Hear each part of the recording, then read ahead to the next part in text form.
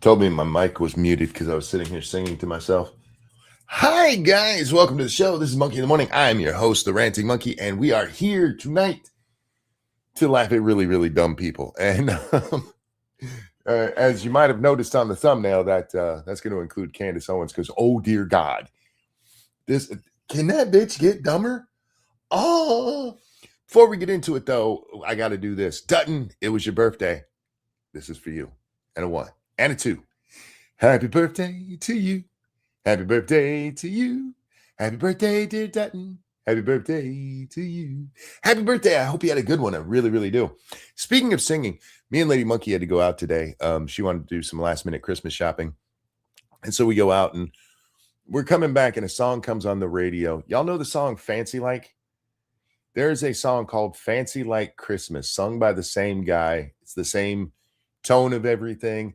The lyrics have just been changed for Christmas time, and it was brilliant, and I'm in love with it now. So my joy comes from various different places. I never know where I'm going to find it. Anyhow, we're here to laugh at people, as I said, and two people I'd like to laugh at before we go on, and there's not a whole lot to say about it other than they both suck. Jake Paul and Andrew Tate got their asses kicked in a boxing ring this weekend. Jake Paul got knocked out by Anthony Joshua. He got his fucking jaw broken, and it was glorious. I don't know who told Jake Paul that he should step up to somebody who's not an octogenarian. Fuck, I can't say that word now. You ever do that when you're going to say a word and you know the word and then it just, you can't get it out and then everything fucks up? You need to fight 80-year-olds. I'll say it that way. Jake got his jaw broken 2 places. Yeah, and if you see the hit, they did a still frame all over Twitter of the moment you can see his jaw get busted. I mean, Joshua tees off on him with this evil grin on his face and just bam. And the referee, I'm going to say this, the referee counted too fast. If you watch that 10 count, because it's supposed to be seconds, it's not seconds. If it was the Tyson Buster Douglas fight, this shit would be going into mediation to figure out whether or not it was too fast. It absolutely was. But the ref should have stopped the fight at that point anyway. So if Jake would have taken another punch with his jaw broken the way he did, that could add some serious consequences for him long term. Andrew Tate fought somebody I'd never heard of. I think his name is Chase. I can't remember.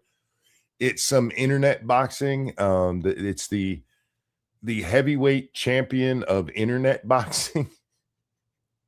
That's a thing. And what was funny about this one is Tate just got taken apart. If you watch the fight itself, the announcer's like, Tate did so good in the first 2 rounds. He came out and boxed. First 2 rounds were boring as shit, and nothing really happens in them. The entire fight was mostly just hugging anyway, and Andrew falling. But Andrew got owned, man. He came out flat-footed. This is a guy who supposedly fought over 80 fights, kickboxing fights, but still 80 fights. I think 89 is the number they kept throwing around. And he comes out flat-footed at the beginning of round 1. He didn't even have time to get tired by that time. But my favorite part of that fight is that Andrew Tate got his ass kicked by a guy wearing pink gloves who was throwing helicopter punches like girls on a schoolyard playground. It was funny as fuck. Tate really didn't get his ass kicked for 2 rounds. Tate got his ass kicked by himself mostly because he shouldn't have been in that ring. He was unprepared for internet boxing. Top G, yo, Top G. He had no business being in there. Yeah, he clearly works out, right? But he had no stamina, man. He was gassed by the middle of the second round. And that's what happens when you come in flat-footed and take a punch in the face. Anyway, it was just funny to me because I hate both of those guys, and I've been wanting to see Jake Paul actually step in the ring with a real boxer. I mean, he kind of did with Tommy Fury, but Tommy's not like upper echelon. Anthony Joshua, he was champ just a couple of years ago. And it's not like one of those cases where he got knocked out and then his career fell off. He lost some decision fights, and that's what cost him the belt. And are there better fighters? Absolutely. Was he way above Jake Paul's class? Oh, absolutely. Abso-fucking-lutely. Your cat is not entertained with this photo. When I took that photo, yeah, she does not like when I break out my camera to take pictures of her. Anyway, that's enough of the boxing stuff. I will just if you'll allow me just for a second, a little bit more sports. If my Chargers can win the next 2 games, they win the AFC West. And I know as a Charger fan, I shouldn't have this this kind of hope because, it's the Chargers, but that they are still in the hunt for the AFC West. I'm so happy.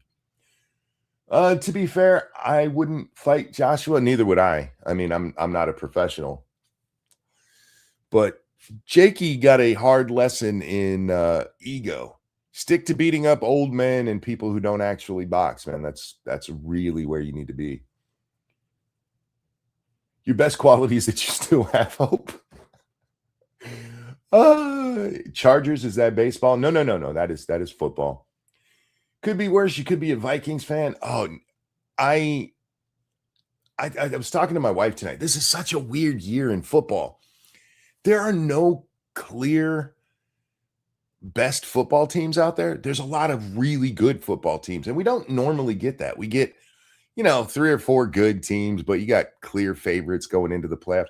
Right now, the playoffs are pretty wide open with a lot of really dangerous teams out there. And should be a good playoff run when we fight. I can't think of a time when a 12-4 team with 2 games left wouldn't have already clinched their division, but that's the case in the AFC West. It's are there any division winners yet? Did we finally get that in week 15? Frank, thank you. To be fair, if I was a boxer and I could get paid to box my idol, I'll do it. I mean, I don't have a problem with that. My problem with how Jake Paul is that he brags it up as though beating old men and people who don't box, MMA fighter, MMA and boxing are totally different. But he has this braggadocious bullshit way of talking like he actually deserves to be in the ring with somebody like Joshua. And so him finally stepping in against somebody as talented as he pretends his opponents are and getting his ass absolutely handed to him was funny as shit. He should have known after the Silva fight not to do this. Frankly, he should have known after the Tyson fight not to do this because I don't know what was up with Tyson in that fight. I know a lot of people think he threw it, but I don't think he threw it. But he did have several opportunities where if he would have just finished a punch, he would have knocked Jake the fuck out. And he should have known it. You could be a Giants fan, Monk. I used to like watching the Giants back in the days of like Phil Simms. I've always been a Charger fan, but there are teams that I like as I'm watching them. And yeah, the Giants under Simms were fun to watch. They had a decent run under Eli for a little bit. And then, now they're who they are. Hey, could be worse. You could be a Jets fan, right? Okay, let's get into our main topic. Let's talk about my and Candace here. Fuck, bro. I woke up tonight to this. I woke up around 11:30 and I thought, you know what? I'm going to do a show. Let's go see what's on the internet. And the first thing I see is this video. Just a little backstory. Wait, fuck you all. You could be a Falcons fan. look, it's hard for a lot of us fans out here, right? If you're not a Cowboys, 49ers, Steelers, Packers, or Patriots fan, chances are you've been let down repeatedly by your team. Whether it's the Broncos, losing repeatedly before they finally do win some, or the Buffalo Bills and the Vikings who and lost a combined, what, 8 times between them with absolutely 0 wins. It sucks to be a football fan if you're not part of, certain groups. Frank, thank you. It's been a rough 14 years as a Giants fan. At least that was the 4th superpower in my life, and they destroyed the Eagles, one of the 2 wins. Oh, yeah, yeah. Look, I the Giants had a we'll get to Candace in a second. Look, we're talking football. We don't do that very often around here, but we're coming to the playoffs. The Giants had a weird portion of this year where it looked like they'd finally figured shit out. In fact, they beat my Chargers this year. And they had this little run. And I remember posting on Twitter at the time, or if I didn't post it, I thought about posting it. It was like, what the hell has gotten into the Giants? And then they just went back to losing again. So look, you got some hope out there. I think the Giants really they need to find a decent coaching GM pairing. And here we are. Candace, look at that shit-eating grin on her face. So here's the backstory to this. Turning Point USA is having their America Fest or whatever the fuck they call it. And Ben Shapiro was the headline speaker, the first one after Erica Kirk. And he specifically called out Candace Owens, which was funny as shit. I went and, okay, let me finish explaining how so I saw this. I'm like, okay, I got to go see Ben's thing.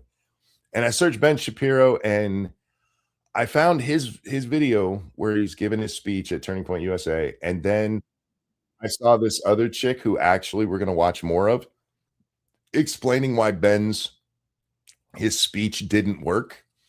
Don't worry, we'll get into that bag of insanity in a little while.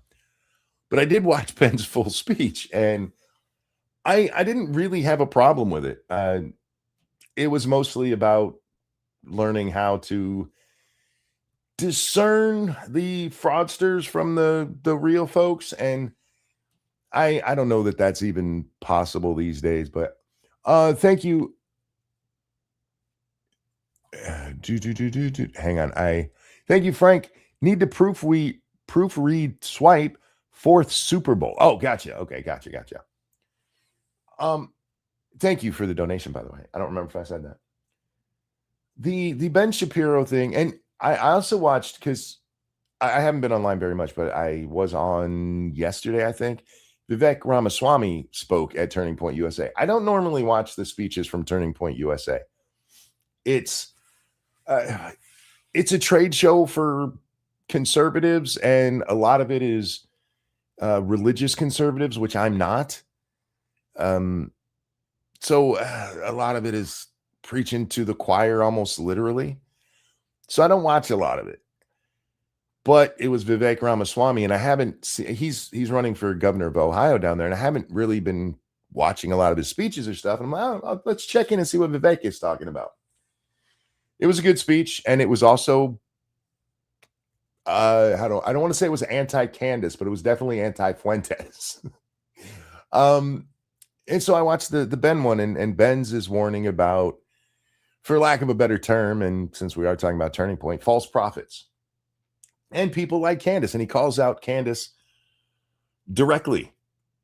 Let's hope for Jack. I'm hoping he's coming by. I tossed him the link, but he may have fallen asleep waiting for me.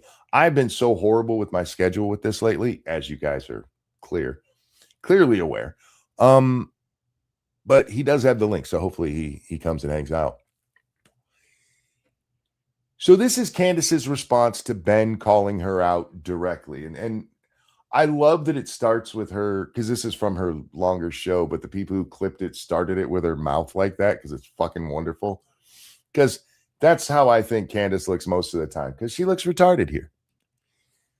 Glad to see she shaved that tiny little mustache she wears. But here we go. I am done with it. This one is so fully off of the mother effing plantation. Truly, Ben Shapiro, fuck you and the midget horse that you rode in on.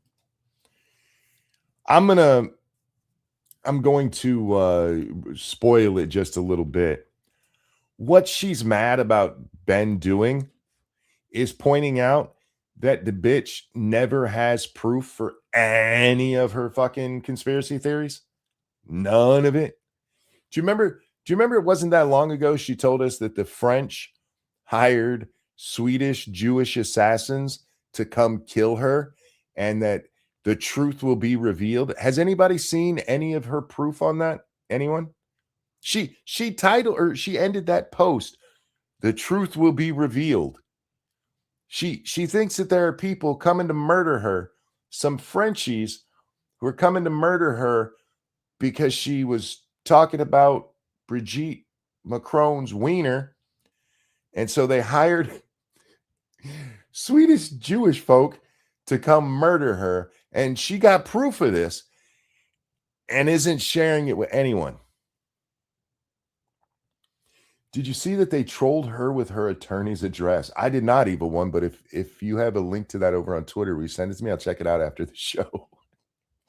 Because that's funny. Because she's an idiot and I don't like her. I don't like people like her. She's just a liar. And I also want to address this because Ben talks about it too. The just asking questions. Okay. I saw somebody, I don't want to say a major right wing voice, but somebody with a decent following on the right wing. I don't remember their name. I follow a lot of people like that. But they said, Candace, you have to understand, she's just asking the questions that the normies are asking, as though she's following rather than leading the retard parade. Like she's just hearing these questions from people. So she runs to her show and is like, look, this is what people are asking, which is not how it happens. She says really stupid shit like the French are coming to kill me through the Swedish Jews. And her audience goes, oh my God, they're going to kill Candace. Why would they do that? And then they're like, see, even the normies are asking questions. Well, they're asking questions based on them following a retard who asked the question. Ugh. Anyway, so she got her little joke in on little Ben. Yeah, Ben is short. Okay. And I say that on behalf of the world. You do not say that on behalf of me, sweetheart. Because while I'm not the hugest Ben Shapiro fan, I'm on his side on this one because you are a lying shitbag. You are a lying shitbag who has been defaming a widow as you try to ride the coattails of her dead husband. You horrible, shitty person. I know. You're going to get applauded by Konstantin Kisin. She seems a little mad at Constantine. What'd Constantine do to Candace? What'd he do to this crazy bitch? And Andrew Christ is King Clavin and all of the people, the men who have to keep applauding what you do like you're a 4-year-old to make you feel good. Did you catch it? What have I told you about conservative women? She just went to the feminist thing. By people, by men, by those crazy men, those bastard men with their misogyny and balls. Those men will be clapping for you every goddamn time. Every fucking time. How about one of you women just own up to women? You were right with saying people will applaud him, but you had to do the. Remember, this is Candace Social Autopsy Owens. This is a chick who she was a full-on dyed. The only thing she didn't have dyed in the wool in lefty politics was her hair. She didn't go blue hair on it. She wanted to make a doxing website in case you accidentally called somebody a dumb motherfucker online, and then you could be doxed for all the world to see and have a database where you could look people up. That's her. Don't worry. She totally lied about it afterwards. And then when she was called out on that, she was like, no, I don't own that site anymore, even though it was still in her name. Something that was easily verifiable at the time.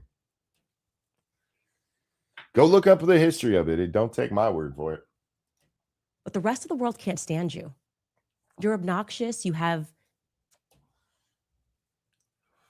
Ben is a little obnoxious. I'll have to give her that. But it's been my experience, most of the folks that don't like Ben Shapiro, it's because they fall into, and this isn't one where it's like, oh, anti-Jew, but they fall into a different cult following of some other or right-leaning figure. There's so much infighting in online political circles. It's fucking insane. Everybody, it really is like team sports. It's like we're gearing up for the Super Bowl of tardism here. Thank you, Bubba Hotep. Random tangent.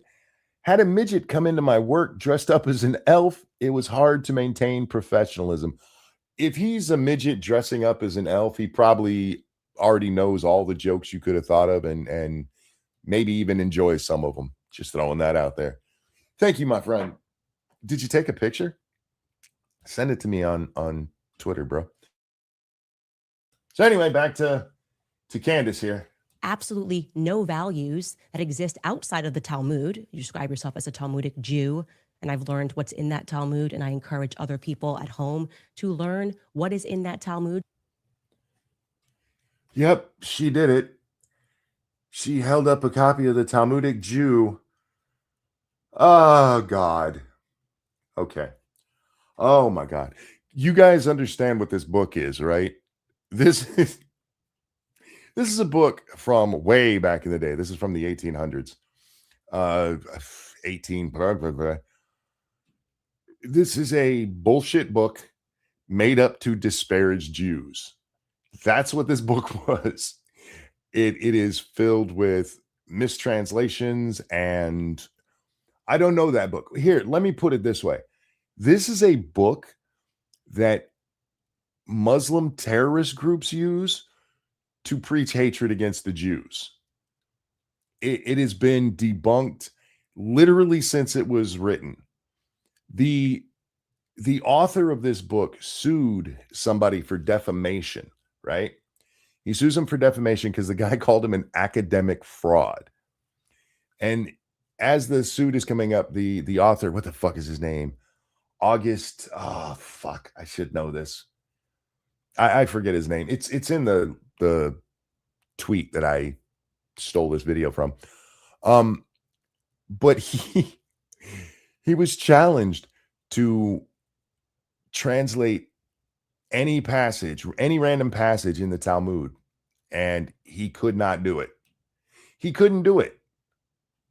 He doesn't even know what the Talmud actually says, but he wrote this book, and it was just designed to disparage Jews. The guy hated Protestants and Jews. He was a Catholic.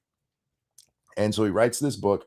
He sues the guy, and right before it goes to court, so that he can prove that hey, I did my academic research, he dropped his lawsuit because he knew he was wrong. It was bullshit. This book has been debunked over and over and over and over again for literally 80 years, 90 years at this point.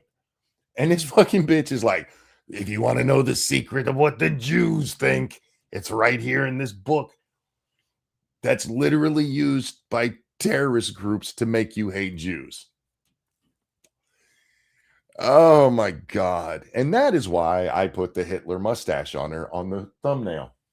Because this look, I know there's a lot of people get accused of anti-Semitism and Jew hate and all that, and they're just asking the questions of the Israelis. Fine. You do not hold up the Talmudic Jew as just asking questions, okay? This is not just I don't like Israel. This is Jews bad. This is anti-Semitism. That's what that is. And holding this shit up like this, fuck. Anyway, when I saw this video and she's mad, I was loving it at that just because it was funny. And then she whips out this book, and my literal reaction was, no, she didn't. But she did. There it is. Proudly, She's been reading the Talmudic Jew and thinks you should too, so that you'll hate Jews the way she does. Or at least Ben Shapiro. That you know what Ben thinks of you, because he doesn't just hate me, he hates you too, white men. He hates all black people. Okay. He doesn't just hate me, he hates you too, white men. He hates all black people. That's an interesting thought process there. I'm not wrong on that, right? That was kind of whiplashian, right? He doesn't just hate me, he hates you, white men. He hates all black people. It makes it sound like white men are black people. Fuck. She's an idiot. She's a fucking idiot. How is this woman taken so seriously? He hates you too, white man. He hates all black people like you. Oh. Okay. You know what I think she's really mad about? She was Charlie's best friend, don't you know? They were basically inseparable. And Ben got to speak first at Turning Point USA this year, and she wasn't even invited. That's what this really boils down to, because they opened it with a Jew. If he's following the rules of the Talmud, I mean, when I say hates, they think that we're animals. I'll give you $1 if you can translate any part of the Talmud, sweetie. Fuck, I'll give you $1 if you can bring up an actual translation of the Talmud. Like, she's been sitting there reading it. Oh, Jack, how are you, my friend? Oh, I'm alive. How are you? I'm okay. I was just laughing. Did you see this video of Candace? No, I've been in and out of bed all day. Let's back this up for you, Jack. Have absolutely no values that exist outside of the Talmud. You describe yourself as a Talmudic Jew, and I've learned what's in that Talmud, and I encourage other people at home to learn what is in. You see the book she's holding up? The Talmudic Jew? Yeah.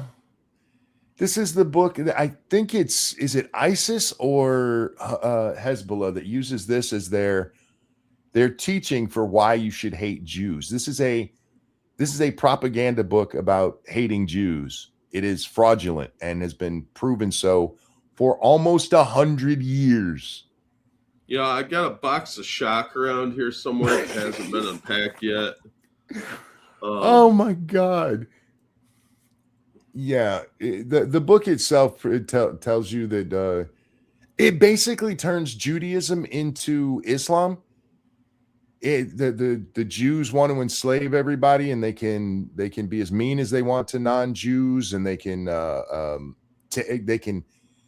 manipulate them to do their dirty work like the Jews they are. Now, correct me if I'm wrong, but aren't there two versions of the Talmud, the Babylonian and the what's the other one? Like Assyrian or something like that? Pretty sure there's two versions of it. One's considered like higher, like more divinely inspired than the other because it's longer. Thank you, Darth Mondo. The Talmud is central text of Rabbinic Judaism and second in authority only to the Hebrew Bible. It's just some old rabbis, not actual law/views. Yeah, it's like a discourse. It's literally it's arguments. It's kind of like pointing to the Federalist Papers.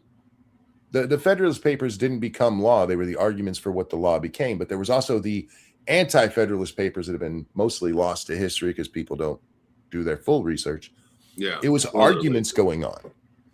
Thank you, Sean. It's Jerusalem and Babylonian. Yeah, I knew there were two versions of it. See, I just got out of bed, and I knew that. I don't think she knew that. Actual Justice Warrior, thank you so much. I was at Amerifest and legit missed all of this stuff. Was having way too much fun. Candace is crazy, and Ben was right about her. Ben was absolutely right about her, which is why she's mad. You were down there? That's awesome, dude. I hope you had fun. Yeah, I from everything people were saying online, it was a lot of fun, and it looked like it was probably a lot of fun. But yeah, you know what? I think that a lot of Shapiro's problems stem from this crazy bitch being at his facility, like when she worked for Daily Wire, I think that damaged their reputation. Yeah, and I mean, this is all online beef basically to most people anyway. Yeah. Although I did see Candace's name slipping into several major outlet stories today. Yeah, but look, let's be honest. Everybody likes a crazy because they're Oh, funny. I love crazy people. It's like after a tornado, they don't find like the normal person to interview. Like, oh yes, it was devastating and it went through the neighborhood. They find the craziest person they can. They'll be like, and there was a whooshing from the sky, and it went woo woo woo. Sean says, I got booted from the O'Keefe party. What did you do? Wow. Did they think you were him undercover? Did you like come in with this? boss? Did you come in with a secret camera? Okay. Back to Candace crazy here. In that Talmud that you know what Ben thinks of you, because he doesn't just hate me, he hates you too, white men. He hates all black people. All right, you were an English major. Am I wrong when she says he doesn't just hate me, he hates you too, white people. He hates all black people. Doesn't that make it sound like white people are part of black people? Yes, that would be the sentence diagramming that would happen. Yes, she did imply that white people are all black. She did. All right. Which, I'm sure the Klan is really shocked to hear. David Duke is just a homie. It's a good thing we're not a bigger show because that one would get us in trouble. All right, let's go. Would you call him the N-word then? I suppose so. I mean, well, you're only half white, right? Like, because you have Indian in you. It's like 3/4 white, quarter Indian. The one drop rule applies, mister. That's true. So, as a black man to another black man, I'd be able to say that. Well, according to her, we're all black men, so that's true. That's true. Okay. If he's following the rules of the Talmud, I mean, when I say hates, they think that we're animals, that they have a right to own us, that they have a right to make us worship them, that they have a right to lie to us. If I didn't know better, I'd swear she was talking about Islam. Yeah, she's starting to. No wonder she gets along with Andrew Tate. Real quick, thank you, Comrade Kitty. Jack, it's not my fault they found Special Uncle Joe. He got out of the home after the storm. Dude, they always find that guy after the storm. And I'm just glad he was found because he probably needed to be, it was a gray alert and they needed to put him back in the home or institute or whatever.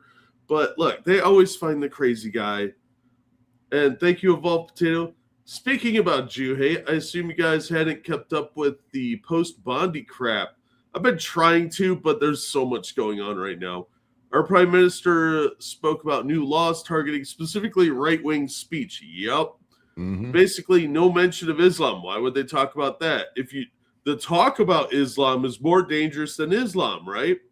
Also, talk of changing laws to retroactively make speech illegal. Yep, you're following Britain down the path of illegality and lack of free speech. You guys better stop that shit now or you're going to be in real trouble. This is why I brought up that one politician. I really wish I could remember who he was, but I'm not as familiar with Australian politicians. But he was asked about guns, and he actually said that they would do whatever it takes to keep Australians safe. And my first thought was, so you're going to stop bringing in Islamic people? No. Because... if you stop talking about the crime and you make the guns illegal so you can't defend yourself, there is no crime because nobody's allowed to talk about it. What does it say? Boss. Thank you so much. The retroactive Shapiro vindication is wild. She held up the Talmudic Jew, for fuck's sake. Anyway, back to our little crazy lady here. That they have a right to sue us and take everything that we have. Well, if you did something sue-worthy, they do have the right to sue you. Does that make the Macrons Jewish? I guess so. Maybe that's why they hired the Swedish Jew to kill her. That's never not going to be funny unless she is actually killed by a Swedish Jew. That is the funniest shit I've heard all year. They have a right to deceive us, that they have a right to treat Charlie the way that he treated Charlie while he was alive. Did they try and knife each other in a parking lot? I don't remember any of that. I went and looked it up. Do you know Ben spoke at last year's AmFest too? Yeah, that's what I thought. When Charlie was still alive. There's supposedly some secret animosity between Ben and Charlie. I have no idea what that's about other than people. I saw somebody, this crazy bitch we're probably going to watch later, Jack, is going to give us a quote, and I'm not making this up, attributed to Charlie. She doesn't say who attributed it to him. Was in her dream. It might have been. Go ahead. Sean said it's a funny story. I got booted for smoking inside a non-smoking area, but didn't understand the guy was security. So when I heard smoke, I offered him a cigarette. Oh, that is the lamest booting out story I have heard in a while, dude. No offense, that's hilarious, but like you didn't even really do anything. Like, oh yeah, I was having a cigarette. Hey, are you smoking? Yeah, do you need a cigarette? Get out. You got to dress that up. You got to be like, I was smoking, and they were like, you can't smoke here. And I told them to go fuck themselves, and so they kicked me out. Yeah, and you offered them a cigarette while they were escorting you out, all beaten and bloodied, and you're like being restrained by 4 guys. And the guy looked like Triple H in his prime or something. I don't really know wrestling, so I just picked a name. But yeah, that's fucking dumb, man. Like they could have just said, "Hey, could you put that out?" Instead, like, get out. That babies. People are such children these days. We used to get kicked out for that stuff. Did I watch Sean's video on Chenk's conspiracy on Charlie? I have not seen that one. Well, Chenk's a retard, and isn't his family inbred? So it should be pretty hilarious. I was rudely offering it and got others booted. You took people down with you? Oh, you're a bad person. Okay, that's funnier. That's funny as shit. If I'm going, all these people are leaving with me. All right, let's get back to our crazy lady on the screen. Oh, I would call that I staged a walkout at AmFest. Yes. Only to then try to defraud the population into thinking that he is somehow a part of his legacy. Again, he was at AmFest last year. Where were you, Candace?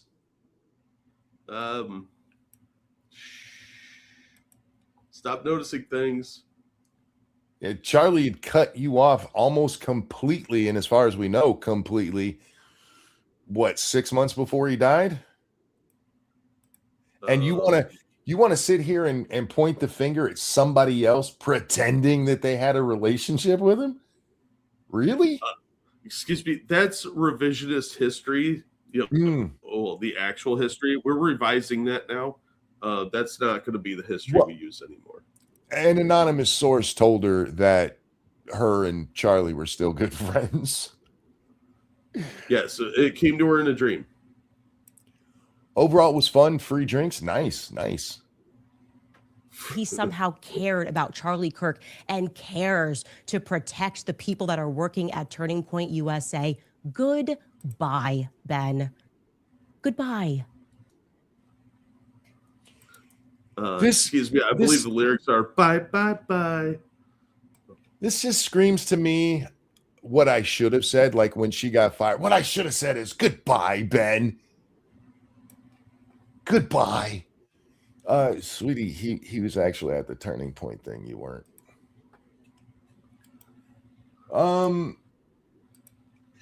There was video saying the book she shows was used by the Nazis with propaganda. Yeah. The Talmudic Jew has been used by every group who has attacked Jews since it was written. Yeah, it's like the Satanic Synagogue, or Synagogue of Satan, I think it's called. There's a couple of texts that have been widely used to demonize Jews and blame them for all of the world's ills. How many times do you think I'm going to get called a Jew for this episode? Oh shit. That's like a daily thing for you on the internet. Come on. Question is, how much more money is Ben Shapiro going to spend to make people think that he's popular? How many more articles is his father going to write under a pen name, Hank Berrien of the Daily Wire, under the pen name Hank Berrien, as he wrote while Ben was at Breitbart, before he turned his back and betrayed them too, because that is his nature. You know, like one of them dirty Jews. One of those treacherous dirties. Hate to correct you there, but get it right. If you're going to hate on them, you got to do it properly. Fair. You're right. Before he turned his back and betrayed them too, because that is his nature. One of these belly creatures. Belly creatures. What does that mean? Snake. Oh, okay. Yeah, that makes more sense. Sorry, I'm really tired. I've been kind of sick all day because I got a sinus thing going. In case you couldn't hear it, and I'm just not up on all the Jew hate that I'm supposed to be filled with for reasons. People are commenting that I stole Ben's points on my Cenk video. Fake news. I made my last 4 videos on Wednesday before I left. Debunk the lies. Ben copied me. Fair. Liver on. Ben fixed the record, man. Yeah, Ben. Oh. Yeah, so I had my people hack into Sean's computer. I can't do a Shapiro books. Well, see, this is why back when I actually made videos rather than streaming, I never watched other people's videos if I was doing the same topic they were. And it was so I even accidentally, forget that I heard it from them and say the same thing. This happens if you're debunking morons. Intelligent people will come to the same points. Yeah. Many more weeks and years do we like Ben Shapiro is relevant. Once again, he was at Turning Point USA. You're bitching about him now on your web show. Ben's an incredibly successful guy. Even if their numbers have declined over at Daily Wire, I don't think that necessarily says that your star is rising and his is fading. Yeah, I'm sorry. Ben is way more successful and had way more impact than Candace Owens will ever dream of having. Unless she manages somehow to, I don't know, find a bunch of like retarded kids. She is good at marketing and she has tapped into an audience. It's the same thing that the alt-right did back in 16, where she's got a very loyal following of very angry people, and she's way more popular than she deserves to be at the moment. Yeah, it is frightening how popular the anti-Semitism is becoming. I am a little disturbed by that on the right wing. I expect it from the lefties and the proto-socialists, and the communists. I expect it from them because they're historically anti-Semitic. But I'm a little creeped out by how easily the right wing is diving all in with this crap. But it'll be the same result that those folks had. I mean, when was the last time you heard anybody mention Richard Spencer? Yeah, the problem is that it gives the media free ammunition. Mm-hmm. And you're convincing a lot of people that would normally be just regular conservatives. You're gonna delude them into thinking this is a viable option, and it will fail, and they'll drag a lot of good candidates down with them as collateral damage. It's not even same topic, but Ben is clearly a paid member who got early access. That's how we felt about Crowder, man. Literally, we'd make a joke and it'd be on his show the next day. Yeah, it'd be a shockingly similar joke that one of us made. And dude, times it was word for word. Yeah. Anyhow, back to this. It's just insulting. It's an open-ended question. Of course, what followed Ben Shapiro on stage is somebody who Charlie Kirk loved very much and who he fought for to the very end against the Jewish donors who were pressuring him, some of them because Ben Shapiro insisted that they do. What? Whoever talked after Ben, and I don't know who it is, actually liked Charlie Kirk and was trying to protect him from the Jews that Ben sent after him. You have to follow me. I'm Ben Sparrow. Fuck. All right. Thank you, Voss. Again, the Star of David sets on this day, outshined by the black sun. Candace, probably. Oh, Candace. This is a I hope you've saved your money, because what you're doing, this is the end game for people online. Political commentators who go down this road, it's always the end. And look, if you genuinely had questions about Israel and their dealings, fine.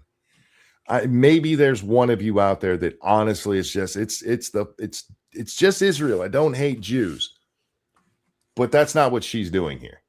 Has she questioned Israel at all in this?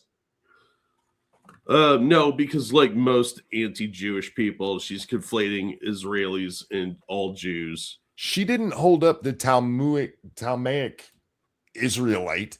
She held up the Talmudic Jew. Well, all Jews think alike to people like this, so it's not surprising she would have this mentality. That is Wait Charlie for it. Kirk's This true gets legacy, insane. and that is Charlie Kirk's true friend, just as I was and am, and will continue to fight and ask questions about who killed Charlie Kirk. Sweetie, you weren't his friend. He cut you off. And to people that are at home, I implore you to wake up. Get woke. Don't tell me what to do. Oh, you got to get woke. To these people who believe that they are contract lords. I challenge Black Americans. Contract lords? You mean lawyers? What's a contract lord? Is that a feudal thing? It's a Jew. It's a Jew. Let's just be honest. The slurs are a little out of my depth. I haven't read anti-Jew texts in a long time because I don't look into that shit anymore, because I realized how completely fucking insane those people were. Like, it made less sense than Bill Cooper's On a Pale Horse, and that's like rabbit hole deep crazy. So I just don't understand the grift here. Like, it's a short-term grift. Eventually you have to get so crazy that even the crazies won't be touching you. There'll be like a handful that are like diehard cultists forever, but it's hard to keep this kind of grift up for a long period. Because you constantly have to get new members because your old ones are like, you are nuts. Sean says Candace was pretty savvy about this. Remember, she posted all those sweet Kirk clips right after he died. That built her credibility as Kirk's friend, and she used that trust for her conspiracy series. The only grace I ever give her, the only compliment I ever give her, is she is good at marketing. It's what her degree is in. And it's why when Social Autopsy blew up in her face, she went away. She took a determined break. She's like, I need to reset. I believe they called it a hiatus. Yeah. But it was manipulative at the time, because she realized that the winds were changing, and she came back with her series Coming Out as Conservative to My Parents, giving literally no explanation of how many people have videos out there why I left the left, and they do excellent for everybody who makes them. Candace has never really explained how she went from, if you're mean to somebody online, we're going to dox you so you can be shamed for all eternity and put in danger, to, I think that the conservatives are right. I believe in free speech suddenly. But it was all marketing. She's very good at marketing herself. To wake up to your true history. Get because woke. Your quarrel is not with white men. Okay? Wake up to who publishes these books and keeps us warring with one another. Christians versus Christians, right? Christians versus Muslims. Yeah, who keeps the Christians versus Muslims fight going? It's the damn Jews. Don't look up Christian beheadings. Wake up and learn the true history of slavery. Wait for it. That wasn't exactly a white men sport, okay? No, it was Jewish people. black were the tribal ones leaders that were- and No. Arabs. Shh. Wait, she's giving us the skinny here. Oh, my bad. Men sport, okay? Jewish people were the ones that were trading us. Jewish people were in control of the slave trade. Yep. What? Maybe there were a few, but I would say that was an Arab thing more than anything else. I mean, that was more Islamic slave trade. Like, does she know what history books look like real ones? See, you did what I did when she said that. You know, it wasn't slavery wasn't exactly a white sport. I mean, if you're talking about going and rounding them up, you're right. It wasn't. But it wasn't the Jews. What the fuck is wrong with you?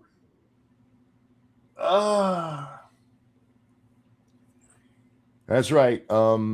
Slavery in America was all them damn Jews, Jack.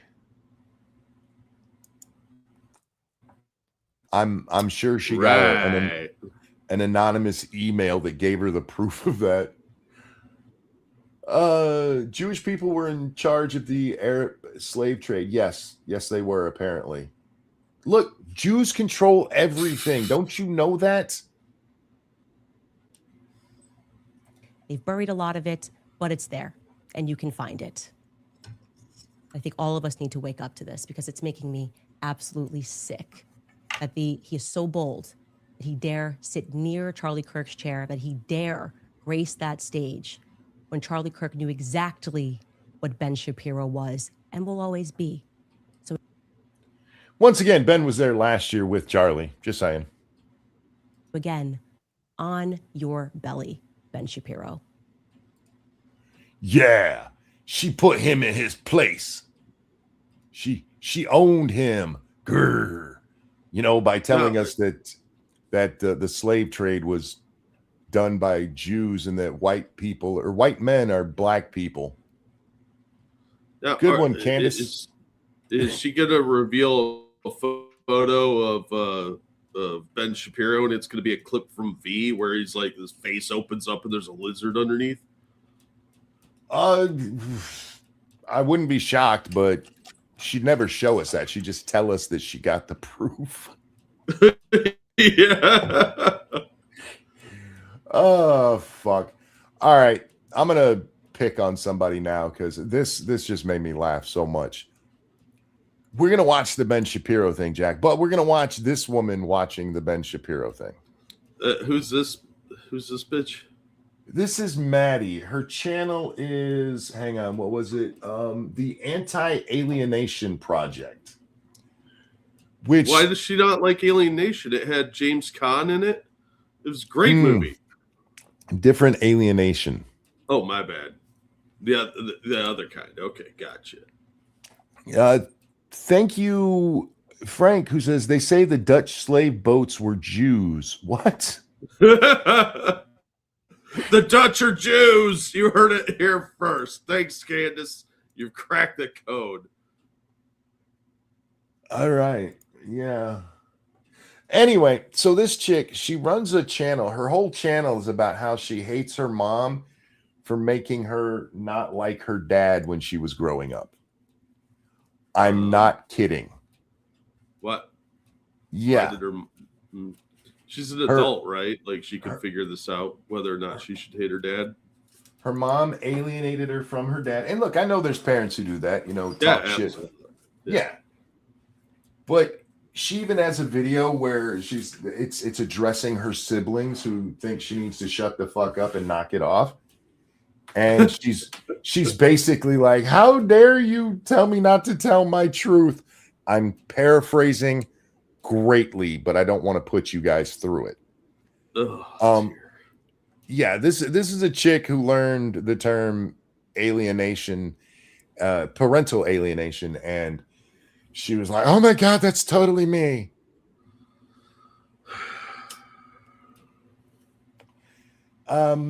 If you want to come out and be like, "Hey, don't talk shit to your kids about your the shared DNA person," fine. I don't think you should be doing that. If you have bad shit to say about your children's uh, missing parent, whether mom or dad, say it to your friends. Keep it away from the kids.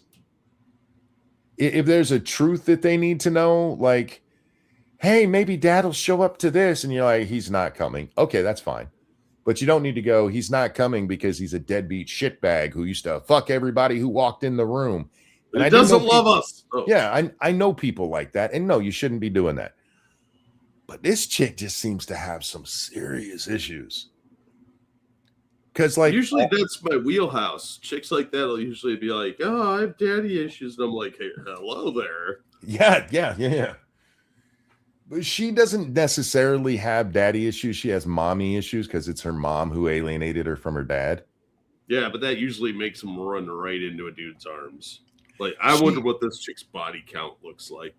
She also says that her mom put her on drugs that she didn't need. And just from the little bit of watching that I've seen, some of them might have been necessary, sweetheart. All right. So she's going to tell us why Ben Shapiro's Turning Point USA speech failed psychologically. I love armchair psychologists because psychology's all made up anyway, so it's anybody's game. But oftentimes it ends up revealing more about the person doing it than the actual psychology of what they're talking about. And I do believe that's the case here. But anyway, let's jump into Maddie's take on this. She says something at around the 3-minute mark, which is one of the dumbest things I've ever heard in my life. So I think a lot of people have been curious to see. Is that really loud? It's a little loud. Uh-oh. Okay. Fuck, where's my volume on this?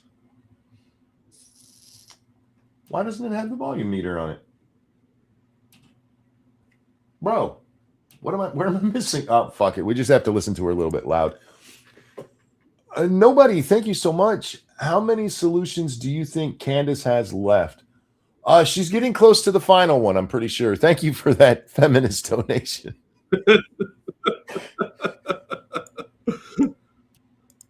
It's fine, monk. Cool. Okay, she's just really loud to me. How TPUSA would proceed in the wake of Charlie Kirk's death. Well, to hear the way that she talks. Yeah, she talks like she's whispering in your ear while you're finger banging her. Look at her facial. Yeah. Oh, man. And look, I don't know this woman other than the cursory check I looked. So maybe she's a very nice person, but she's not real smart from what I've seen. A lot of dumb crazies are very nice people, Monkey. Well, TPUSA's biggest annual convention called AmFest actually started a few days ago. And I watched the very beginning of it, about 30 minutes, which was all I could stomach, to be honest with you. Before Ben spoke, didn't Erica was out on the stage, so Ben's speech was like 37 minutes. So you didn't even watch all of Ben. Well, she could. I mean, she probably couldn't see him because he was like shorter than the podium. All right, we're about to get into her parental issues. I'm not going to call them daddy issues. If I do, it's mistaken. They are parental issues, but that's what this whole thing is her parental issues pushed onto Ben. It began with and for the record, I only watched about 4 minutes of it. I don't know how much we're gonna watch. There's her O face. But I had to stop and be like, nah, this is content, bro. This is gold. a speech by Ben Shapiro. And Ben Shapiro's speech at TPUSA's yearly convention, it was an absolute failure, truly. This is what made me, because I saw this before I watched Ben's speech, and I'm like, okay, I'd seen Candace's thing, and then this chick is like, it was a total failure. So I went and watched it. It was actually a really good speech. And the kid that he owned at the end, who stood up and tried to pull the USS Liberty bullshit, Ben fucking owned that kid. Yeah, a lot of people are trying to call Ben out for that, but yeah, I'm kind of with Ben Shapiro on that one. For what? He was right. Yeah. We've talked about the Liberty here before. One, nobody bringing up the Liberty today gives a fuck about the United States Liberty. United States Ship Liberty. That's what USS stands for. They don't care at all. No. They also they don't tell fuck with reality. They don't tell the real story of it either. It's like they tried to hide it. No, they didn't. They absolutely did not. No, even contemporaneously, that is very inaccurate. I mean, we still have the messages that were sent to the Americans from the Jews. But no, they tried to hide. You don't give a shit about the Liberty. Shut the fuck up. Too many people don't understand the fog of war, because friendly fire does happen. And yeah. I don't think they understand. First of all, communication was not as good as it is now back then. And mistakes happen in warfare. And the fact that this is well documented is not useful to them. I just love that they all think they found out this secret thing that the Jews did to a Navy ship, which is all public fucking record. It has been for decades. From what I heard of Ben's speech was very condescending. He was shaming everyone. He was shaming people who need to be shamed. Because if you're falling for the shit that Candace Owens is out there saying, you should be ashamed of yourself. Some people need to be shamed occasionally. It's important to point out stupidity, or you're going to have a lot of problems. Yep. And quite honestly, Tucker is going off the rails. Yeah, he is. Did Tucker respond to Ben's speech? I'm assuming he had to have, because Ben called him out directly. I don't think so, too. But yeah, people were standing for Tucker quite harshly. I'm getting a little bit of a lag. I'm going to drop out and come back in. Hold on. All right. The crew was prohibited from discussing the events. Have you been in the military? You're going to find this hard to believe, but when you're in the military, they do prevent you from talking about what's going on while you're in the military and different events that happened. It wasn't specific to the Liberty. Welcome back, sir. Oh, thank you. All right, back to crazy lady here. Oh, sorry. Allegedly crazy lady. It was horrific. And I want to make something very clear. Today's video is not a political analysis. That's not what I'm doing. Similarly, Ben's speech did not flop due to any political reasons. It flopped because he relied on coercive control tactics. He relied on coercive control tactics. This is example A of she's not really talking about Ben. This is, I had bad stuff in my life, and it's everywhere. Everyone who I ever see is a narcissist. Reasons. It flopped because he relied on coercive control tactics, manipulative maneuvers, and a whole bunch of moral superiority. He said that we need to be telling the truth, and you shouldn't be following people who aren't telling the truth, and that as people with a platform who are supposed to be informing folks, that you have a duty to tell the truth. Also, have you never seen Ben Shapiro? Moral superiority is kind of his shtick. Well, once again, I don't know anybody who argues from a point of moral inferiority. Yeah, who's out there thinking, like, I'm the bad guy. Follow me. I may be a complete degenerate, but you should absolutely listen to what I have to say about it. Fuck. This is the trappings of a moron when you don't have an actual argument about, they just think they're morally superior. Well, everybody thinks they're morally superior to people who disagree with them. It's just human nature. Otherwise, you would be on their side, you moron. And look, there are times when, yeah, it's misused, but when you're talking about literally Ben's thing was tell the truth. That moral superiority. Was Monkey in the military? No, I wasn't. I'm from a military family, and I do know that my dad wasn't on top secret missions, but there was stuff he could not talk about. Anyway. So today I'm not going to be analyzing Ben's speech from a political perspective at all. Well, in fairness, it wasn't a very political speech. I mean, other than, we stand up for free speech kind of stuff, it mostly wasn't a political speech. It was a direct call out of Candace Owens and Tucker Carlson and the shit that they've been doing. Topics don't even need to be discussed in today's video, but I'm going to be analyzing it from the point of view of someone who is very familiar and who was raised by a very manipulative, controlling, and personality disordered parent. See, it's her parent issues.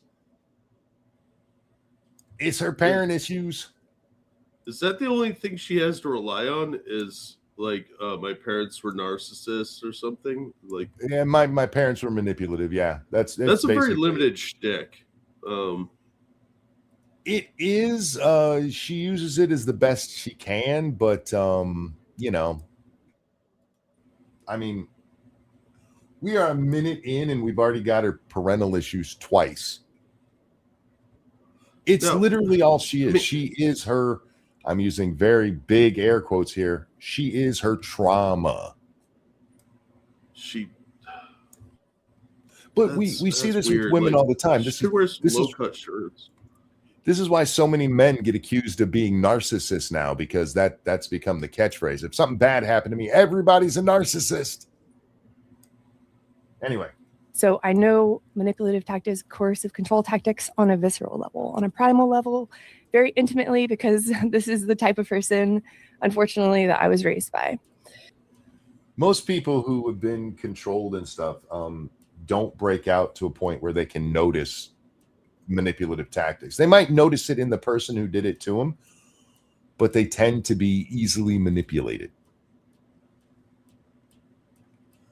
The midterms are still over a year away. I'm not too concerned with the Tuckers of the descent.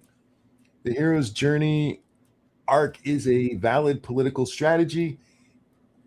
If they drift too far away, I may be concerned. How much further drifted away does Tucker need to get for you to be concerned? I was concerned for Qatar. I was concerned when he glazed for Andrew Tate and lied about what the man had been accused of. I was concerned when he brought on a moron who said that Churchill was the villain of World War II. What is your threshold for worry? Anyway. And Ben Shapiro's speech was a total fail, in my opinion, because he used intimidation, moral superiority to try to persuade his audience. And I think, okay, let me help you out here, because in your opinion doesn't mean shit. Okay, whether or not it resonated with the audience will be what the measure is of whether his speech was a failure or not. I watched it. He got plenty of applause. He got all the laugh lines hit. It was a decent speech. Ben intimidate. Don't worry, she's going to go on about the intimidation. You can sit there and say it was a failure because I didn't like the tactics he used, but go watch a Hitler speech. Don't listen to it. If you speak German, watch it in some other language so that you can't even tell what he's saying. And tell me whether or not you think he gave a good speech when he was clearly using manipulative tactics. Was it an effective speech? Because I would say yes. Was it a good speech? No. Was he a lying shitbag? Absolutely.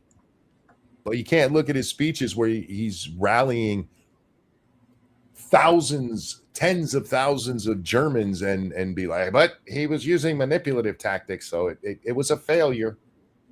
It's not what failure means, dummy. I don't think she understands politics at all if she thinks that manipulation is bad for political speech. Oh, wait, look, I've only seen her breakdown of just a tiny bit of Ben's thing. It's amazing. It's amazing how much she misses the point. Ben, Eva once said Ben can't intimidate a squirrel. That's because the squirrel's taller than him. Hi, guys. Happy holidays. Merry Christmas. Happy Hanukkah. Happy whatever you celebrate. Merry Christmas. Absolutely. That's what I celebrate. So, yeah. Merry Christmas. Although, in fairness, I am more consumer Christmas than Christian Christmas because I'm, agnostic. But You're I do more love me Santa some than Christmas. Jesus. Yes. Although I mentioned at the top of the show, Jack, the song Fancy Like, the Applebee song? Oh, yeah. That same guy made a Fancy Like Christmas. It's the same music with some bells added, and he changed the words to fit Christmas. And at one of his lines is, go Jesus, it's your birthday. And I thought, go Jesus, it's your birthday. Yeah. All right, back to Crazy Maddie here. I think the audience really felt that. I think that's why it didn't land. And I think I wanted to know when this is around the point I actually stopped it and went and watched Ben's speech because it didn't land. And I don't know what she's talking about because, again, the audience was engaged in the speech and clapped at all the right moments, laughed at all the right moments. It was a well done speech. Whether you liked what he said or not, he delivered it well. And it landed with the audience. Probably not with the Candace fans in the audience. forgot that persuasion does not require you to use intimidation to get your point across.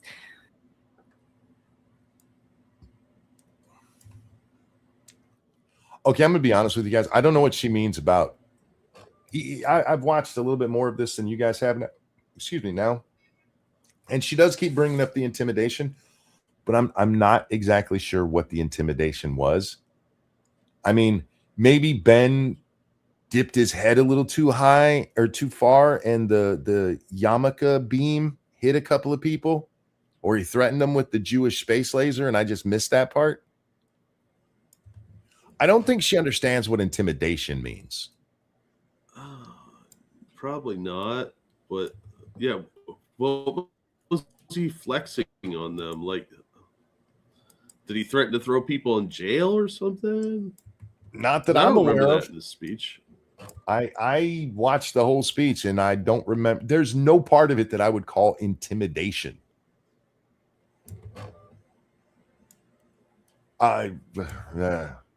But she is young, so she grew up in a world where words mean whatever you need them to mean in the moment.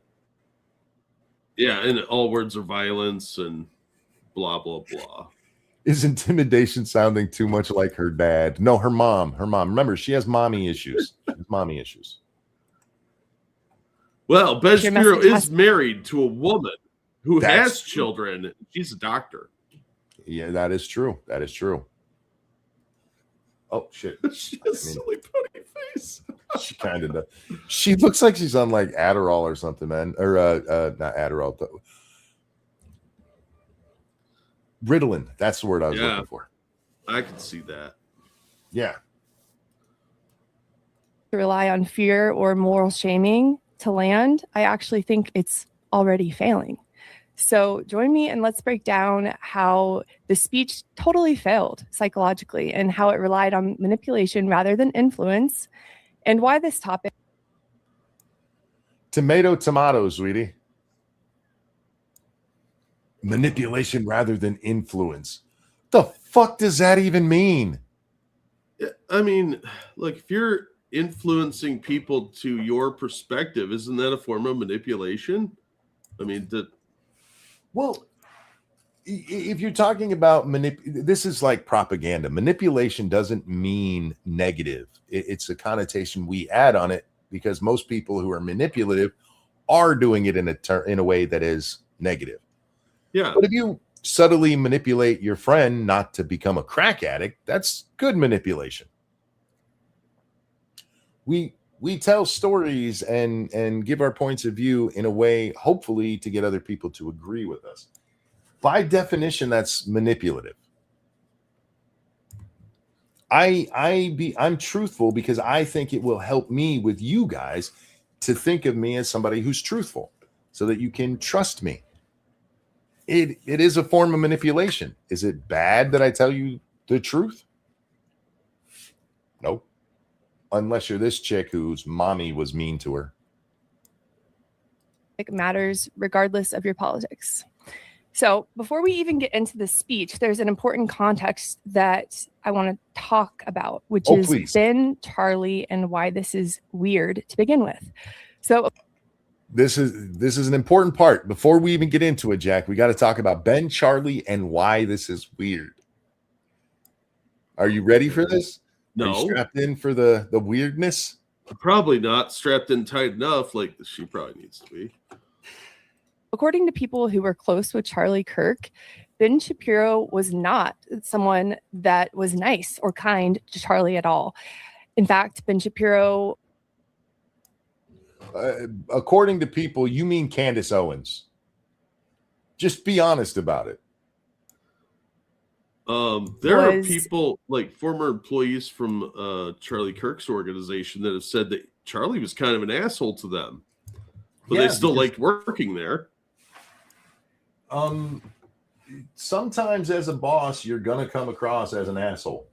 Yeah, you can't control the way people perceive you. Can Ben Shapiro be an asshole? I don't doubt that at all. But that doesn't necessarily mean that he's always an asshole or that he's trying to be an asshole. Some people just have that personality. I think we all know somebody that's kind of a douchebag. I mean, other than me and Monkey. I just want to point out again that Charlie had been there last year at AmFest. Yeah. And the person who's out there talking about how much Charlie didn't really like Ben wasn't there because Charlie didn't like her even then and knew she was a detriment to his cause. Reportedly jealous of Charlie and treated him poorly. One quote that's been attributed to Charlie about Ben was, quote, "Just treat him like noise," end quote. A quote that has been attributed to Charlie from who? From who?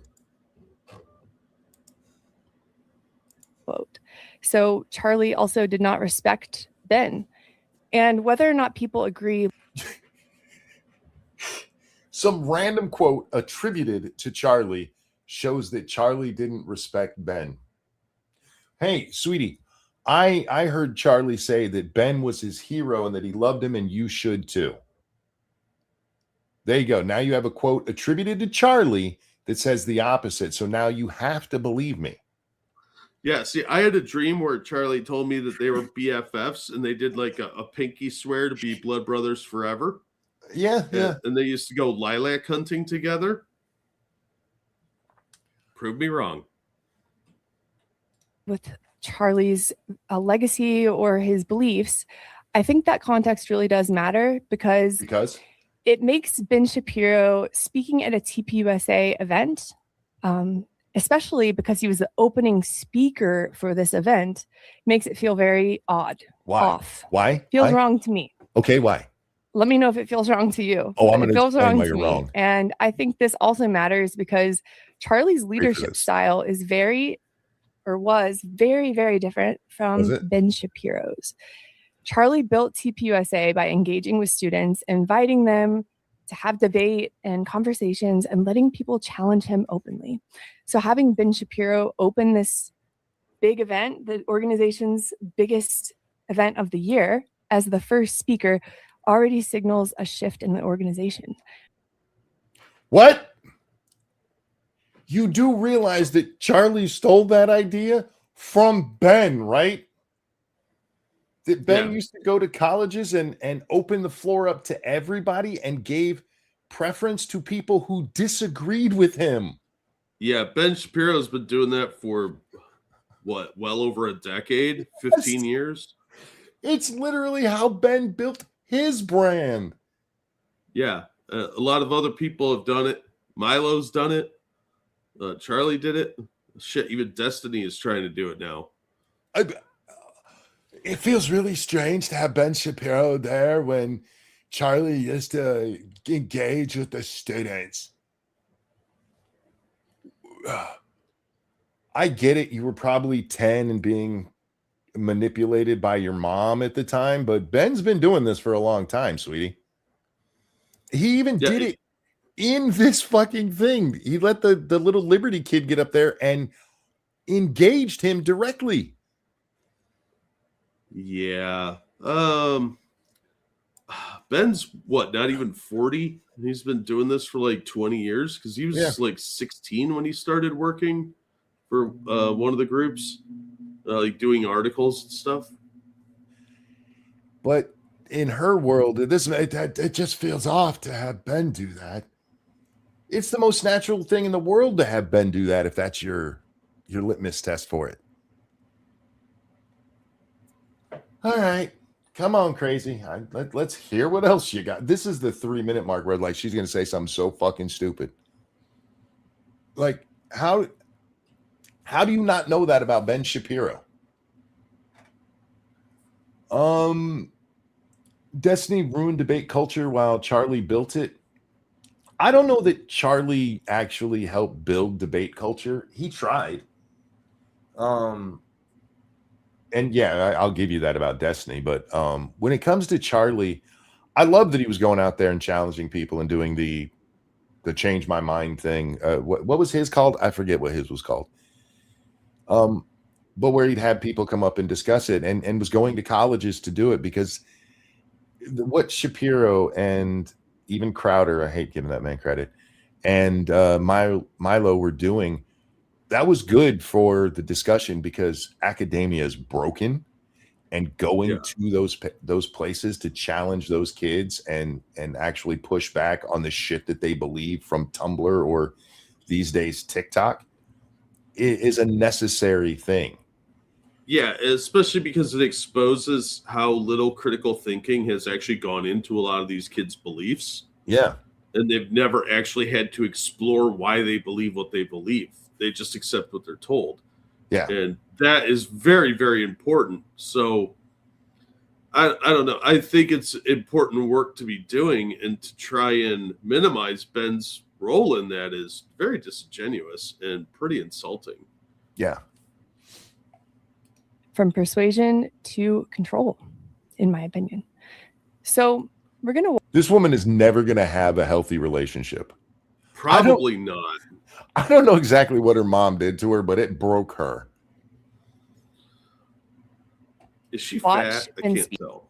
No, she's actually very thin. Each end, break it down. You can tell because she's got thin neck where you can see she doesn't have an Adam's apple, but you can actually see her throat. Yeah, you can see where it goes down to the collarbone, but her arms look a little chubby to me.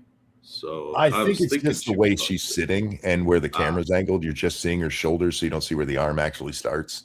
Yeah, and she's sitting in like a grandma rocking chair, and that always kind of throws me off. Look, I don't think I could fix this chick, but I might volunteer as tribute to try. Fair enough. Some time in my subterranean love den with a couple of Asians would do her good, I think. I'm going to start at the 3-minute mark. And the first control tactic that I'm going to analyze is... See, this is why your stream is only 37 minutes. You're starting at the 3-minute mark. You just missed an hour and a half worth of content. Yeah, we've been going for like 15 minutes just on the first couple of minutes of hers. We're not even really trying yet. Yeah, I'm trying to help you out. I'm trying to help you out here. Yeah, we're going to make you a better streamer. Faster, stronger. Ben claiming ownership of the truth. Psychologically, one of the strongest manipulation tactics is claiming exclusive access to truth.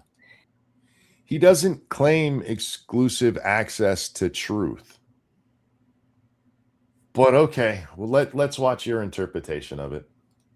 If you can do that, the truth very quickly can become weaponized in your favor. Let me give you an example.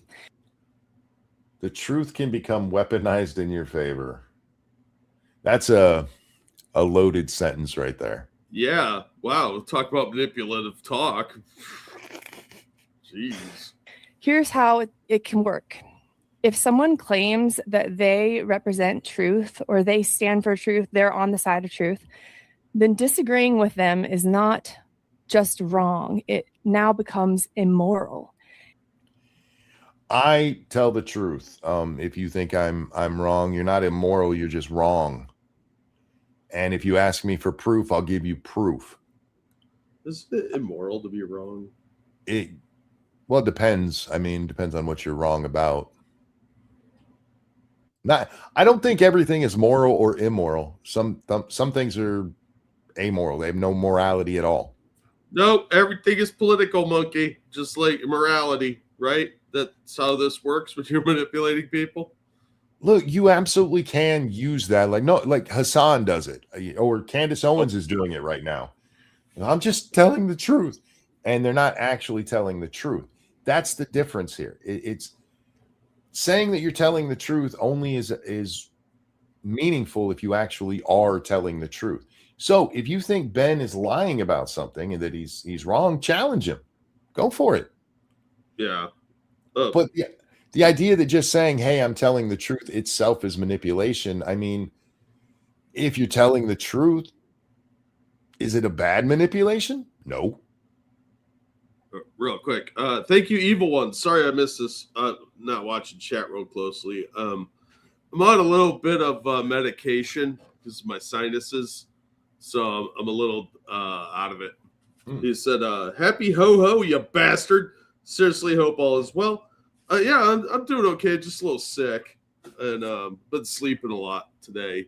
I missed one of the fun things I do on Sundays, hanging out with some of the guys watching movies. But that kind of sucked because I fell asleep. But thank you very much. I'll be okay in a day or two. And happy Christmas or Merry Christmas to you as well. Danger says, I'm telling my truth is manipulation. The term my truth is manipulative in a bad way anyway. Yeah. Absolutely. Oh, absolutely. Because there is an objective truth, and the idea that there's not is manipulative. Anyway. And that effectively shuts down all critical thinking. No, it doesn't. No, it doesn't. If somebody's telling you that I'm telling you the truth, and you just go, oh, well, then he must be telling the truth. You didn't get shut down. You shut down. I've engaged lots of people, Jack, who claim to be telling the truth and point out that they're lying constantly. It didn't make me go, oh, I guess I can't say anything because he said he was telling the truth. In fact, it becomes an argument against them for lying about telling the truth. But see what I mean? She is just so destroyed by whatever her parents did to her. Oh. Yeah. Replaces critical thinking with some. I don't doubt that her mom fucked her up real bad because she's acting like somebody who's from a single parent that was incredibly manipulative. She does have a lot of those traits just from what we've seen here. I see a different thing. I see somebody who was mad at her mom growing up, and then when she gets older, it's almost like the repressed memory thing. So everything mom did becomes more impactful and harmful than it actually was. Like dad called and couldn't pick her up this weekend, so mom said dad can't pick you up this weekend, and now in her mind is like, your father hated you. He never loved you, and he thought you smelled. And again, she does have a video where even her own fucking siblings are like, knock it off, bitch. Yeah, I don't doubt she's playing it up, but somebody bad touched her or manipulated her in a bad way. Maybe she did it to herself. I don't know. But there's something going on with this girl. The way she's talking is very clinical. So I don't know if her shrink did it to her, but she's been in therapy. Oh, definitely. And she even has a video. I didn't watch it, but one called Signs of a Bad Therapist or something like that. Yeah. And she probably had a couple of them. There's so many issues here. I'm not saying her mom was perfect or her mom didn't badmouth her dad or whatever, but I have trouble believing that mom was actually as bad as she says, because this really does come off as one of those. I hate to use the example again for those who don't understand, but the repressed memory thing, that anybody with a brain knew that was bullshit from the start, but they use that shit in like court cases. Oh yeah, there's a great book on it called The Myth of Repressed Memory. But yeah, I think what happened is maybe her mom was a little bit rude about her dad, and she went to therapy, and her therapist was convinced that her mom did this stuff, and she convinced this woman, because it was a woman therapist. Oh yeah. She convinced this woman that she's a victim, and that's why her siblings were like, "Shut up." Mission. Persuasive leaders say, here's my argument, make up your own mind. Controlling leaders say, if you disagree, you're dangerous. And as we're about to see in this clip of Ben Shapiro, it's what he does. It's exactly what he does. So I'm going to make this hopefully full screen, and we're going to watch starting around the 3-minute mark. Okay. Let me know if you guys can hear. Today, I want to talk about something even more important. How to discern. I might have to change the settings. Bear with me. We all been there, sweetie. You don't have to worry about that. I won't give her shit about not having settings and everything right. We all been there. Nah, we have to fiddle with those constantly. You know what it is? It's the settings manipulating you. Well, Wait, she's manipulating the settings now. I was about to say, she's going to manipulate the settings? How dare you? You better talk to your therapist about why you think you need to manipulate the settings. Have you thought of the impact on the settings? Have you? The settings won't love Ben like they should. It's the Jews. Sorry. Stop it. Those attempting to speak. Sorry, I had to take a pause break to laugh because I was not expecting that. Well played. Well played. All right. Truth from frauds. Oh, hang on. We got to back it up. There we go. Sorry. Those attempting to speak truth from frauds. There we go. How to discern those attempting to speak truth from frauds and grifters. You need to be able to tell who's telling the truth versus who's just grifting you and defrauding you. That's actually not manipulative at all. It's sound advice. that is anti-snake oil sales, and I will not stand for it. These are entrepreneurs who are trying to fix your problems. They're just trying to help you out. Yeah. Monkey has some bridges for sale, just so you know. Because something is new. An informational environment rife with both opportunity and chaos. Opportunity because the legacy media gatekeepers are no longer in charge of what we see and what we hear. And chaos because an anarchic informational environment means we actually have to be smart in how we assess the information and arguments that we hear. Okay, who is he to tell me to be smart? Huh? Who do you think you are, Shapiro? What he just laid out is just truth. That we are in a time where information is no longer just gate kept by the big alphabet media, which does make it more anarchic. It's anarchy out here in the internet. You can tell whatever truth you want people to believe, Jack. Yeah, that's kind of the Wild West of media, but it's always been that way. There's always been these like subversive publications that tell you crackpot stuff. But shouldn't your parents have kind of like, or school taught you to think critically and be like, look, this is crazy and this is not. Yes, absolutely. The difference real quick, but get your thing first. That's way more important. Thank you, Frank.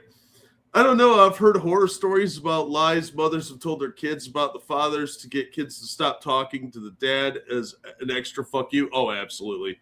Sure. One even got the kids to lie about molestation to the courts, giving them gifts after. Yeah, that is absolutely something that happens. But whether this woman is the victim of that, I don't know, because I have seen really bitter divorced therapists, maybe a little too personal in this one, Yeah. but I have seen bitter divorce therapists who have never been able to do anything except blame somebody for somebody's problems. It's not that like, oh, you're just seeing this wrong. No, there's always somebody to blame. I watched that chapter. He did a video on he does videos on YouTubers and how it, ended badly. Mm-hmm. And one of them was this mom who ended up getting shot after she shot a sheriff. I talked about it like a month ago. That lady had convinced, it's on camera, you can see it. She convinced her two daughters that everybody was out to get them, that the dad was a horrible man. And dad was just trying to save his daughters, get him away from the crazy bitch. And yeah, she shot a sheriff and got killed for it. Yeah. Dad might have been right that mom was a little bit nuts. Yeah. Yeah. I don't doubt that it's quite possible this lady did have a manipulative mother, the extent of which we'll never know. I'd be curious to know what her siblings said, but maybe they bought into the brainwashing. Well, in her video, she says her siblings say she's being mean and needs to knock it off. I mean, it's a personal thing. Why? Some of this stuff is like, why are you dumping your purse out in public? Yeah. Like if you don't have some like serious training in this issue, you're just telling the world your problems. And granted, some of that's fine, but trying to turn that into your whole channel seems a little weird to me. But this is a problem with psychology, and we see it way too often. It's why it works so well on women, because women want to be part of a group more than men necessarily do. And so you'll see them like, well, this thing happened once, so clearly it's going to happen a lot. Like a woman got abused, so men are abusive. So if a woman claims she was abused, look, there's real examples of one being abused. And you have to be very careful just buying into it because somebody's telling the same story that somebody else told that was real. Yeah. We saw this with the Me Too movement over and over and over again. Well, and eventually they became so ludicrously watered down. I think you have to be cautious around making like broad sweeping generalities just because something happens to a small group of people that it's a widespread problem. Yeah. But yeah, I don't know. But thank you, Frank. Appreciate it, man. It also may be that mom did hide an absolute lot and dad actually is a shitbag of a human. Yeah, I don't know. Again, I don't think you should be putting that on your kids, but it's entirely possible. I don't know her dad, so I don't fucking know if it's true here, but the fact that she's out here talking about this like she's an expert because of her personal stuff, that to me says this person's been in a lot of clinical settings over the years and has been sold this bill of goods about spilling their truth all the time. Like you have to testify. It's like a religious experience. You have to go out and give your testimony about Jesus and what a bad dad he was or something. Yeah, it is absolutely amazing the amount of her own personal issues she puts on it, and she hadn't even started the video yet. Anyway, back to her. Why does that matter? Well, because today the conservative movement is in serious danger. It is in danger. I want to say something real quick. He's exploiting people's fear about the conservative movement splitting apart or being discredited or going to zero. No, he's pointing out a reality. There is two sides right now in the conservative online space, at least, of either what I call normal or the freaks like Candace and Tucker, who are trying to convince everybody that they're out to get you, the Jews and everybody, and I'm the only one telling you the truth. The people that you clearly watch do the exact same thing, except for they're doing it while lying. There, as soon as Charlie died, there became this push to make Nick Fuentes the face of the conservative youth. And if you don't think that sounds like a leftist psyop, doesn't it? If you don't think that's dangerous to conservatism, then you don't understand media at all and how media works. Especially because he's not a conservative. No. But anyway, she hey, look, he's using fear because he said it's dangerous. He's exploiting their fears. So he's setting that stage right there by exploiting people's fear. And keep in mind, everybody in this audience, including the speakers listening to, are dedicated to the conservative movement. That is a huge fear of theirs. No, they're not. Electricians fear electrocution. What's your point? There's a bunch of them in there who think that it's a good thing to rip it apart. I mean, it's Fuentes' stated goal is to destroy Republicans. Yeah, but he's also somebody that celebrates Stalin. So yeah, don't tell me that kid that stood up and asked the liberty question was like, no, I'm so worried that things are going to get split apart.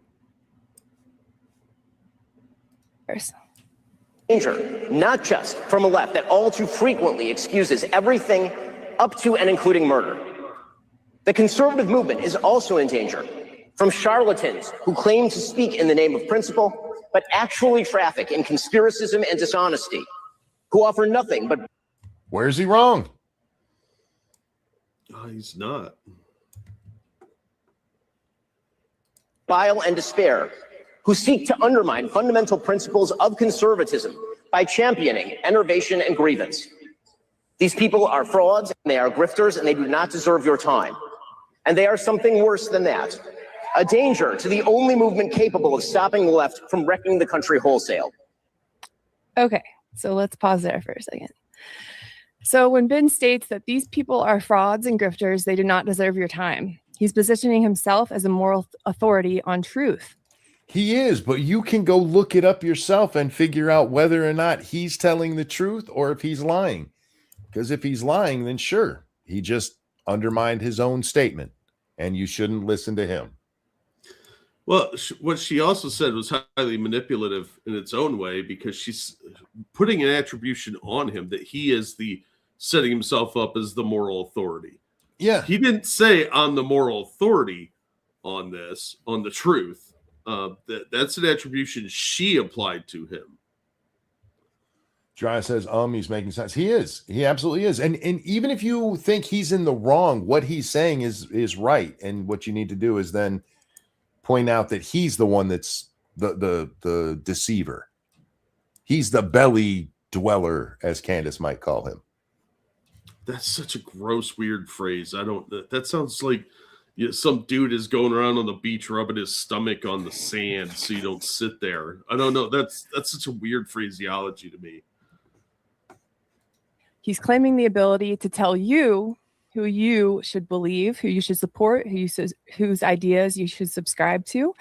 He told you to follow the people telling the truth and not the charlatans. Yeah, hold on. Let me ask my preacher if that's an acceptable thing to do in society. Even if you think that he's the charlatan, his advice still fits for him. He would be the one you don't listen to, Jack. Yeah. If you think he's a charlatan, you don't listen to him. The advice is still sound. It's not manipulative at all. What the fuck are you talking about? Yeah, people throughout your daily life will tell you that something is good or bad. Yeah. Like, don't eat that rat poison. That's not good for you. You manipulative bastards. Repeal the 19th. No, we amended around here. Yeah. Women get to vote. It just doesn't count. That's right. And he's putting himself on a moral pedestal. At the same time, he's also exploiting the audience's fear of the Republican Party or the conservative movement splintering apart, like I mentioned. Why does this psychological tactic fail? I'm gonna guess it's because you eat your own feces, but that's probably not what you're gonna say. I don't see any on her mouth or teeth, so I don't know if she does that or not. I said it was a guess. Oh, that's I fair. was being manipulative. Oh, you bastard! You got me. Instead of just calling her crazy, I was using a metaphor. All right. Well, What's next? independent thinkers Similes? don't want to be. What's that? I'm sorry. What's next? Similes? Oh, Yes. you monster. Why does this psychological tactic Wait fail? for this. This is Well, independent thinkers don't want to be told what to think. If you have a stubborn or he didn't tell you what to think. He told you to discern between truth tellers and charlatans. Yeah, telling you to think is not telling you what to think necessarily. independent thinkers don't want to be told what to think. If you have a stubborn or strong-willed child, you probably know this instinctively. Independent thinkers disengage when they feel managed. Okay. If the way you learned that stubborn people don't want to be told what to do is because you had a stubborn child, that's not instinctive. Stop using words you don't understand. Instinctive means you would know it even if you didn't have that child. It's inherent in you to know that. God, I hate people who hear big words and just use them. This kind of talk goes back to like the Al Gore thing where children instinctively know things their parents don't. You're creating What? a sense of like higher authority within yourself.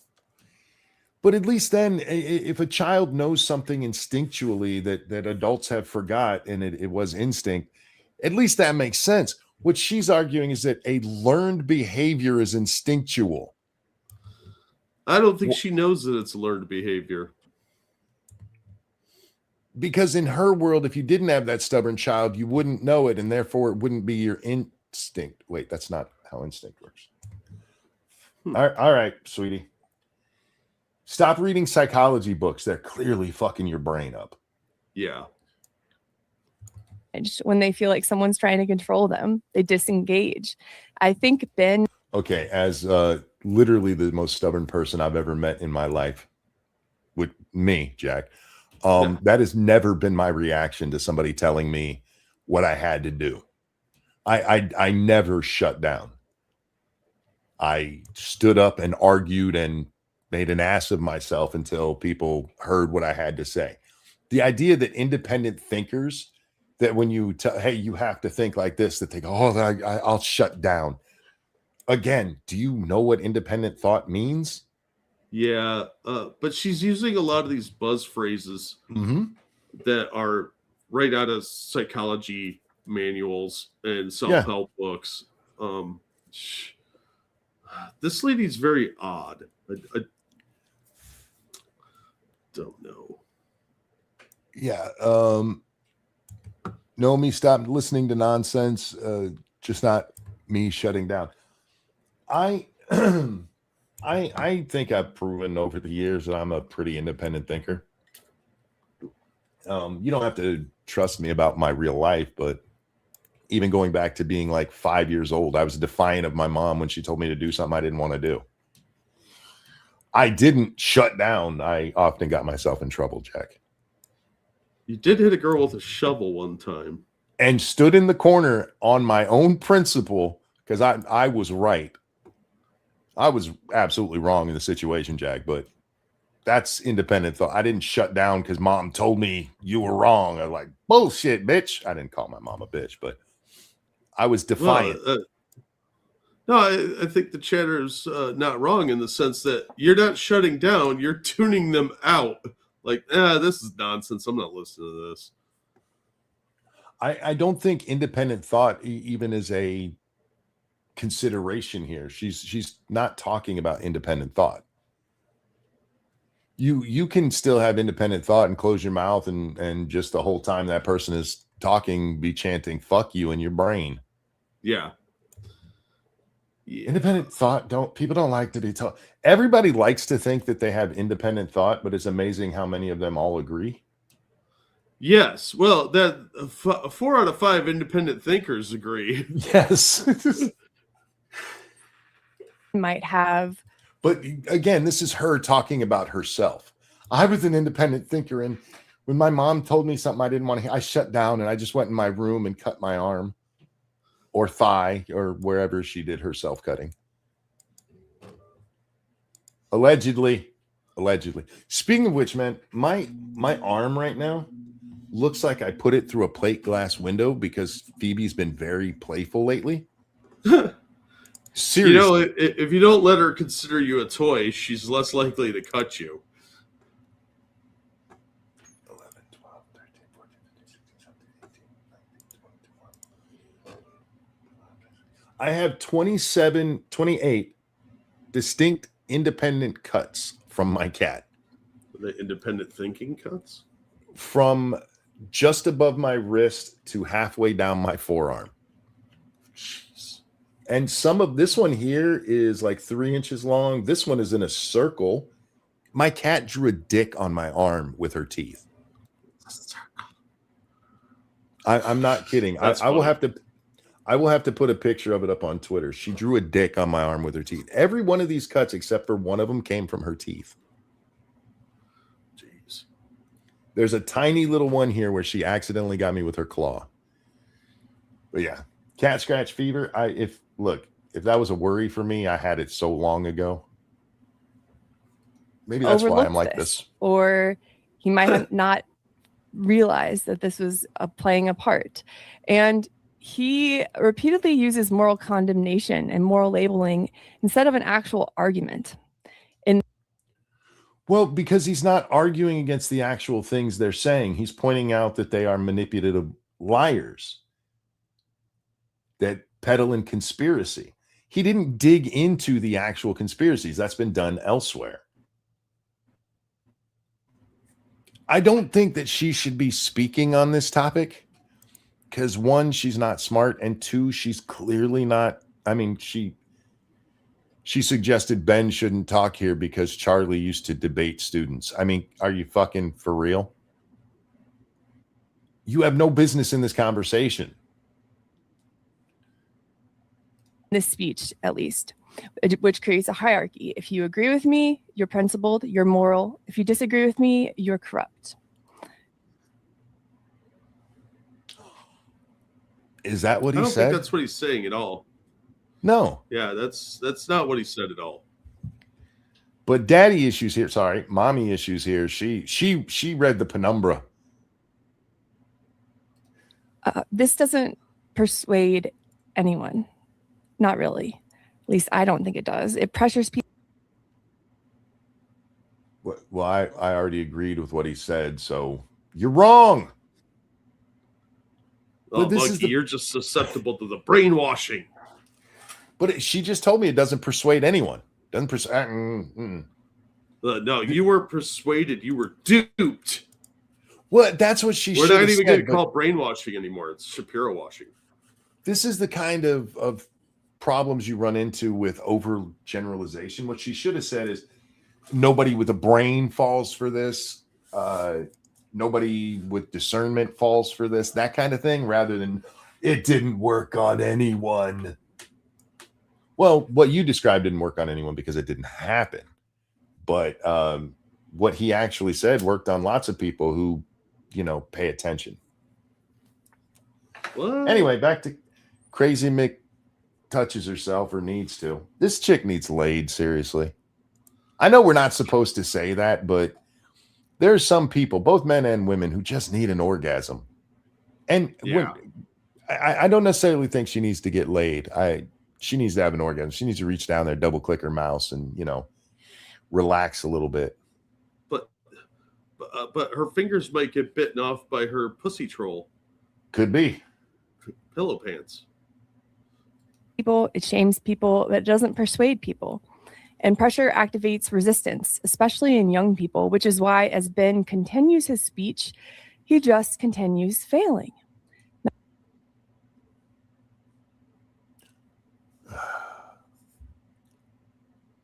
I know we've mentioned this before, but you can't just say things.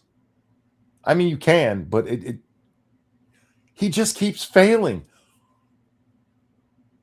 I assume you're going to show us parts where he fails, where like the audience is like, no, how dare you say that, or anything even close to that? Because that would be failure if you're giving a speech, Jack.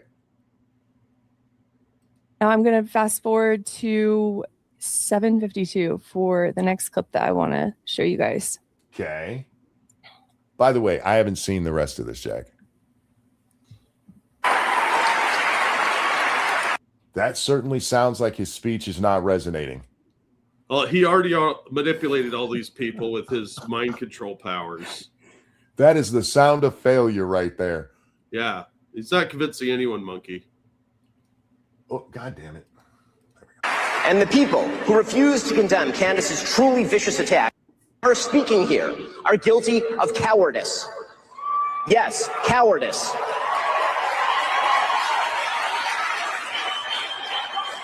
The fact I will say I don't agree with him necessarily with there.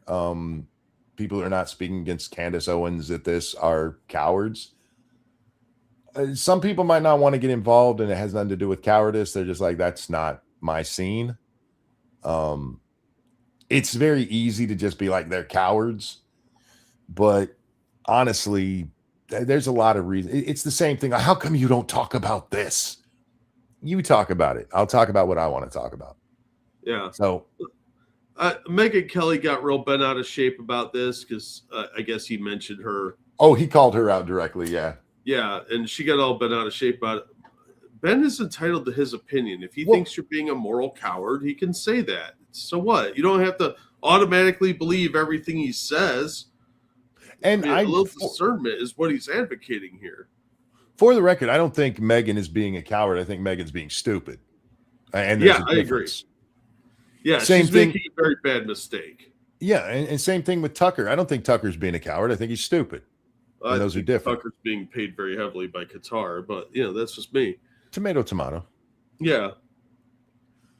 The fact that they have said nothing while Candace has been vomiting all sorts of hideous and conspiratorial nonsense into the public square for years is just as cowardly. I also want to point out he's not discussing any actual relevant topics to our. Okay, I cut her off there. This is one of the problems we get into when I haven't watched something first.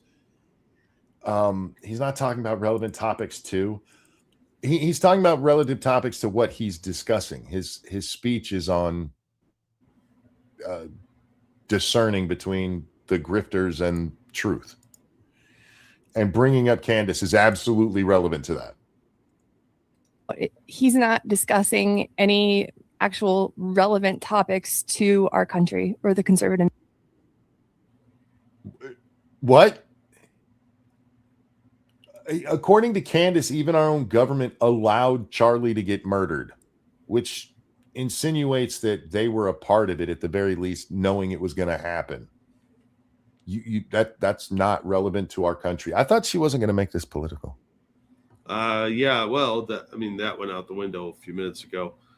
I don't know. Maybe Kash Patel's not interested in looking at his own FBI, but that one surprised me at all anyway. So she also says, or to the conservative movement. Yes, it is, because his argument here is that people like Candace are trying to usurp the conservative movement, and then in doing so, they're going to empower the left. Yeah. Well, by fractionalizing the Republicans and the conservative movement, you're absolutely going to allow for the left wing to gain more traction, because a lot of your people aren't supporting each other because of insano conspiracy theories. Look, there's times that it's good to have a fracture like that. I mean, yeah, if Candace if her wing of what conservative, I'm using such big air quotes, conservatism is these days wins out, you better believe I'll be pushing for a fracture. Yeah, and the Republicans will lose all credibility with normies. Yep. And they will never win an election again, because who wants these bigots running things? Yeah. movement. He's talking about one person, somebody that he fired or his management fired off of the Daily Wire. Whether or not you agree with Candace or not, I mean, if you watch my other videos, you can ascertain my opinion on Candace. I'm back and forth with her, not really a big fan, but bullshit. That's what he's using his time to open this huge conference. Candace Owens has been insinuating that people at Turning Point USA were either directly or indirectly involved in the murder of Charlie Kirk.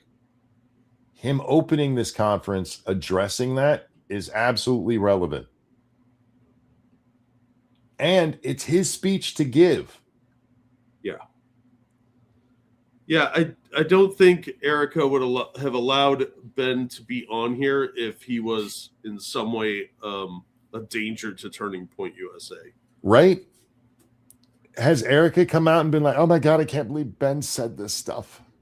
Yeah, like she may not be his biggest fan, but she knows that they have very aligned goals. So, yeah, I don't know. It's stupid. Crazy. Second, because we owe you the truth, we owe you the duty to speak out of principle, not personal feeling. It should not matter whether we despise someone or whether we love someone. The question is what they say and what they do, and whether those things are morally decent or not. Amen. This is why I tell you guys all the time, principles matter. Yeah. There's a reason they say politics make strange bedfellows. There are times that I am on the side of people I hate. Yeah, and it sucks a lot. Yeah. But if they're right, they're right. Yeah, when they're right, you have to say they're right. And look, you don't have to deplatform someone. Candace is allowed to say whatever crazy shit she wants, but I don't have to associate with her. I don't have to say that she's part of my movement or stands with me because she's a crackpot lunatic. Or pretend that she's not a crackpot lunatic. Yeah, absolutely. That doesn't mean you're not forced to associate your brand with people that are completely insane that may occasionally say something you agree with. Blue Eyed said broken clocks. Sometimes it is broken clocks, and sometimes it's just being aligned on certain things. Like trying to think of a specific example. You know what? Bernie Sanders and what he was saying about free trade back in the 90s when NAFTA is being passed. I agree with a lot because our principles, or at least his claimed at the time, and mine align in protecting America, protecting American workers from the kind of shit that we see going on right now. Yeah. So, yeah, I get the broken clock thing, but it's more about what the underlying principles are. So, anyway. On a political level, do they foster freedom, justice, and prosperity? On a personal level, do they treat others as they would wish to be treated? Personal feeling. I think Candace does. That's why I try to tell everybody. Candace has a penis. I got an email that told me that. In a dream or in real life? In a dream. Oh, in a dream. Yeah. Dream emails are tight. Is not a substitute for moral judgment. To take again the Candace Owens situation as an example, friendship with public figures who say or do evil things is not an excuse for silence on the matter. And this is something that resonates with me because I probably should keep my mouth shut a lot more. But over the years, sacred cows in the SJW space, I often was like, no, what they just said was fucking retarded and they should be called out for saying something retarded. If Jack says something retarded, I'm going to go, dude, that's retarded. And me and him are friends. I'm not trying to destroy him or anything, but if I think he's wrong, I'm going to go, no, you're wrong. Yeah, we've disagreed on stuff before. I say dumb shit all the time. But if you came in here and been like, Charlie Kirk totally got killed by the Jews, I'd be like, what the fuck is wrong with you, bro? I would hopefully be fired for something that insane. I can't fire you. I've said some insane shit, but let's not get weird, right? Fired would imply I employ you. That's true. Yeah. But you would stop inviting me on. Okay, let's pause it there. Okay. Let's pause it there because there's quite a few things to break down. Is there? I want to repeat Break it the down. quote that he says because it is so crazy to me that he actually thought that he could stand up on a stage and say these things and, be applauded for it. Well, he probably thought that because it's literally what happened. He got up on the that stage. seems to have been a fact of some sort. He said those things and got applauded for it. How could he think that would happen? Probably because he's been doing this for a long fucking time and knows how to give a speech. Yeah, hold on. I'll go over to Baker Street and find Holmes. Maybe he could crack the case open. Oh, fuck. Okay. He says, quote, "The people who refuse to condemn Candace's truly vicious attacks, and some of them are speaking here, are guilty of cowardice. Yes, cowardice. The fact that they have said nothing while Candace has been vomiting all sorts of hideous and conspiratorial nonsense into the public square for years is just as cowardly." You didn't play that whole clip, but what part of that is look, again, I don't think it's necessarily cowardly. Some people might just that's not my bag.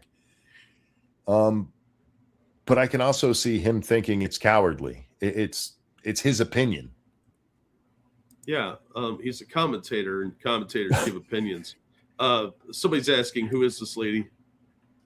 Fuck, I forgot her name. This is she's got like a 30,000, maybe 28,000 viewers. So we're punching up a little bit here, Jack. She mostly does a show about her childhood trauma, and she decided to weigh in on the Ben Shapiro thing. And I thought rather than just watching Ben, this would be a more fun way to do it. Was I right about that? I'm having fun. I feel it's a bit sadistic of you, but yes, Well, I can see where the word fun may be involved in this. Tomato again. It would help if she had like a nice rack or something that I could look at, but she's fucking forgot her name is a weird name. I know. I don't know why the bitch named herself that. It's something. God, what was it? Why don't you just minimize and look? Shut up! I was gonna. The Anti-Alienation Project. That's what it is. See, I was doing that and I was going to look smart, and then you said it. Now it looks like I was told to do it. Like I wasn't smart enough to figure it out for myself. All right, back to her. Now, end quote. Now, there are a few things to discuss here because it contains multiple layered psychological control tactics in just a few sentences. It's kind of remarkable, actually. And this is important. You're working off of a script and you're still fucking it up this bad live? We're doing it live. To break down, regardless, again, of what you believe. At first, I thought she was Pearl when I first arrived. That is so mean to Maddie. Yeah, look, this chick is not nearly as ugly as Pearl. No. Or fat. Wow. Like Wow. I thought she might be a little chunky, but Pearl's just fat. Like she's got weird distribution fat. Maddie Like here's a solid 5. Yeah, like she's not hideous. She's not supermodel or anything. Yeah. But if it was dark enough and she said things in an Asian accent, maybe. But Blue Eyed said just woke up. That is, you owe Maddie an apology, ma'am. I'm just saying, because she's a solid 5 and Pearl is a solid 0.5. yeah, Maddie is wearing a fair amount of makeup, and it looks like she's gonna have like old lady jowls in like 20 years. But it's hard to tell with the makeup and the lighting. But she looks like she's just an average looking chick. She's not hideous or anything. Yeah, Like her lighting is washing her out too. Yeah, it's not flattering. I think that she's probably not as repulsive as we're making her sound, but yeah, I don't know. I don't think she's a hideous troglodyte or anything. Because Pearl, I mean, she looks like a gutter troll, like she wandered out of a Lord of the Rings film. Pearl looks like something went wrong in the DNA. It's but she is proof that no matter how ugly you are as a woman, you can get a man. Yeah. Just you can saying. trick one.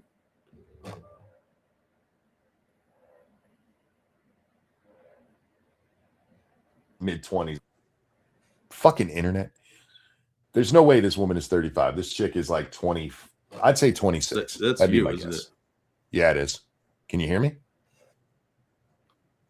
Yeah. Okay. I can hear you now. I didn't know if that was me or you. Pearl looks like she dug a tunnel with her face. Did you see Dangerous Pearl looks like her gene pool had no lifeguard? All right, we're not here to be mean to Pearl. We're here to engage Maddie in civil discourse. Civil discourse, yes. What you think about Candace Owens. Ben could be criticizing anyone here. It just happens. No, I don't think that's true. He's clearly specifically talking about a handful of people that he thinks are grifting and leading astray people in the conservative movement. yeah, Ben couldn't be talking about us here. No, we're pretty awesome. He could be talking about, and no, he's using Candace on purpose because she has become the face of this insanity. Yeah. And she is the one pushing the turning point is got Charlie killed or killed Charlie or whichever way you want to look at it. Anyway. To be Candace Owens. So to start, to say that anyone who doesn't condemn Candace Owens is guilty of cowardice, this is a prime example of what is called moral intimidation and moral labeling. It's not intimidation to call someone a coward. What the fuck are you talking about?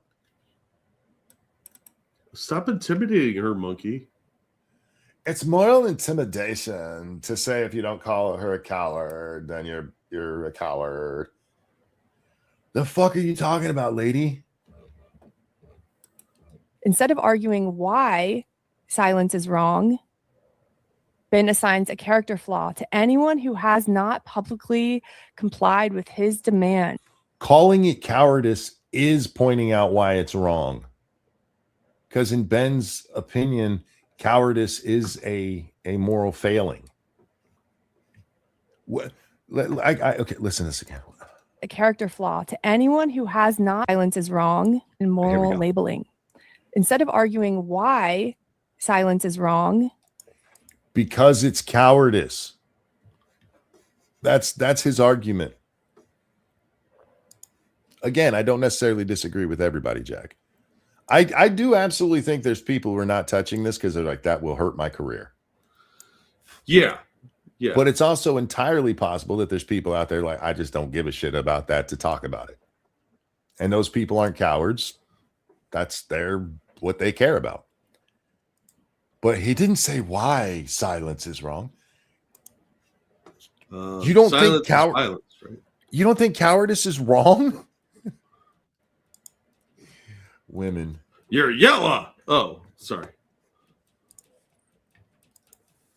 Ben assigns a character flaw to anyone who has not publicly complied with his demand. He doesn't say why it's wrong. He applies a character flaw. Is he demanding anything? I mean, or is he just saying, is he just stating something? I mean, you could look at it and say that he's telling people they need to call her out, but he doesn't state it explicitly. He just says you're a coward if you don't. Which, I mean, again, we've been over it, but that's coercive. Why does this matter psychologically? Well, when someone frames disagreement or choosing not to participate. Okay, wait. If you're on a train and a woman is getting punched in the face and you don't stand up as a man and intervene, you're a coward. I believe that wholeheartedly. Am I trying to manipulate you by saying that? Yeah, because you should be a fucking man and defend a woman who's getting her ass beat on a subway train. Okay, in defense of the woman, I didn't think you wanted people dogpiling this woman. No, I want you got to get in there and get your licks in too, man. Yeah, get those knuckles bloody, guys. What if she deserves it? That's argumentation. There is a manipulative point to it. I mean, when you call somebody a coward, you're not saying that because you want them to continue that way. You're challenging them to stand up. But challenging, again, not all manipulation is bad or wrong. Yeah, people are manipulated all the time. Don't stick that key in that light socket. You manipulative bastard, you're keeping me from the truth. Yeah. So in condemnation as cowardice, they remove any other legitimate reasons why people might have restraint. There are plenty of reasons why people might not condemn Candace Owens publicly. Because, for example, uncertainty, grief, private disagreement. Maybe they're being silent strategically. many of those things that you just mentioned, they're keeping to themselves for. That's why I allowed for the possibility that they just don't care, because that is the only one that, if you think she's wrong and you're like, oh, I have private disagreement, that's you being cowardly. You're doing it in private. You don't have to like that I'm calling it cowardice, but it is. There are very few ways that not speaking up about it, if you're interested in it, is not cowardice. The only other justifiable way is if you're like, no, Candace is right, and then I think you're an idiot. So I for one Maybe don't it's think we should do a war with condemnation, because if it pops, there'll be a lot more pregnancies. the condemnation is strong, but their birth rate sucks. Yeah, and they do have Trojans on their side. They do. And They they're do. armed with magnums. But they're all sheep. Well, at least in skin. Sorry, that joke went a little too far. I'm sorry. Probably not their style. Perhaps they are not focused on Candace Owens. But Ben states that people are guilty of cowardice if they fail to do X, Y, or Z. Yeah, he gave And his that opinion. is not persuasion. That's It absolutely is persuasion, because look, there are people who might not have wanted to talk about the Candace thing for whatever the reasons you just gave. Let's say all of those applied to them. And maybe they heard Ben and it resonated with them. Like, you know what? I am being a coward. I am going to speak about this. She just, it's not persuasive. I realize as a woman being called a coward probably doesn't mean much to you. But as a man, being called a coward is really not something you just kind of, well, maybe these days, but it's really not something you just kind of shake off. You don't want to be known as the coward of the county, Jack. That's true. Even in 2025, you don't want to be the coward. forced alignment. That's a classical control move. And furthermore, Ben is also using public shaming here as a tool for compliance. I haven't heard anyone talk about this, but let me explain. Okay. Ben is inserting a small but very important phrase in his statement that I just repeated. He says the people who refuse to condemn Candace's truly vicious acts, and some of them are speaking here, are guilty of cowardice. The phrase I'm referring to is the some of them are speaking here part. You mean when he was talking about other people that are going to be speaking who don't speak out against Candace? What's the manipulation there? Yeah, he's allowed to disagree publicly with people that he disagrees with. Yeah. I mean, so that kind of, isn't this like his job, like as a commentator? Like he gives his opinion on stuff. He's doing it in a public forum where they're going to feel, what, intimidated? That's their feeling. And isn't there a part of this that's just so out of place when we're talking about Charlie Kirk? She was just praising Charlie Kirk for him speaking to people who disagree, and Ben is just calling out people directly who disagree with him.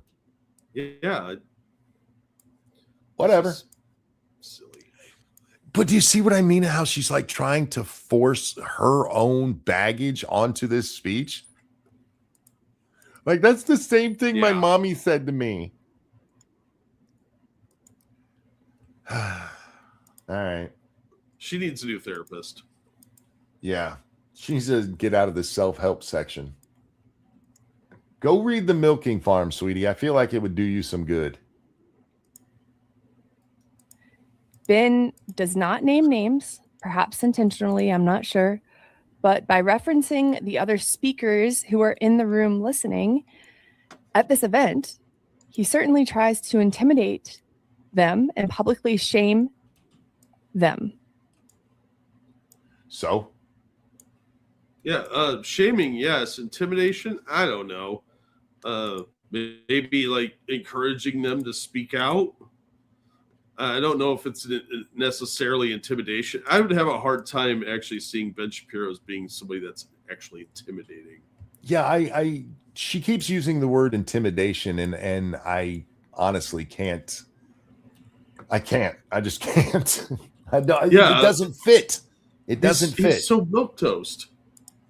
You want to say he was shaming? Yeah, absolutely he was. So, and also, how's it shaming if he doesn't name them? Because they know who they are.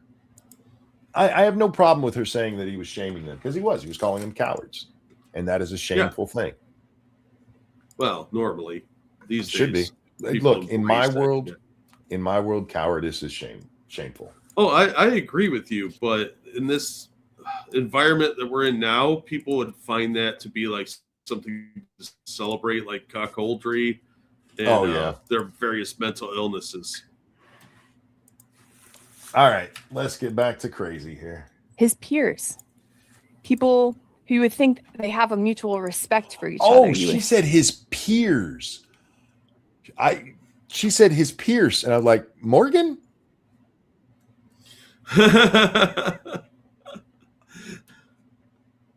It's peers, not Pierce, lady. Fuck. Think that they're coming to this event together to try to unite the conservative movement. You would think, but no. One of the things Turning Point has always had is people with slightly different opinions here and there. I will give them plenty of credit for that. Are you going to find a hardcore liberal speaking on their stage? No, but they've always had people up there who have various different ideas. Yeah, it's kind of hard to have a large conference like that without having people that have some differing opinions. Mm-hmm.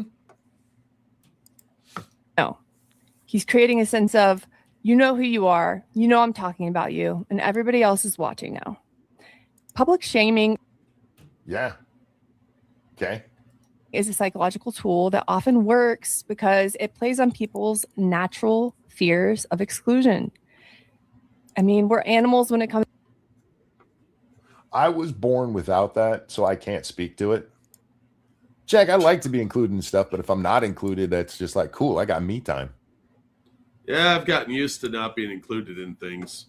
I've never gotten bent out of shape over not being included. It's down to it. And we want to belong. We need to belong socially in order to survive.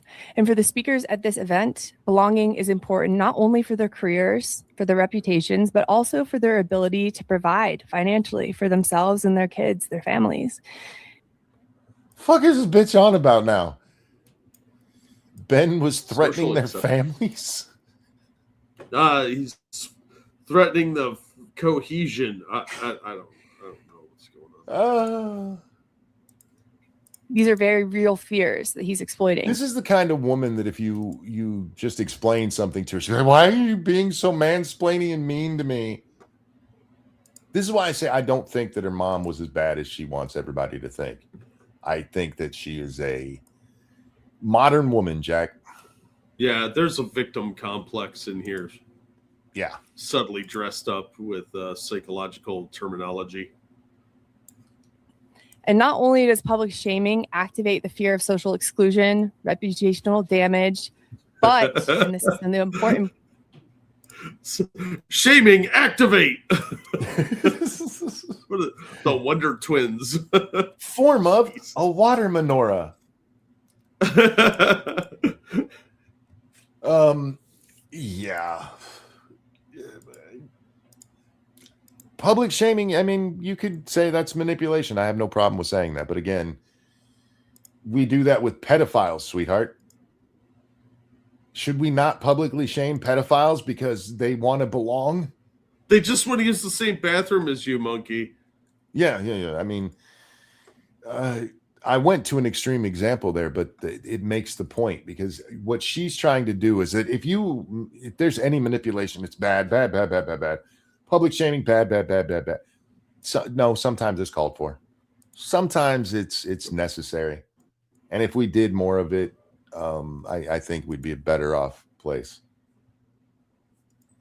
We used to When be I a wanna proper drive home. society because we shamed weirdos. Yeah. And the more we stop doing that, the crazier shit has gotten. Yep. Assassin of the Gray. Thank you, my friend. Holy cow, you are not dead. Not yet. Let's not encourage it. It also exploits the fear of My wife has had a rough enough week. Jack, it took 2 days for them to finally fix our heater. And I told you that they'd left and they were coming back the next morning. They didn't. Yeah. They got there at 4 and they didn't get it fixed until after 6:30. And Wow. by that point, my wife is freaking out because she's like, they're never going to get this fixed. Everything's going to go to hell, because my wife is such a worrier. Most of my anxiety comes from not being able to fix my wife's anxiety, because I just want her to be happy and, have a good life. And she gets herself so worked up over things. But then there was a health scare with her dad right afterwards. Oh, geez.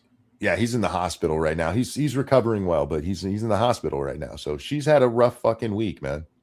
Yeah, well, let's hope for speedy recovery. Oh, thank you. Chris, you know why he's in the hospital? Because he's a man. He was feeling ill and he didn't want to upset anybody. So he ended up in he got his wife called the hospital because he was having conversations about shit that happened 10 years ago, as though they were relevant right now. Oh, yeah, that's not good. Because he had a high fucking fever and was delirious. Yeah.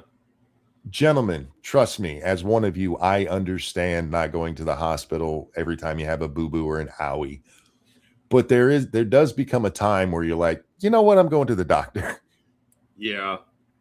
And this is coming from Monkey, who never goes to the doctor unless he absolutely has to. Look, there are times where like, you know what? Fuck it. I'm going. Yeah. But Chris, thank you. Good morning, gents. Can I have a song for my birthday on the 21st, please?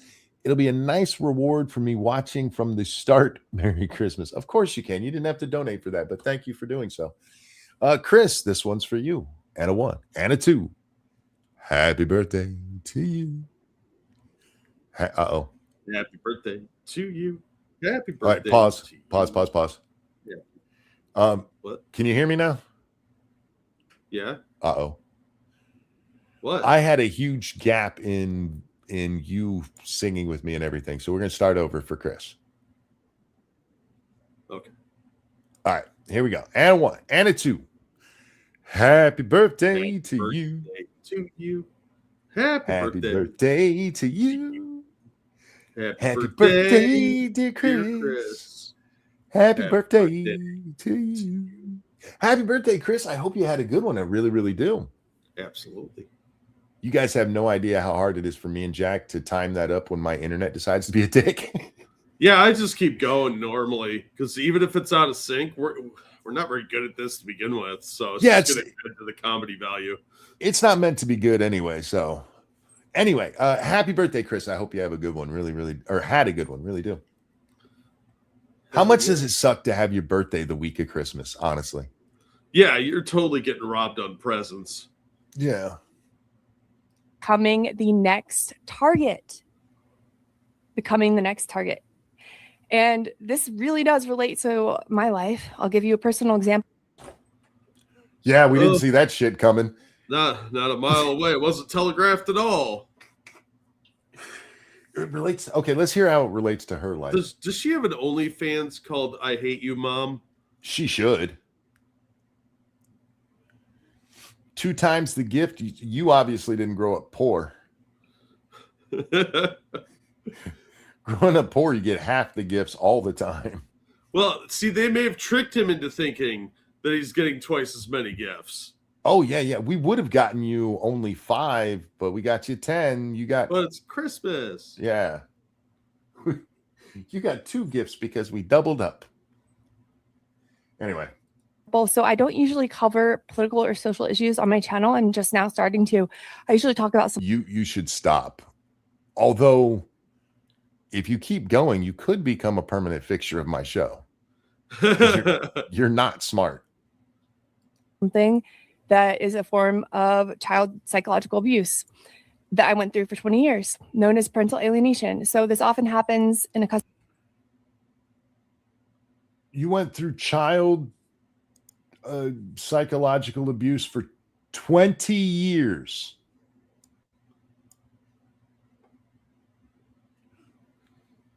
How long are you a child? Well, these days, 26, I think, is the cutoff. Ah, fair. Battle or a divorce where one parent manipulates their child to reject their other loving parent. Now, my mom did this when I was 9 years old. She made me believe horrible things about my dad. That puts her at 29. So I was closer without going over than whoever said she was 40. Just saying. False allegations. Wait, that also means you were Jack. By her count, she went through child abuse until she was 29. I don't think that maths properly. Not even by the modern 26 definition of child.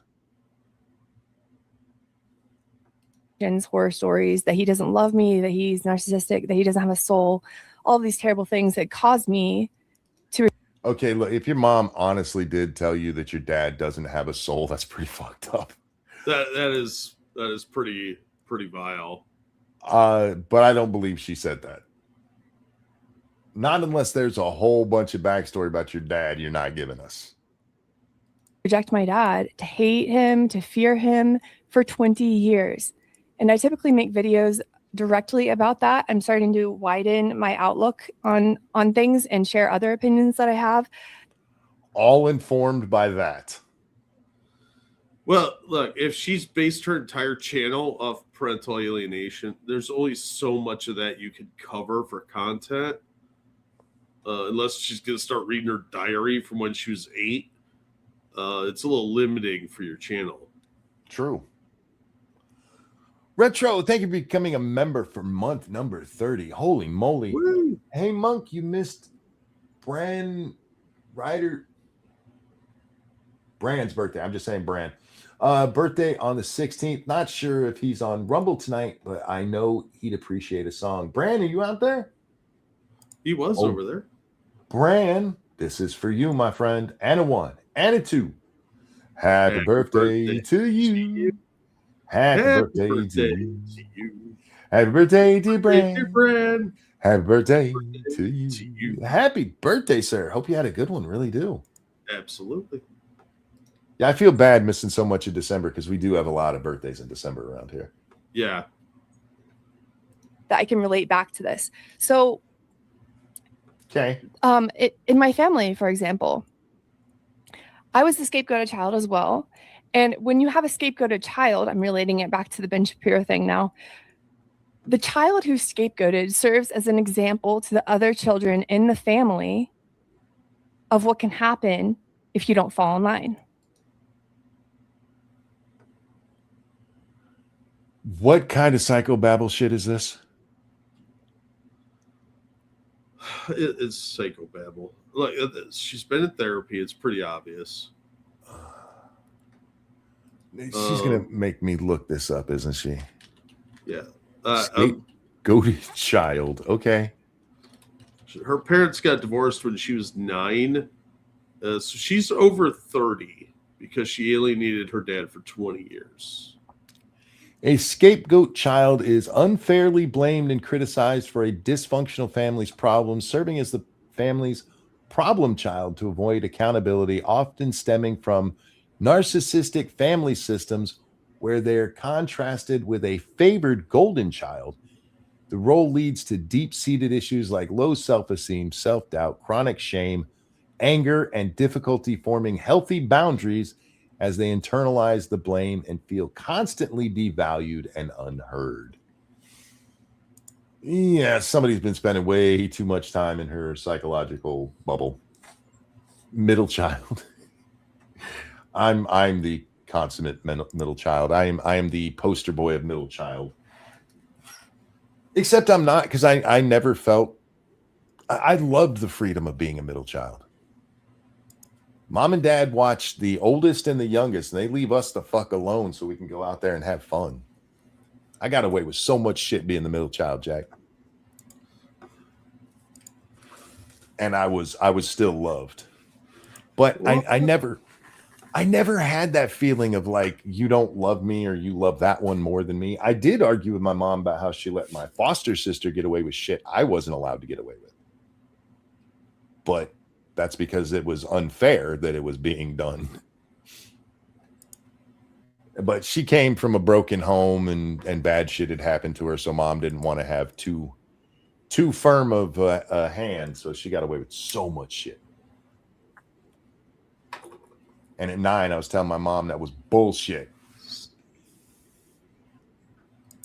So all 4 of my younger siblings. What's that? And it was. I mean, it's unfair to have that kind of. It's unreasonable to have too much discipline against one kid and not another. You know, Yeah. You gotta kind of make it reasonable for everybody. Your mom knew who you were, Monk? She did. She absolutely did. They have the example of me, being outcasted from the family, being bad mouth to everyone at every social event, or being looked down upon as lesser than. That can happen to you if you don't fall in line. That can happen to you if you mess up. That can happen. So I just want to make sure I'm understanding her story here. When you were 9, your mom would apparently punish you in some way you're not going to speak about, and then look at your siblings and go, that'll happen to you if you don't say your dad's a dick. I have to point out that I may be a little biased here, but I think she might be my future ex-wife. She could be. Because she's fairly thin. She's got a lot of traumatic background, childhood stuff. She has weird issues with her parents. She's kind of crazy. How is she not on a stripper pole, man? I don't know. Maybe she's super religious. That tends to be the opposite extreme of the stripper pole. Maybe she has been a stripper. Maybe she's a big hoe. I don't know. But she's hitting a lot of markers for chicks that'll date me. So this is very concerning to me. She didn't give an example of her own life. She thought she did, but instead she gave vague, they were mean to me and they this could happen to you too. To you. That's the threat of social exclusion and becoming the next target. You could go with a much easier example and just go with normal peer pressure and like, hey, everybody likes this band, and if you don't, then you don't get to hang out with us because you're not cool. Yeah. Pointing this out because not only does this public shaming and the fear of social exclusion, exploiting those fears, not only does this play out on the public stage, for instance, in this conservative group and Ben Shapiro's speech, it also plays out in our families. And what? Your mom got on stage and said, you know what you did. She just has so much baggage. Lady, you should not be talking about anything but your baggage, and you should shut the fuck up about that. Until you can separate your individual circumstance, and I don't believe you, but let's say everything is true from what you've said. Until you can separate that from the rest of the world and understand not everybody has had your experience and that you're not the center of the universe, you should shut the fuck up. And that goes to a lot of people out there, not just her. But so many people who think they have something to say, and all it is their own grievance about their own life. Those bonds are the most intimate.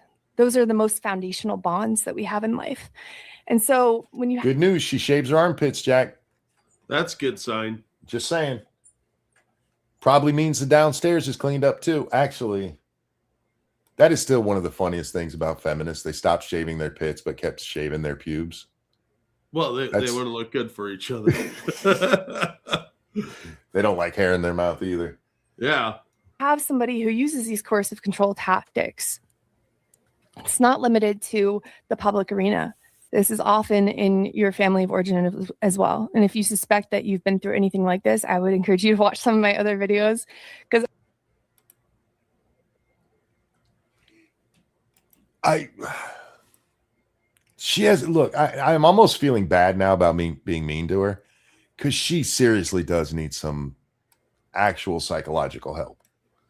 Yeah, I think she needs therapy, and from a good therapist, A not good crackpot therapist. one. Yeah, she does not need an appeaser. She does not need an affirmer. She needs somebody to go, stop. I talk about that a lot. Now back to the Ben Shapiro speech. This control tactic, the public shaming, also, it just fails. It just fails. He's a failure. It fails because Public shaming doesn't work. Oh, it's a failure. Okay, then what's the no harm, no foul, right?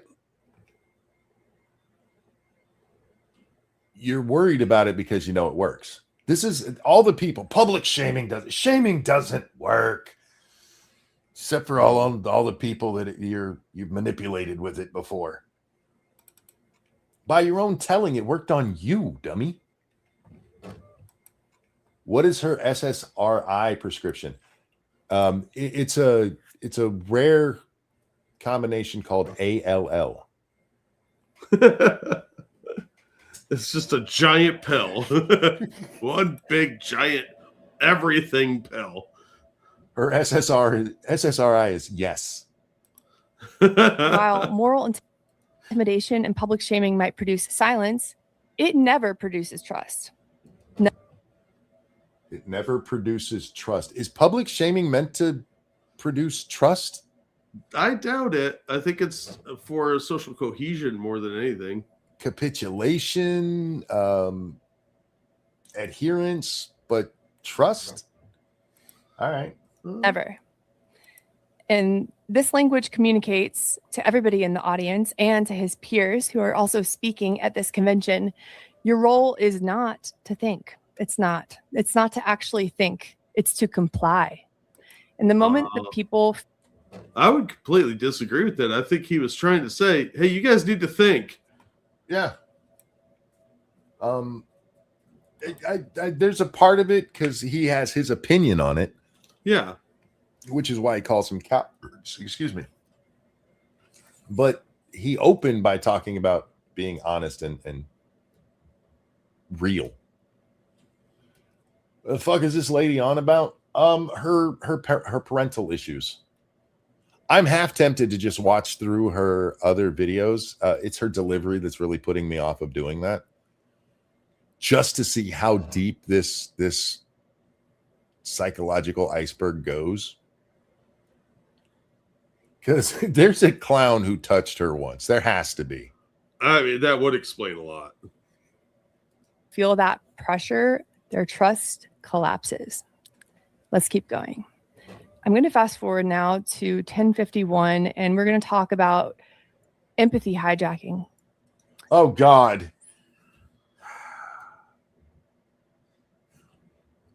I don't know if I can ever watch The Next Generation again because they're going to say empath and I'm going to turn the fucking thing off. Yeah, I know. I know the feeling very well. Every time Counselor Troy comes on, he'd be like, "Do you have a penis?" Empathy hijacking, motherfucker. All right. Is that if you hijack, like if you go on a Beta Z ship and declare you're the captain now? Yes. Is that empathy hijacking? Which nerds. is something that... Well, if I was going to be nerdy, I'd say actually they were telepaths Troy was only an empath because she was half Beta Z. I'm just saying. Oh, nerd. Told you. That actually Charlie Kirk was very against and spoke out against. So we're going to go to 1051. Charlie was against empathy hijacking. He was against using empathy where it was misapplied. Okay. Is that what she's talking about? That Ben was seeking empathy? I don't know, but now I'm stuck with the thought that in a society full of telepaths, everybody knows when you touch yourself. True. I've mentioned that before. When my mom died, everybody told me she'll always be watching you. The first time I masturbated after my mom died was one of the weirdest experiences of my whole life. Don't look right now. She'll always be watching, like, Mom, I'm going to need you to turn around just for a little bit. Don't tell that to 14-year-olds, man. We touch ourselves constantly. Did I share too much? I don't know. I was 14. I'm not ashamed of it.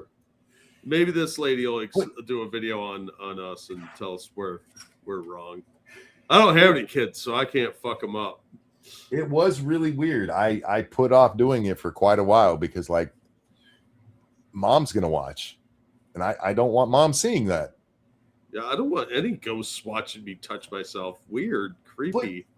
But it's not just that. That means Mom's watching as I'm taking a dump.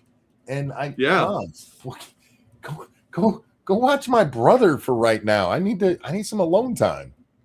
Dude, well, since all the ghosts are watching you, you're like your grandparents and aunts and uncles and ancestors and all that. Do they like judge you on that? Do they have scorecards where they're like, that was number 9 poop? Because it could have been better. Too much grunting. Should have used some lotion on that one, son. Anyway, needs more fiber. There is only one moral side. Oh wait, hang on.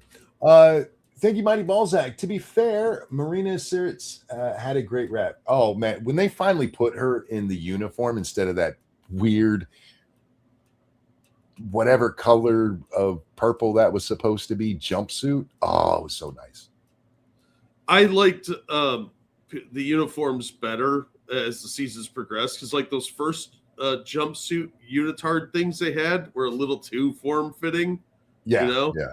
But like by season 6 when they had like the shirt ones where because Picard kept pulling his down. Yeah. And they had like belts on them. I thought that was a lot better. And she was in the uniform by then, so I think that worked really well. But those weird jumpsuit things she had on were a little weird looking. Those they made her look fat. They made everybody look fat. No, hers specifically, because remember she didn't wear the uniform thing. She was allowed to be casual. Like, yeah, and it was ugly. It was ugly. It was a little like made her look like a potato lady. Yeah. Anyway. There is only one moral side.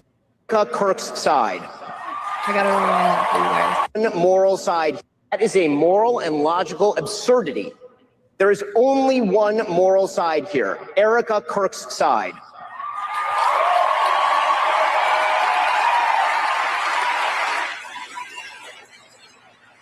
You know. I know you're gonna have something to say about this, but for the record, he's giving his opinion, and that's fine. You can say it's her organization. By her standard of what manipulation is, it's having any opinion of your own. Well, and telling it to other people. Expressing it. Yeah, I should have. Yeah, definitely. You gave an opinion. That's you saying everybody else is wrong. Well, yeah, if they disagree with me, I think they're wrong.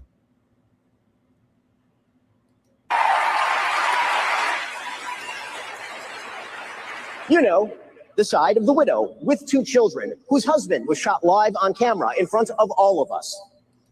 For the record, I don't know what she's going to say here, but he said that part right there specifically because he'd been talking about people defending Candace, going, she's a mother. How dare you? And so he points out that Erica is a mother whose kid or whose husband was shot in front of her. Yeah. Well, this lady has issues with mommies, so this should be pretty fair. Okay. I can pause it there.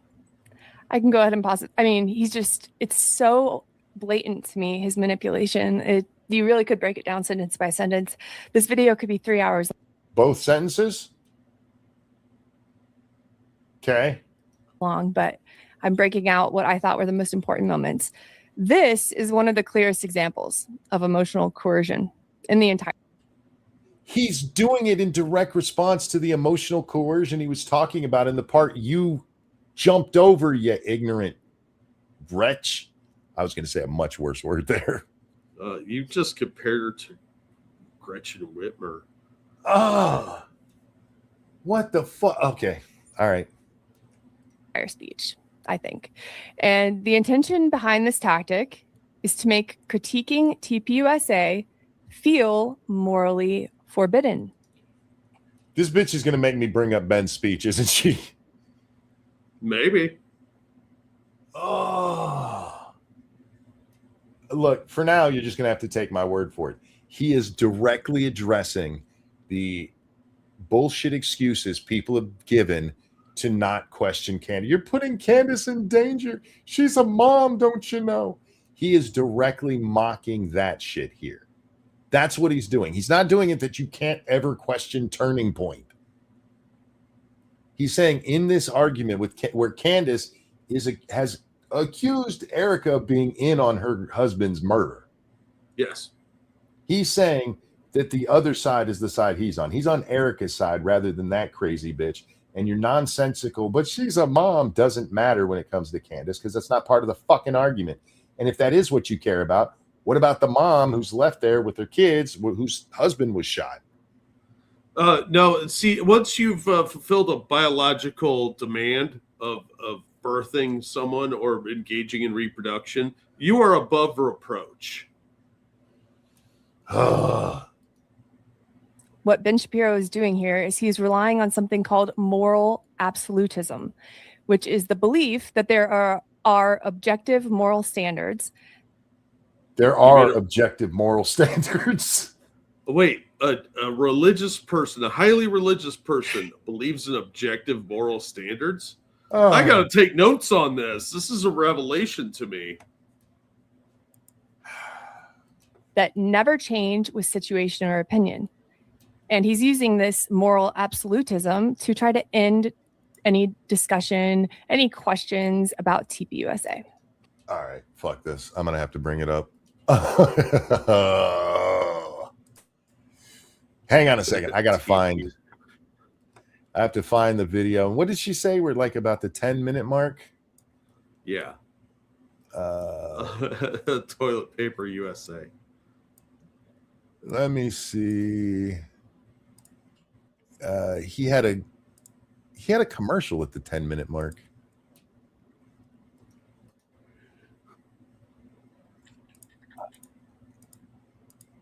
Will you talk for a minute? No.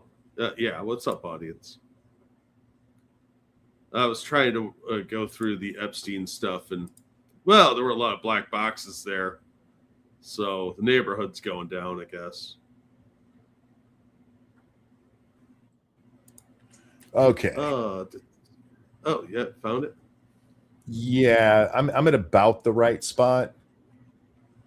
Oh shit, I want this on my other screen. So I can still see the screen we're talking about. All right. What? Yeah. Trying to see what you're talking about. Hey, hit the like button, you guys. Share it on your social media. All right. Just be a little bit clear. The notion that people in our industry are close friends, like we all take holiday breaks with each other and go to each other's kids' graduations and stuff, it's generally untrue. Some people do that, most of us don't. We see each other at conferences and we talk on the phone and all the rest. We're business colleagues. But even if it were true that other public figures were our best friends, our very best friends, that does not relieve us of our duty to speak out of principle and not to cover up evil or shy away from addressing it out of friendship. True. Do you disagree with that at all, Jack? Like, even if it's your best friend, if somebody's being a douche, you have a responsibility. You're being a douche, man. We're friends, so I can't disagree with you. True.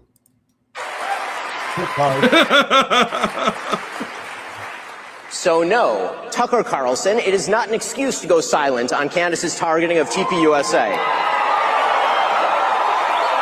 Okay, maybe I didn't find the right spot. Clear. The notion that people... Damn it. Now, fucking Ben in his commercials. To take again the Candace Owens situation as an example. Friendship with public figures who say or do evil things is not an excuse for silence on... Because we owe you... I'm going to have to watch her again. The truth, we owe you the duty to speak out of principle, not personal feeling. It should not matter whether we despise someone or whether we love someone. Ah, fuck. I got to find her clip on it to find out what she's watching, because this is too long and I don't want to spend that much time on Ben's part of the speech. What? She gave us a timestamp, right? I think she said around the 10-minute mark, but I'm not sure. Charlie Kirk was very against, which is something about empathy hijacks for. I think it's to comply. Okay. And the moment that people feel that, all right, we got to do her pressure, again. Their trust collapses. There's a transcript in the description. Let's keep going. I'm not reading. I'm going to fast forward Can't now see. to 10:51, and we're going to 10:51. There we go. All right. And whoever just said that in chat, I appreciate it. Here, I'll look at Phoebe again while I switch screens. The magic of producing. Yeah. The magic of Hollywood. Look, I'm not doing anything in the background. Ben's just magically going to appear at 10:51. If I can find where 10:51. 10:51 is in the middle of his fucking like a wizard. All right. I just want to put this on the screen so y'all I'm guessing she wasn't watching Ben's channel. Sorry. No, go ahead. I'm guessing she was watching this on TPUSA and not Ben's channel. I guess that's fair enough. Which means we need to add, let's see, when does his ad here start? We need to add 2 minutes, so 12. Ilhan Omar is a young mother. That doesn't matter. Oh, It's true of Megyn Kelly, a person I consider a friend, characterizing Candace as a young mother and thus shying away from condemning her actions or fibbing about them. That is a non-starter. Megyn. See, that's what he's talking about and why he makes that comment about Erica. Because hey, I'm not going to be mean to her because she's a young mother. Markle is a young mother. Ilhan Omar is a young mother. That doesn't matter. And when Megyn said this week, quote, my goal and my job here is to try to understand, yes, where Candace is coming from on this, and says she sees no purpose in inserting herself, quote, into this on one side, that is a moral and logical absurdity. There is only one moral side here, Erica Kirk's side. It's a little different with some context, isn't it? A little bit. But again, I think she's taking what she wants to out of this. He's being manipulative. I heard a word, and now I'm using it every time I see somebody talk. I mean, you can't have this conversation about what Ben said without pointing out why he said it. And her reason that he said it, it's just to have the moral high ground. He's directly talking about what Megyn Kelly said and how she should. Megyn keeps inserting herself, because she doesn't want to insert herself. This is what I'm talking about, where you don't get to claim this isn't what I'm about, because she's clearly taken a side. She's just too fucking cowardly to say it. And she seems to be taking Candace's side. That's also cowardly. If you're on Candace's side and you're not, and you're out there and you're giving your opinion and then you're falling back on, well, I don't really want to talk about this, then you're being a coward. Mighty Balzac, thank you. Hold on to your wigs, but Ben's wife is a doctor. I hadn't heard that. Oh my God, really? Yeah, I didn't know. We're going to talk about empathy hijacking, which Oh, we is backed up. I'm sorry. something Let's, that with the organization. there we go. Then Ben is trying to conflate empathy with agreement. And this is the part that really irks me. You had to give the full context to understand why he was conflating those two, empathy with agreement. It's because, once again, Megan keeps inserting herself, and she's like, but I can't be mean to her because she's got kids. She makes it sound like Ben just pulled this out of his ass, like he had been talking about puppy dogs, and suddenly he's like, I'm on Erica's side. This is dishonest, lady. What you're doing is called manipulation. You're trying to manipulate people by not giving them the whole story. Just saying. It's odd that you're out here preaching about how manipulation works and clearly participating in it. I don't think she realizes she's doing that. Of course she doesn't, because there are people out there who are highly manipulative, and it's not on purpose necessarily. You usually find this with people like your hypochondriacs. They're not even necessarily aware that what they're doing is they're doing it for attention. But they absolutely are. They're absolutely manipulating people because they know it works. This is how I get attention. They don't put the thought to it that they're being manipulative. Here's the structure of what he's trying to do. Oh, please. Erica Kirk, she's the widow with the children who experienced violence. And yes, I think everybody who knows about this situation feels bad, feels compassion for Erica Kirk. Not everyone. I can't even imagine going through this. Yeah, and Hassan doesn't. I don't think Candace feels bad. No.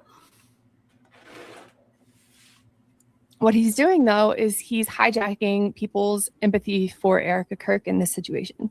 No, he's pointing out that if you have empathy for Candace for having kids, you should have some for fucking Erica, because Erica has it way worse.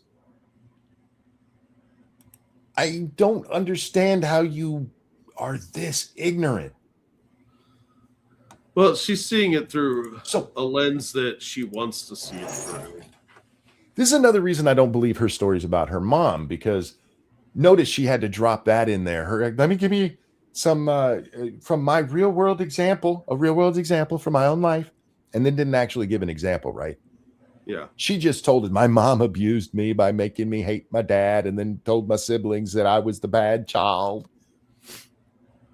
She's manipulating people constantly because she knows she's going to get attention. She knows that especially in today's society where men run into this, and actually women do too. A parent who gets custody. Whoops, I was supposed to say control. Custody of the child often badmouths the other child or the other parent. Yeah. Some of them do it responsibly to friends and family, not to the children, but some clearly do it to the children as well. And she knows that. And if she says that happened to her, she knows people go, oh my God, I can't believe they did that to you. She's a psychological hypochondriac. She's a psychochondriac. Is that a word? It is now. It is now, yeah. She's special. She's something. Have we really been going for 3 hours? Yeah, that's okay. I have so much fun with videos like this that I don't even pay attention to the time. The only reason I looked at the time is because I was like, man, I might have to pee soon. He's saying Erica Kirk, she's a widow with children who experience violence. Therefore, agreement with Ben's framing of supporting her is moral. And on the flip side, without giving your audience the rest of the context, this is so manipulative, you fucking bitch. If you disagree with Ben's framework and you question Erica Kirk, a widow with children who experience violence, which is what he literally said, that's a cruelty. That's a cruel. I know I'm just repeating myself. But he did it because of Megyn Kelly saying she wouldn't attack Candace because of she's a mom. She's a mom. It is a direct reply to it. This is the kind of shit Charlie absolutely would have done if he was discussing something with somebody. And they had that big of a hole in their argument. Well, I can't do it because she's a mom. Well, this woman's a mom too. Why are you sitting by while she's being attacked? Oh, anyway, I don't like manipulative people, Jack. I really don't. Especially ones like this who are claiming to be the ones to teach you, hey, this is how you look out for manipulation. Act. That's immoral. So the official term, psychological term for this is empathy hijacking. And it's something, again, that Charlie Kirk was in fact very against and spoke against publicly. Charlie Kirk did this very thing to people. Yeah, he absolutely did. Most people that are sharing their opinion are doing that in some degree. Charlie Kirk did this with affirmative action, where he's like, why do you get to take away from this person? Don't they have feelings? Yeah. Doesn't it affect their life? By her wording, that is, what was it? Empathy hijacking. And Charlie was against it. You know, from the chick who's just learning about politics and decided she's smart enough to talk about it, even though she's not talking about politics. God, I hate these people. Not you, Maddie. You seem like a wonderful ball of psychological distress. Please which is ironic to me. Empathy hijacking is when empathy, which should be freely given, is turned into a mechanism for forced compliance.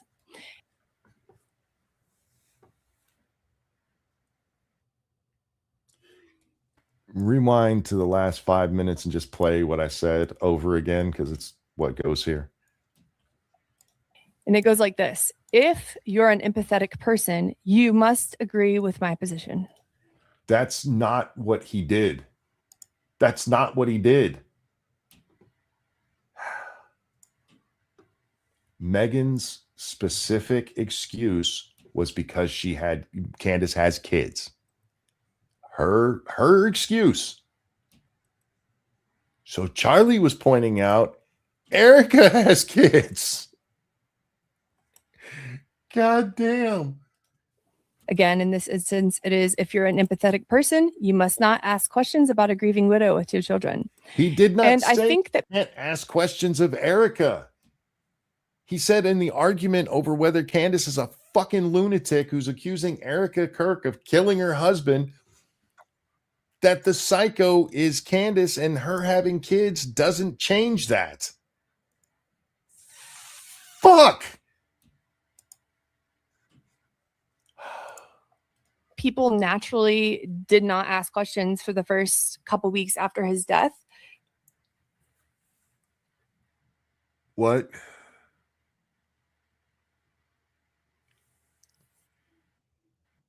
They caught the guy within 7 days, and by then people were already talking about how the government didn't really care and weren't trying to find the guy because something was up.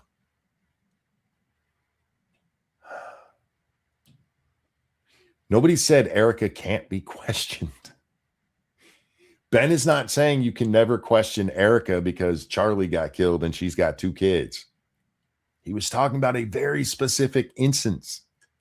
And if you played the rest of the video instead of the part you're trying to manipulate your audience with, they'd know that. What? This bitch has almost 30,000 viewers or subscribers. How many views did this video get?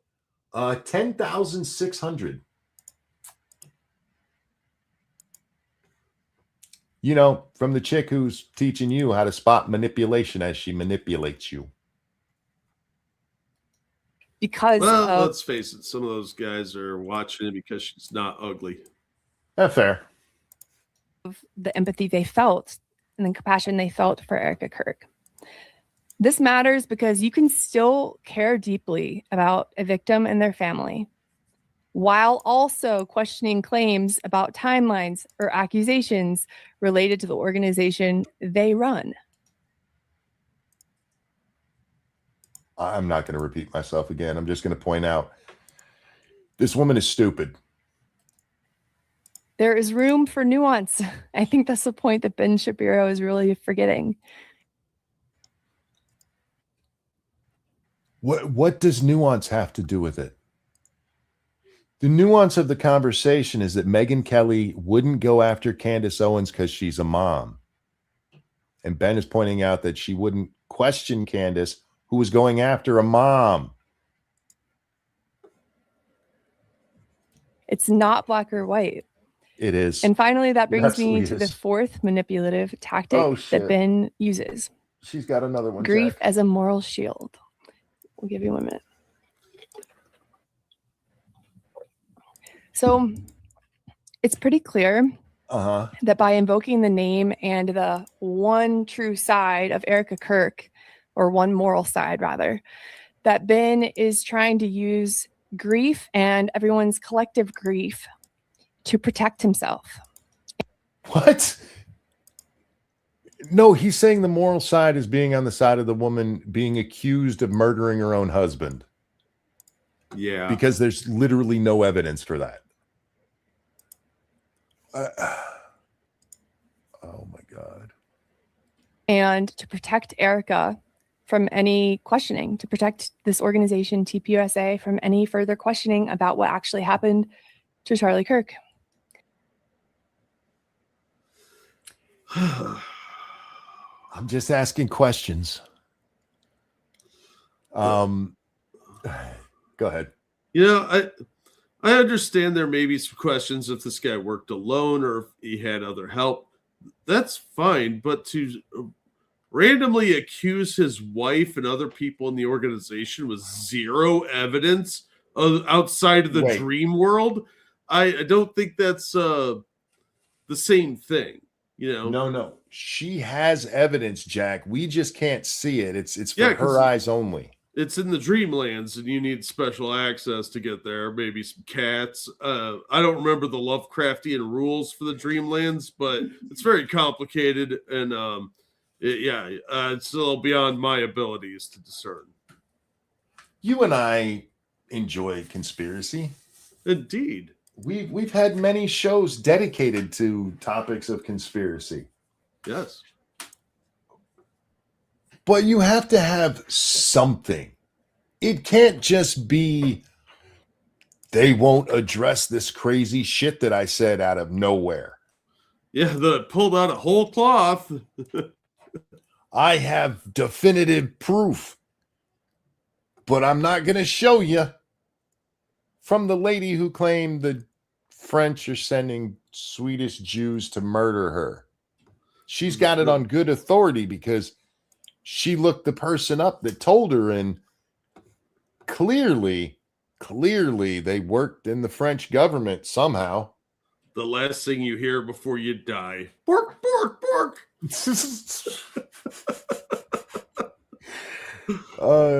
I've missed something. What is Erica's motive? Well, it depends on which time you catch Candace blaming Erica for it, because Candace's new thing, and she did this on Piers Morgan the other day, is she's no longer saying that they were involved in it. No. They're part of the cover-up. They're part of the cover-up, right? Like, they didn't necessarily want Charlie to die, but now that he did, what Erica really wanted was to be a single mom. That was her real goal in life. I don't know why that would be anyone's goal in life. None of Candace's nonsense makes any sense, and there's zero proof of it, literally zero. Ask all the questions you want. But Ben says something in this, in his speech, that needs to be addressed with the just asking questions crowd. He says that they say they're just asking questions, but it's meaningless when you're not looking for any answers. And she's not. She's just throwing shit out there so that people keep coming to her going, I can't believe that they did this. And then they're like, look what they did with COVID. What? Candace tied, I'm not making this up, tied the shooting of Charlie Kirk to the shooting of JFK.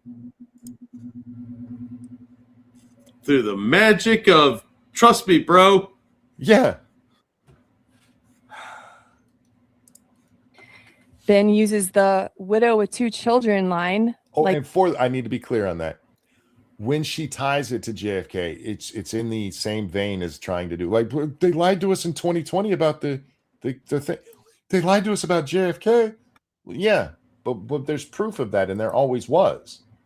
There was always proof that Oswald couldn't have taken those shots all by himself. At the very least, there's one more shooter. And that's enough to start asking questions. There is no evidence of any fucking conspiracy to kill Charlie. None. And the closest that Candace has is apparently Charlie, the day before he died, may have sent messages to people saying that they're going to kill me. But they never talk about how many times he said this. I mean, we've already had the Trump assassination. Did he mean attempt. like, oh, she's going to kill? Mm-mm. From these stories that I've seen about it, it was him worried that someday, the other side was going to try to take him out. He didn't mean Jews. He didn't mean people at Turning Point. He meant lunatic lefties. Yeah, well, that's a legitimate concern. Yeah. Because the left is incredibly violent. And they'd already started trying to take shots at Trump. Yeah. And there are a lot of people who blame Charlie for Trump getting reelected. Yeah, anyway. Armor that will shield him against anybody's arguments, anybody's dissent. Well, that didn't work with you, did it, sweetie? You'd think Ben would be smarter than that, considering he's let people challenge him his whole fucking life, public life. And he didn't think that, hey, my grieving widow armor won't protect me. It makes any critiques now feel like an attack on a victim, and any questions now feel like an act of cruelty. The psychological effect. Nope. When I said that I disagreed with Ben that you have to be a coward not to speak against this, I didn't feel any shame, and I'd already seen his whole video, Jack.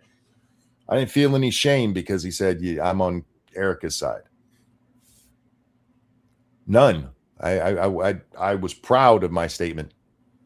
Because if I think Ben's wrong, I'm going to say he's wrong, and it doesn't matter if there's a grieving widow involved or not. Yeah. That was kind of Ben's point, you idiot. What? Is that the audience is not being intellectually challenged or asked to critically think. Which, by the way,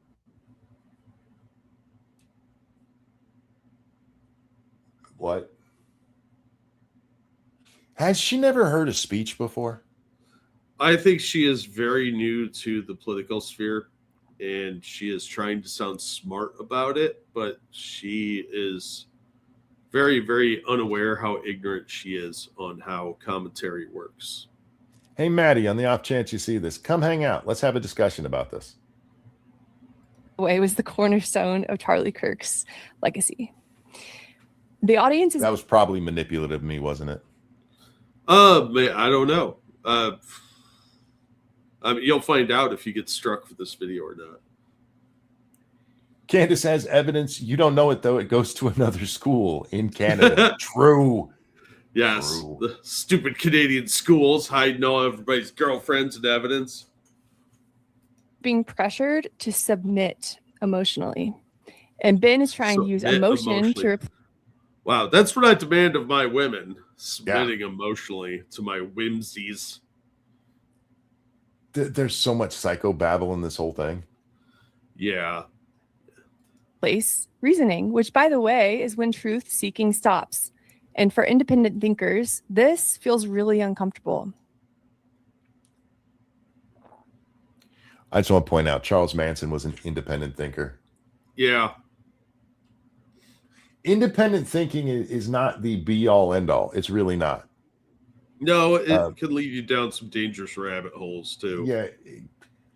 The guy who said the earth was flat, so he built his own rocket ship and fired himself just high enough to crash and die, was an independent thinker.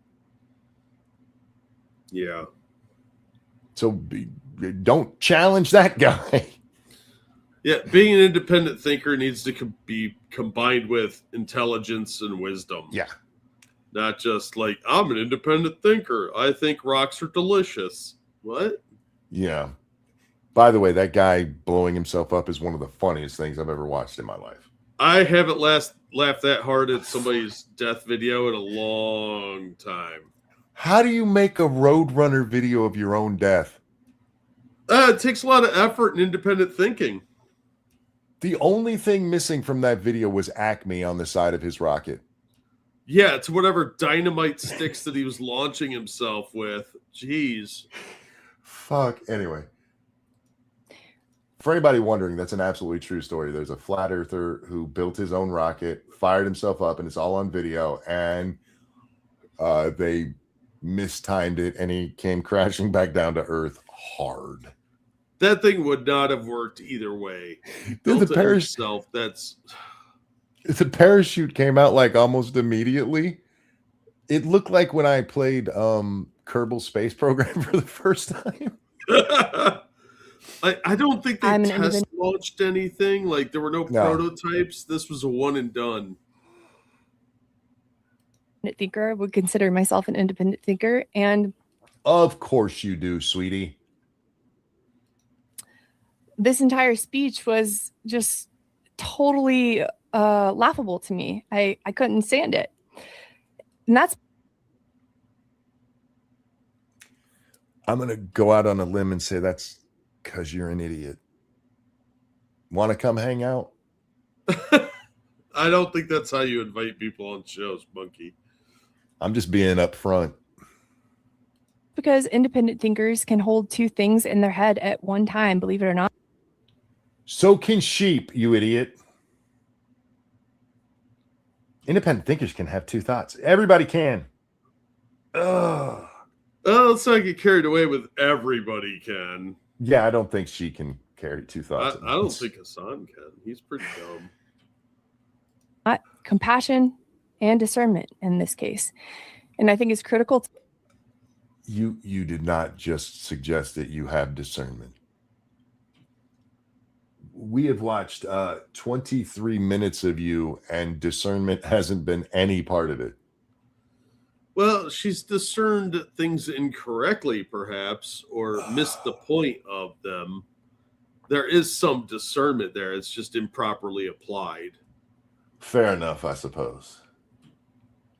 To mention here why all these control tactics contradict Ben's own claims about the truth that you heard earlier in this episode. Earlier in his speech, Ben himself insists that truth requires evidence, truth requires clarity, and truth requires responsibility. But here, Ben is arguing that he wants emotion to You didn't point out anything he said that wasn't true. Source. Oh. If she had said, here's where Ben's wrong in the facts, then she'd have a point here. But she didn't do that. She just said he used emotion. Even if he did, which she took grossly out of context, that doesn't mean he wasn't telling the truth. You can use manipulation and the truth at the same time. Yeah, I think she just has a problem with the fact that he's anti-Candace and Tucker, and she's trying to square that circle, for lack of a better phrase. She told us earlier that if you watch my videos, you know how I feel about Candace. It's mixed. I sometimes agree and sometimes don't. But in this subject, she clearly does, because she pulled the just asking questions talking point. Yeah. place evidence, and he wants us to put our empathy over everything else, including questioning and argument. Nope. He said the moral choice would, never mind. The fact is, you cannot claim to be on the side of truth while seeking to shut down all I think Faithless questions. makes a good point here that not all persuasion is coercion. True. But I think you can call persuasion manipulation. Yeah, I think she's conflating several terms, though. Well, yeah, I mean, persuasion, coercion, manipulation, all of those, they have context that we've given them that aren't necessarily directly in their definitions, because like manipulation is always seen as a bad thing because of the way we use manipulation. Like, oh, I was manipulated into doing something bad. Nobody ever says I was manipulated into feeding the poor. You know what I mean? I don't want to be near those dirty people. Manipulate me into that. Ew. I was manipulated into putting $1 in the red thing because that motherfucker wouldn't stop ringing that bell and being nice to me when I went in the store. Bastards. Manipulative son of a bitch. But anyway, this part, she just said something really stupid. Claim to be on the side of truth while seeking to shut down all questions. You absolutely can not only claim to be on the side of truth, but be on the side of truth and shut down questions. Because the truth doesn't change whether or not questions are asked. That's a retarded statement you just said. You don't know. You don't know what truth does when you're not looking. 2 + 2 is 4 whether or not you question it. Whether or not I allow you to question it. It's always going to be 4. You don't know how they identify combined. It could be a 5. This is another one of those things that sounds really smart to say. Like you can't have truth if you don't allow questions. Yeah, you actually can 100% because the truth doesn't change. What if you're not looking at it? It's Schrodinger's truth. Look how smug she is with that statement. She thought she was so smart with that. Charlie literally shut down the USS Liberty question. I'm sure I'm not surprised if he did, but I can't think of the specific point. There are no stupid questions. There are tons of stupid questions. Tons of stupid questions. I used to, when people would come up to me, for some reason when I worked at Walmart, and it was mostly women who would do this, they'd come up to you and instead of going, can you answer a question? They would say, can I ask you a stupid question? And my answer was always, probably, let's find out. Challenge accepted. Yeah. Truth withstands questioning because Sure, truth withstands. Well, not necessarily. It withstands scrutiny sometimes. Again, not necessarily. Yeah, it depends on how you ask the questions, how you present the truth, what kind of obfuscation tactics are being used. I mean, there's lots of situations that have been manipulated despite the truth. Yeah, the truth is still the truth, but that doesn't mean the truth prevails. Yes. That's a great way to put it. Yeah, the truth often fails, unfortunately. The old saying is truth always prevails. No, it doesn't. That is a fucking lie. Yeah. truth is just the truth. Control is what forbids it. I mean, it can, but freedom can stifle truth as well. I believe that's pronounced freedom. Freedom. And the final part that I'm going to go into today is the worst part. I thought this was the worst part. No, that's only because you're experiencing this right now. Didn't she tell us that? What she I think so, but thought was the worst example of his manipulation? That was then. This is now. It was the worst at that time, leading up to this, which is now the worst. Here, let me help you out here, sweetie. When you continually say that the next thing is the worst, that's manipulative. What? Yeah. Truth always prevails. Spanish Inquisition, enter stage left, right? I mean, when I saw this part, it's the Q&A section. When I saw the Q&A. Okay, there were only 4 questions. How much you want to bet she goes to the Liberty question? Oh, you know she is. But Q and a non. Really? Yes. What are you dog whistling here, lady? QAnon. This lady's the worst. She's not the worst, unfortunately. We've seen way worse than her, but she's not Road good. Girl's worse than this chick. A segment with Ben Shapiro in the speech. Okay. You mean the thing Ben doesn't do that is the reason he shouldn't be here?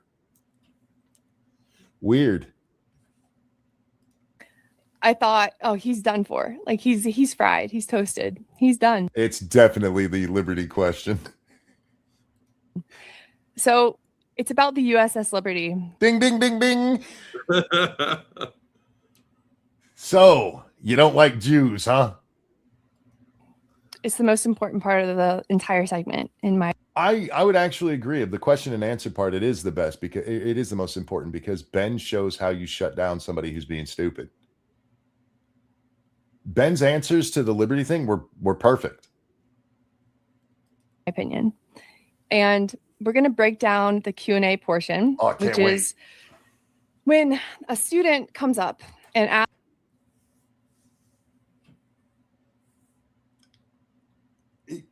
Is she giving an explanation of what a Q&A session is? I believe so. So the people don't confuse it with QAnon.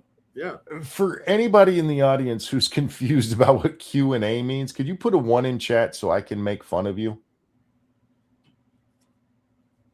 I'm assuming everybody listening is an adult or at least over the age of 10 and understands what Q&A means. You're making a lot of assumptions here, mister. If you're that worried about your audience being confused by Q&A, you can say question and answer period. I could have, but then she wouldn't have been able to say the definition. Oh my God. Okay, I'm sorry. Go ahead. Tell people what a Q&A is. Asks a historical accountability question. And what? Historical accountability. And Ben's response, it just reveals everything, you guys, everything. So let's watch this. And I'm going to play the full segment because it's important for me, for you guys to see this full segment. It starts at 20. You should have done that with other parts of what you've talked about, if I'm just being honest. 22, 25. Let me get into it. It's really cringy. Oh, I've said that statement many times. Let me just get into it. It's cringy. It is cringy because the little groiper who stands up is cringy as fuck and telegraphed his whole nonsense. But I like that Ben was prepared for that bullshit though, because he knew some groipers were going to be in the audience. I'm sure. Sure. Well, even if he didn't, I mean, this is such an easy. How many times have we talked about it on here? Too many. It's been done over and over, and it's not original or as cute as they think it is. No, and they all think they got the win. Like, what about the Liberty? What about it? I'll put my knowledge of the situation against yours any day. Yeah, but they're going to fall back on the fact that they're retards and don't understand reality. So, and they're not historically literate at all. Did she just admit she's been cherry picking? You weren't supposed to notice that manipulation there, Dangerous. Yeah, Dangerous. Stop noticing things. Just go along and be manipulated. She 100% just admitted that's what she's been doing. As exampled in the last. It's just awful. Part. It's just awful. What did you watch, bitch? I think it's awful people keep bringing this nonsense up. Yeah. You cited during your speech truth as the most important tenet of American conservatism. He's even dressed in the Groiper uniform. Yeah. Your pleathered blazer? Come on, dude. Why, therefore, did you call irrelevant the Israeli attack in 1967 on the USS Liberty, which left dozens of American servicemen dead and hundreds wounded? So what I actually said is that if we're looking at modern Israeli-American relations, looking at an attack that happened mistakenly by multiple Navy reports, multiple Israeli reports, and all available evidence, and using that attack in order to undermine today's relations between Israel and America, that's irrelevant. And he's right. I mean, it was 58 years ago. It has no bearing on our modern interactions with Israel. No, it was a military conflict where friendly fire happened. Look, it's like bringing up the Battle of Ticonderoga. Like, what historical reference point does that have to do with the modern relations between countries? You're talking about something that happened more than 60 years ago. Yeah. No, it's 58 years right now, right? Whatever, 58 years. You get my point. It's historically not relevant to what's going on today. If you want to bring up some problem with Israeli relations, you can be like, why do they spy on us? We spy on them too. That would be the correct answer there. We don't talk about that. We're good boys. We don't do nothing. If you do want to talk about the relevance of it, again, the Jews immediately apologized for it. The Israelis compensated the families. What is it you guys think you're saying? Yeah, a fog of war friendly fire incident. And Ben does address this, but yes, he does. There are many instances between then and now that you could point to a friendly fire. Yep. Americans firing on other Americans. Yeah. I guess Americans are just player died that way. Americans are just hate other Americans, so they're wait, no, that doesn't make sense. Relevant as it would be to cite a piece of evidence from World War II or from 1776 to define America's relations with, for example, Great Britain or Germany today. That does not mean that the attack wasn't horrible for the Americans involved, that it wasn't bloody and terrible. The Israeli government paid reparations to the people who were killed. True. If you look at the actual military record of what happened on the USS Liberty, it was clearly a mistaken and tragic attack. True. The people who frequently cite the USS Liberty, however, are not talking about the specifics of the USS Liberty. I suspect that the vast majority of people who bring this up are doing so in order to suggest that Israel deliberately attacked an American ship because Israel deliberately wants to harm America. It is connected. And you don't have to make that guess. They say it. They say it outright. Yeah. This is what this is what the Jews do. They were trying to manipulate America into getting involved in the war and attacking Egypt. Except there's literally no proof of that at all. Generally with a larger point. I wonder if that's your point. If the truth matters, then the Israeli government must be held accountable for that attack. By paying like reparations? Well, and how long do you hold grudges for? I mean, you still have to work with other countries. How long do you hold a historical grudge? It's one of my favorite parts of the anti-Semites is that the very same people will tell you slavery ended a long time ago. We shouldn't talk about it. Be like, the USS Liberty. Like, huh? Like, do we go back to like the British and French could never get along because they hate each other from all the historical wars they fought 500 years ago? Same with the Spanish. How far back do you go on these? Do you create the blood feuds you're bitching the Israelis about? The Israelis and the Muslims and Arabs, that blood feud goes back 1,000 years almost. You know, well, with the Muslims be 700 years, whatever. But how far back do you allow these feuds to go? There has to be a point where you're like, we need to move past this. You know, are we going to hold Pearl Harbor against the Japanese for the rest of their lives, for as long as they're countries? Yeah. The point Ben's making here is that the people who bring up the Liberty don't give a fuck about the Liberty. Absolutely true. They're just using it to like, look at the bad thing Israel did. almost 60 years ago, and immediately apologized for, compensated victims for. What is your point about it? It's literally just go, look, they killed some people. They killed Americans. They hate us. American flag was flying on that ship. You do not mistake an American ship for a foreign one when our flag is flying. So look at her getting smug there. See, yeah, exactly. Because no ship in history has ever flown a different flag to lie about who they are. Well, Ben addresses this too. And one second. Hi, baby. Good morning. You sleep okay? You sound very happy. Yeah. You- I've been spending time in the bathroom with you. Yeah, I gotcha. We do a bowl and rocks. Ah, Now we gotta go get coffee snacks. okay. I love you. Good morning. Phoebe has a bowl of water in the bathroom down here, and it's the only one she drinks out of now. She will sit at it and wait for you to get her fresh water when there's fresh water sitting there, but she needs it colder. Because my cat's a jackass. Your cat is spoiled. She definitely is. All right. Sorry, this chick's gonna have her first orgasm listening to this moron. Let's get back to it. And we can spend the rest of the time talking about the specifics of the U.S. Liberty attack, or you can actually go look at the naval investigations that were done, multiple naval investigations that were done. All public, by the way. You can go read this shit.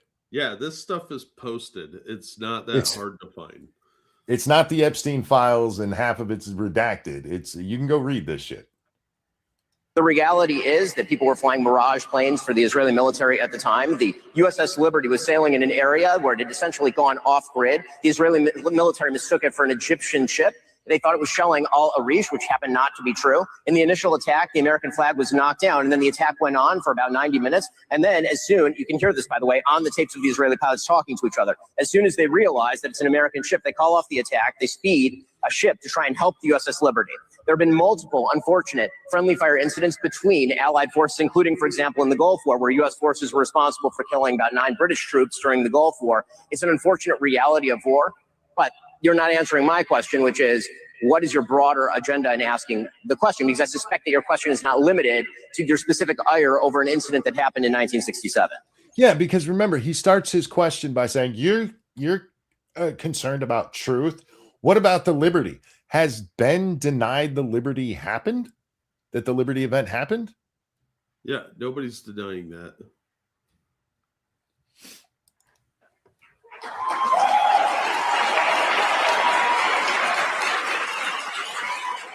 I think we should question any foreign country's relationship with our government. That's totally fine. Well, then question that instead of bringing up the Liberty, fucker. No, that's been disallowed. Completely ignore the Hajis and the barracks bombing and the USS Cole and 9/11. Yeah, I mean, yeah. Fine, but I'm just wondering why you serve American interests. Again, I'm perfectly fine with questioning any country's relationship with the United States. But again, I'm wondering what your motivation is in bringing up a 6-decade-old attack as though it is the number one issue in assessing the relationship between Israel and the United States today. Well, many problems persist to this day, but it's interesting. Are the Israelis constantly blowing up our ships? Did I miss something? I don't know. Last I heard, the Israelis like us probably because we give them a lot of money and sell weapons, but they do seem to enjoy our presence. And most Israelis don't really have a problem with Americans. I'm sure there's some extremist groups in Israel, just like you'd find with like the Klan here, but they seem to be very small. Yeah, what Faithless is pointing out Dangerous is pointing out in chat there is true. Ben is trying to get to his reasoning for asking this question. Because the guy's going to obfuscate that because we all know his reason. Nobody brings up the Liberty because they actually give a rat's ass about the Liberty. That you say 6-decade-old incident when there are many people in this audience who were alive for that attack, as if. Really? You got a lot of 80-year-olds in the audience? Apparently they do, yeah. Yeah, like this is seriously, what are the statistical odds that somebody in that audience knew somebody on the Liberty? Oh, very low unless they were there as a guest because they were on the Liberty. I think that's irrelevant. Well, no, it's just not particularly relevant to assessing the relationship between the United States and Israel today, in the same way that in 1967, there are a wide variety of countries with which the United States had different relations. Israel and Egypt, who were fighting the war in 1967, have different relations now than they had in 1967. Yeah, they actually are getting along pretty well. Okay, it's clear you're not going to actually answer the question, so I'm happy to move to Sorry, what was that, Jack? because Egypt got their ass handed to them repeatedly by the Jews. Yeah. They thought that was going to be a slam dunk, and the Jews were like, nah, bro. Yeah. States had different relations. Okay, it's clear you're not going to actually answer the question, so I'm happy to move to this one. All right, this is what she found so cringeworthy. It's the worst. I cannot wait to find out how. Okay, sorry, but I had to play that full segment because You really didn't. I interrupted you playing the full segment the whole time. Yes, repeatedly. Yeah. Yes, we're awesome like that. Fuck you, every frame of pause. wow, at the end he effectively gets the guy to just leave, so he doesn't have. Yeah, Okay, he destroyed his point. She's going to tell us why. I again, this is the problem with reacting live. He dismissed him because he asked him repeatedly why he was bringing that up, and remember, he framed it as you care about the truth. Ben never denied the truth. Even Ben, if we take that little flaming groiper at his word, which again he took Ben out of context, but let's say he had him completely in context and Ben called the liberty irrelevant, that's still not denying that it happened. That's not a lie. It would be Ben's opinion of the incident. Yeah, it's only a gotcha if you're trying to make it a gotcha. You're desperately trying to justify your hatred of Ben Shapiro for reasons. If you want to talk about manipulation, there was a great example of manipulation there, and it was the way that guy asked that question. Yeah. You said you believed in truth, and why did you call the liberty irrelevant? That's not a question about any truth that Ben gave. That is a question about his opinion of a topic that he didn't deny happened. Yeah. A manipulative question format, but we're going to ignore that and say that Ben is manipulating. Yes. At the end, he effectively gets the guy to just leave, so he doesn't have to keep talking to him. He'd already answered his question. Yeah, why would you want to keep talking to him? He answered, what, 3 different statements from the guy, 3 different times the guy got to talk, and all he wanted was him to explain why the liberty mattered to him now. And the guy wouldn't do it. He instead kept pointing to other things. His little excuse for why he was bringing it up is because there's people in this auditorium who were old enough to have been alive then. Okay. And you do know that we sent ammunition to weapons and ammunition to both Afghanistan and Iraq, right? What? And that was only 40 years ago.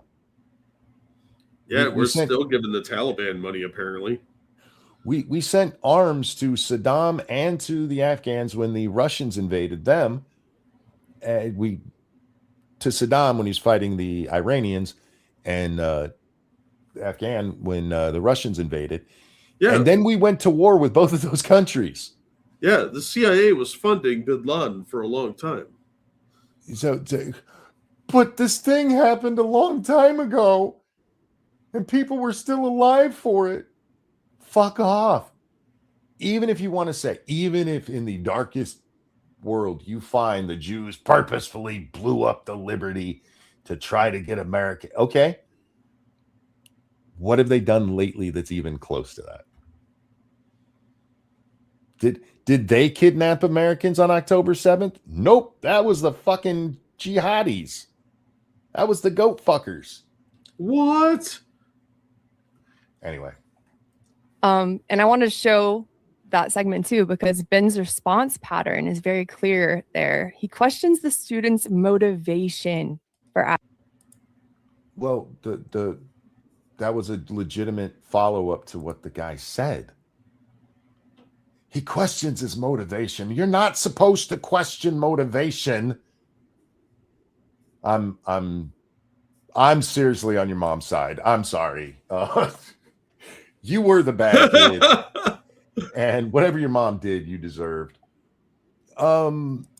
Yabs, thank you. We love America's people traveled to the Kayet Sorry, I have a candle burning right in front of this just to make my reading even harder for my fucked up eyes.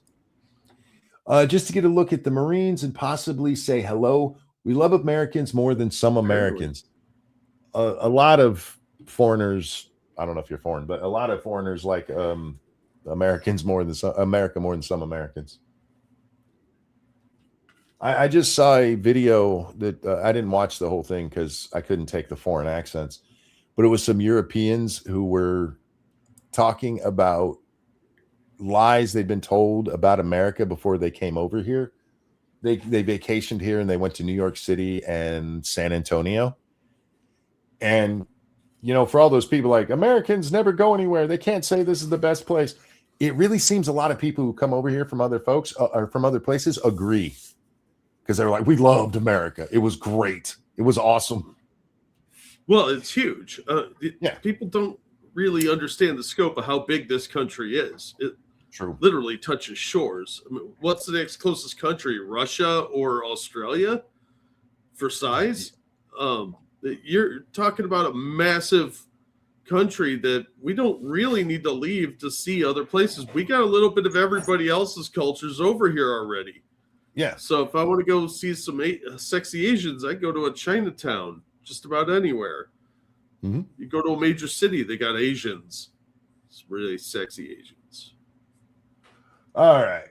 With restraining Asking orders. his own question. So he's reframing the student's question as suspicious.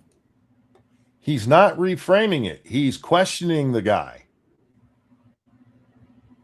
And it is suspicious. He's pointing out why it's suspicious. It has nothing to do with, and it directly goes to the question that he was asked. Because he said it was irrelevant to modern politics, which is why he said that, which is the question he asked. Yeah. And then he's redirecting to the student's intention behind the question instead of just answering the damn question. He did answer the damn question. Let's review.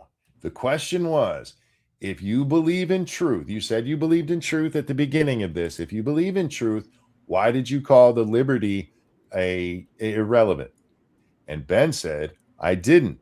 What I said was that a 60-year-old event isn't relative to modern Israel-U.S. relations. I'm questioning, and now I question why you would bring that up. Where is the manipulation? Where is the getting out of the question? He answered the question, twat. He literally answered the question. He didn't dodge it. He didn't just go, hey, I'm just curious why you would even bring that up. He directly addressed what was said to him.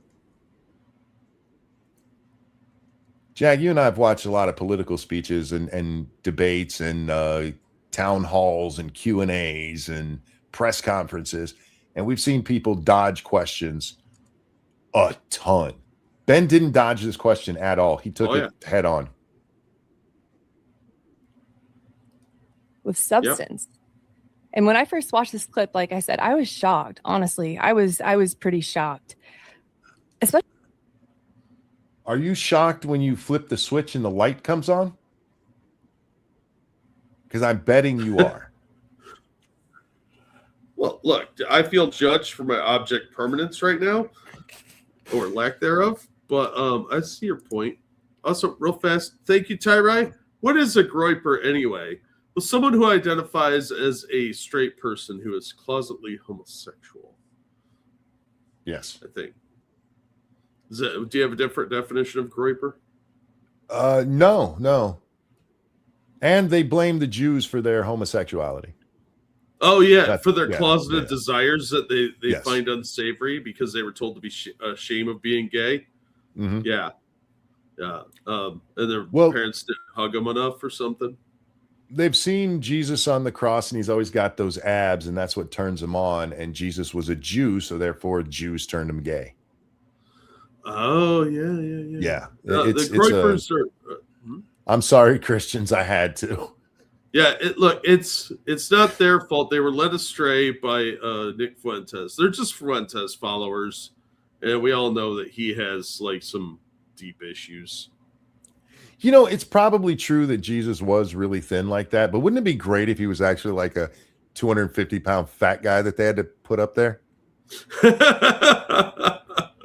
It looked more like the Buddha. They're like, bring the big nails. How are we going to Seems get so him up there? blasphemous. I don't know. It's like so 10 Romans blasphemous. with back problems. Put him up. It's Christmas time. We shouldn't be telling these jokes. I think Jesus would laugh. He seemed to have a pretty good sense of humor. Yeah, true. He would take it in the good spirit it was meant in. Yeah, because look, the dude was ripped, obviously.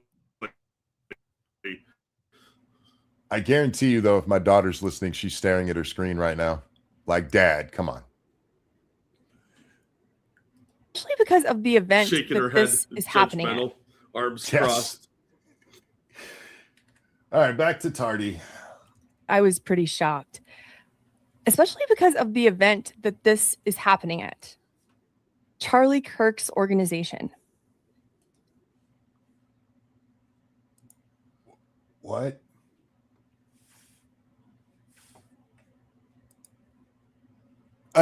Is she gonna? I'm guessing here. Charlie wouldn't have shut down debate. Actually, he did it before to people who weren't being real in their question, for being disingenuous. Yeah. I'm only 4 hours behind. Holy shit, we're at 4 hours. Okay. We're awesome. Now, I didn't agree with everything Charlie Kirk believed and said, Okay. but I agree with his beliefs about free speech. Ben didn't stop the guy from talking. He even let him have 2 follow-ups. Yeah, What the he fuck are you literally talking- allowed him to ask the questions. Yeah. I have seen Charlie. Look, I haven't watched a lot of Charlie, but I have seen Charlie dismiss people because they were being disingenuous. So maybe and I you're don't just... think that's unfair. No, absolutely not. You only look. I love feeding trolls, but they're you get to a point where like, all right, we're done here. It's not even fun for me anymore to smack you around. All right. And I couldn't believe that Ben Shapiro actually asked the student why he was asking his question. And I want to be clear that this maneuver is done for a reason. Yeah, to ascertain the reason you were asking a stupid question. It's relevant, you ignorant shit. There are times when it's important to know motivation. Oh, sorry. Yes. No, you're fine. I think motivation is often perfectly fine to challenge.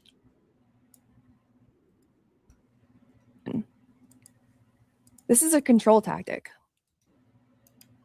Answering questions is a control tactic.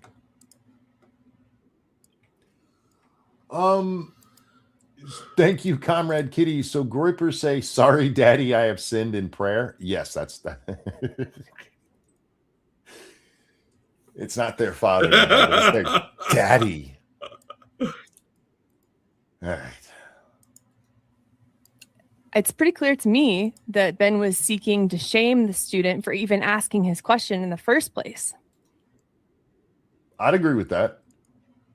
Because he was asking a disingenuous question to muddy the waters. This is a guy who got up and started with, you said truth, and then was disingenuous. You ignorant wretch. Seriously, can I have your mom's email? I want to send her a letter about how great she is as a person. I want to send her a Mother's Day card.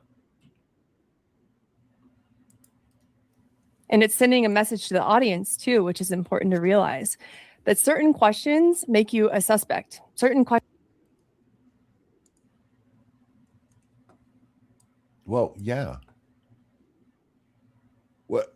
Yeah, sometimes bad people infiltrate a group and ask disingenuous questions. It's not unreasonable to ask motivation. Maddie, I implore you to go look up Groypers asking Charlie Kirk about butt sex.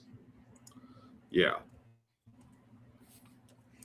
Charlie Kirk banned Nick Fuentes from coming to his events because he had his little Groypers trying to get Charlie to explain to them why they like male booty.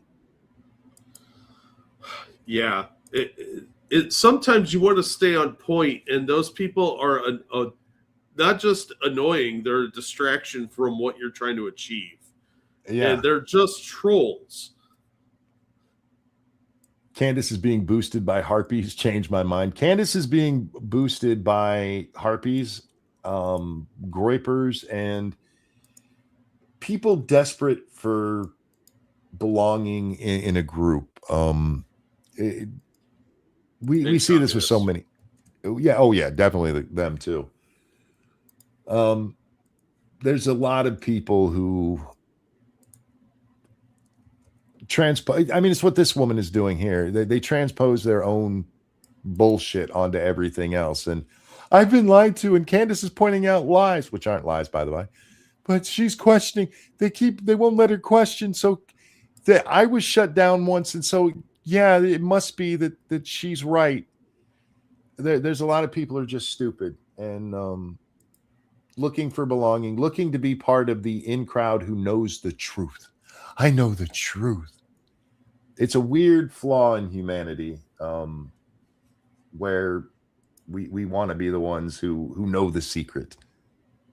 That everybody's trying to look at who's trying to shut them down. That's how you know who, or that you hit the right spot. No, maybe you just said something retarded. Like this girl. I'm not trying to shut her down. She's just saying a lot of really stupid shit.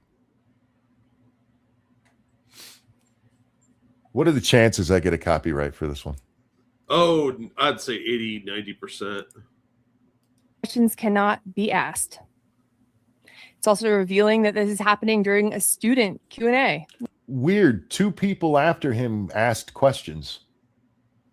For Ben to send that, hey, questions can't be asked, is really weird that not only did he take another question, which was supposed to be the last, that one was short, so he took another one. What? He's not really good at this not questioning him thing. Well, look, some people are bad at their jobs. Not me. I'm not bad at my job. Shut up. Where the power imbalance already exists. So not only is Ben turning the questioner into the one on trial here, but he's questioning the student's intentions. Yeah, I did question his intentions too, because it's a disingenuous question to ask. So you want to know their motivation.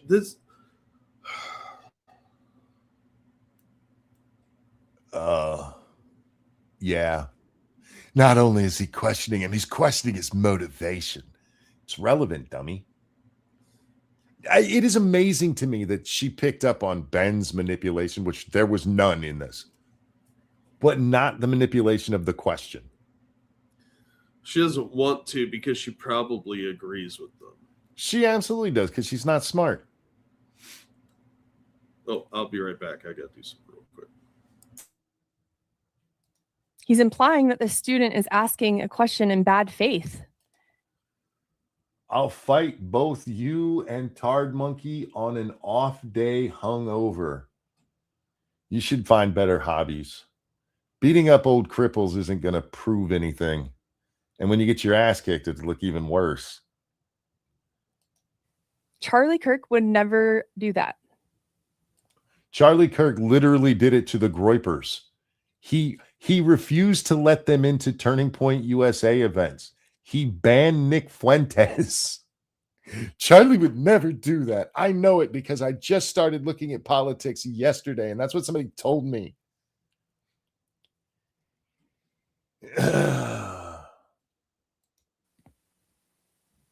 By introducing suspicion with no evidence, by the way, there's no evidence that this student is asking his question in bad faith.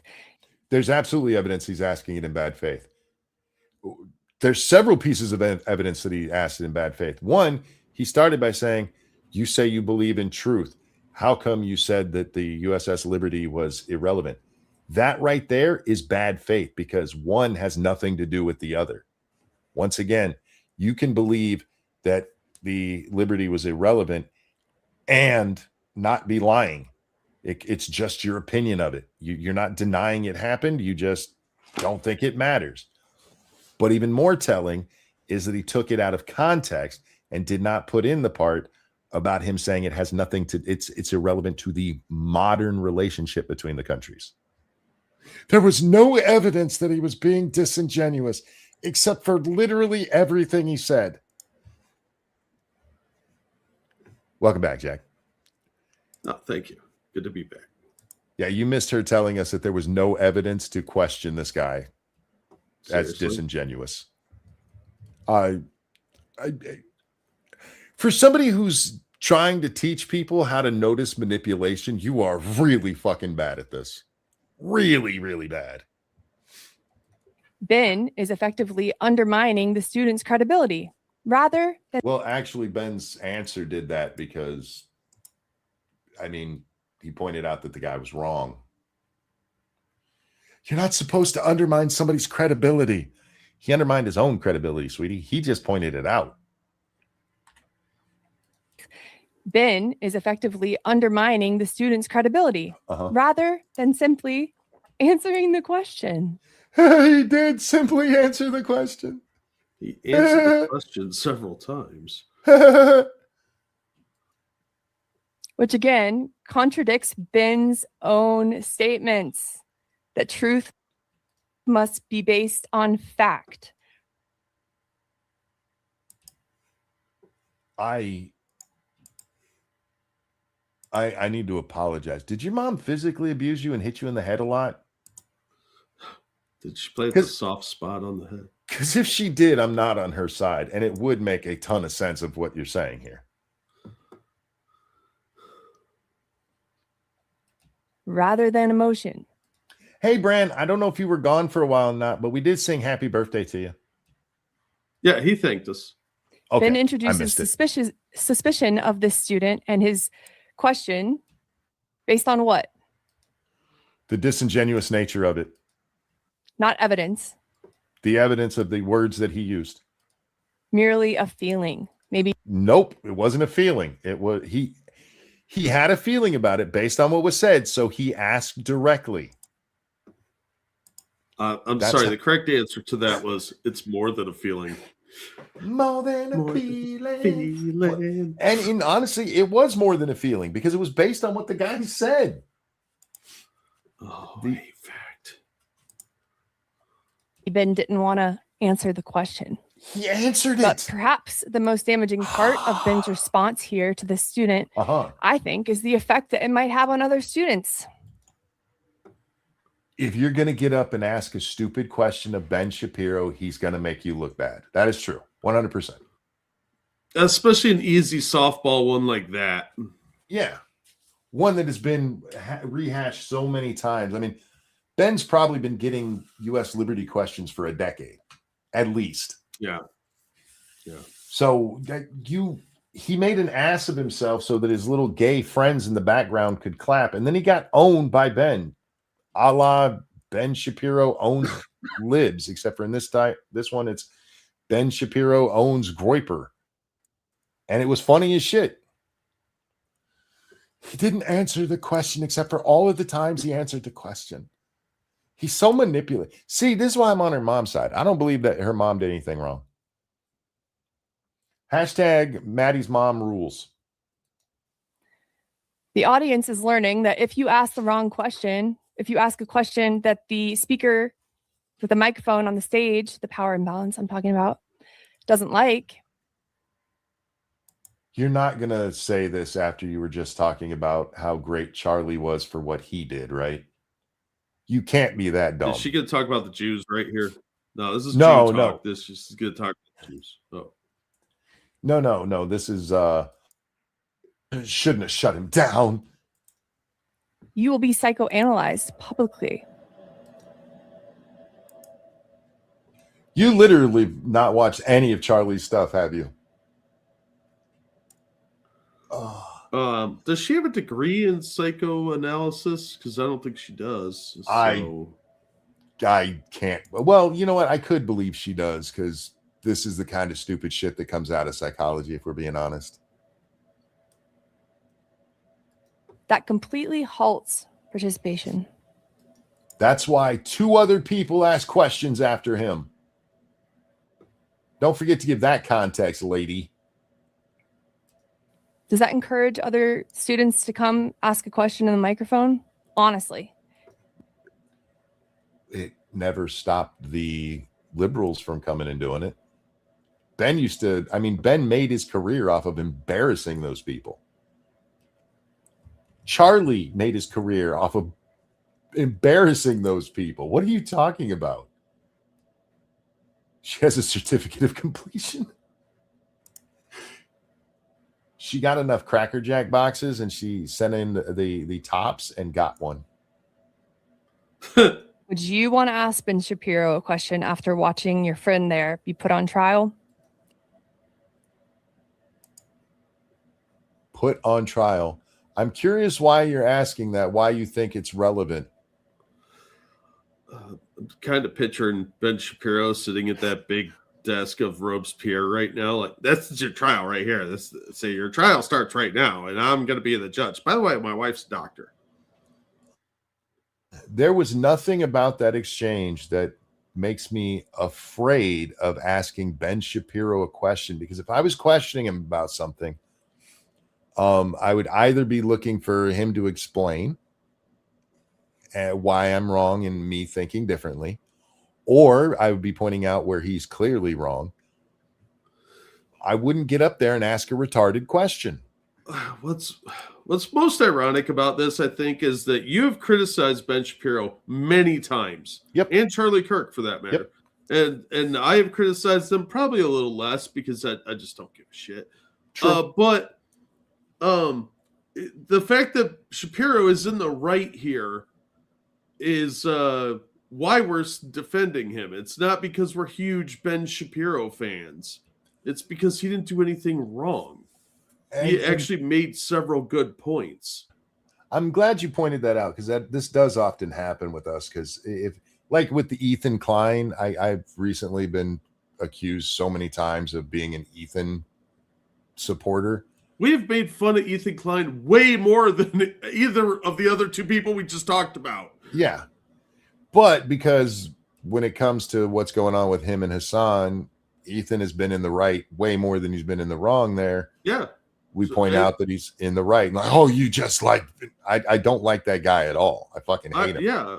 Ethan Klein's a piece of shit and he's an idiot, and he kind of creeps me out with this weird Teddy Fresh thing. But he's not wrong in his arguments with Hassan and his lawsuit with those three dumb bitches. Yeah. I definitely would not. And what gets me is this. Aren't you one of those free thinkers? You wouldn't get up there and ask him a question. I know why you wouldn't get up there and ask him a question. It's because you're an idiot and you at least have a little bit of an understanding of that. Charlie Kirk, he debated in hostile rooms. He took aggressive questions. He allowed for discomfort. He allowed for opposing ideas. Seriously, bitch, what clip did you just watch? It was on your screen. Yeah. Did that fat lady try to wrestle the microphone away from that guy? They weren't silencing him. He was allowed to ask his question. And he was allowed to answer Ben's questions. It's not like Ben was like, get that freak out of here. I don't get it, man. Again, I mean, this is what we saw there was classic Ben. This goes back to when he'd go to colleges, give a speech, and then do the Q&As. And it's what Charlie based his going to colleges things on. Mm-hmm. There was nothing about that exchange that Charlie Kirk would have been like, I can't believe Ben did that. I've seen Charlie be disingenuous in arguing with people where he does actually ignore their points. Yeah, he diverts it to a somewhat related tangent that doesn't directly apply. We criticized him for that. We got all kinds of shit for it. But it's not like he did it every time. It was just, it happened on a semi-regular basis, long enough that we noticed it. But for fuck's sake, there's not enough here to say that Shapiro shut anyone down. He didn't. Kind of mocked the guy, I guess, but that's about it. My point in bringing that up with Charlie, though, is that she's got this almost perfect view of Charlie. A lot of Charlie's debates were poorly done because he would go off topic, or he had a very specific thing he wanted to talk about, and didn't matter what the question coming in was. We, like you said, we pointed those out. Charlie also shut people down. There's a clip maybe a week before his death that I saw, Jack, where a guy comes up to the microphone and he's clearly just being a jackass, and Charlie cuts him off almost immediately. Like, no. But in her world, he should have sat there and just talked to the guy forever, because Charlie let everybody speak as much as they wanted to until they were done. He never questioned their motives or their thinking. He never just go out there and look up Charlie Kirk debates. You're going to find a whole bunch of videos from Charlie Kirk himself. It's on the Charlie Kirk channel of him owning the morons. And for her, they're shamed. Charlie shamed these people for being stupid. Publicly shamed them. And people got up there time after time to get their chance at getting beaten down by Charlie. What world is she living in that getting a little pushback in a Q&A, that means nobody's ever going to ask him questions again? Can you believe it? Well, this comes back to the fact that you're not owed a platform. True. It seems like she wants to kind of have it both ways. Like, you can't criticize this person for asking questions, but they're not required to give him the platform to ask it. Yeah. And even with that, Ben did, and he did answer the question. Yeah. Fuck. He never moralized grief or pressured people into obedience. Charlie never moralized grief. You might want to watch some of his videos where black people had killed white people. You might want to look in on those. What Charlie Kirk? Is there a different Charlie Kirk she's talking about? That's the problem with martyrdom. You tend to gloss over any bad things they did. And again, I'm not bringing up the white-black thing, saying Charlie was a racist. I'm not saying that at all. It's just the ones that I know that I've seen where he's moralized grief. Like, look at this murder that happened. Oh, dude, look at illegal immigration in Charlie. There's tons of places you can look where he clearly moralized grief. There's nothing inherently wrong with moralizing grief. It's how you do it, and whether it's manipulative or not. He never shut down conversation because he did.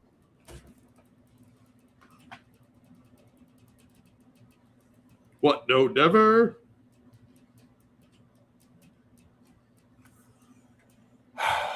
Didn't want to talk about that topic, or it made him uncomfortable. Groypers used to stand up at Turning Point events and ask, how is it conservative to have butt sex?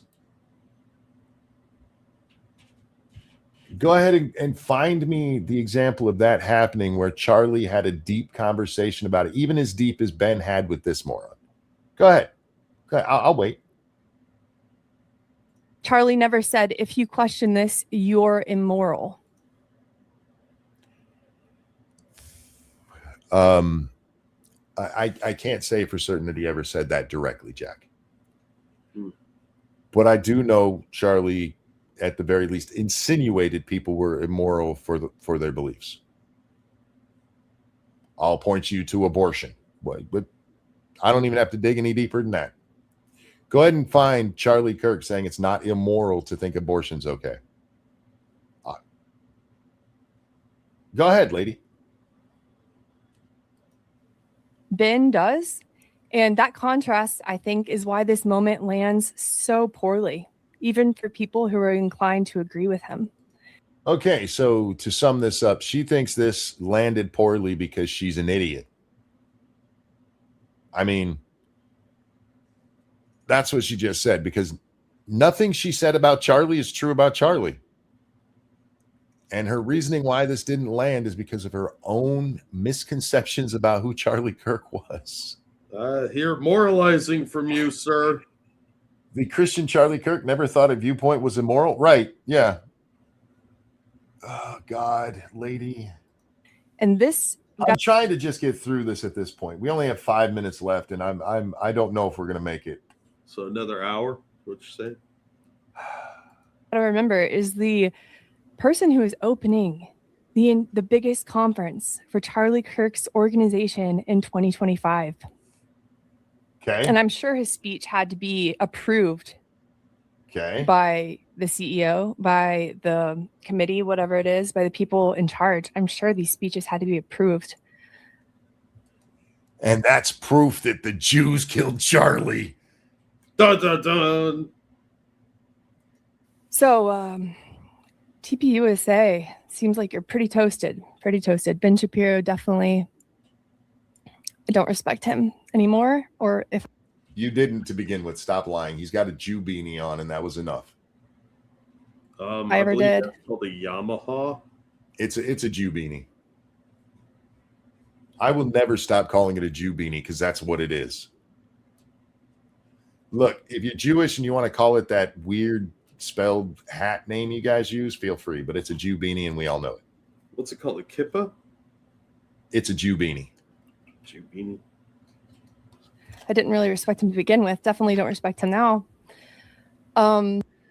If you never respected him, there's no reason for you to say, I don't respect him anymore.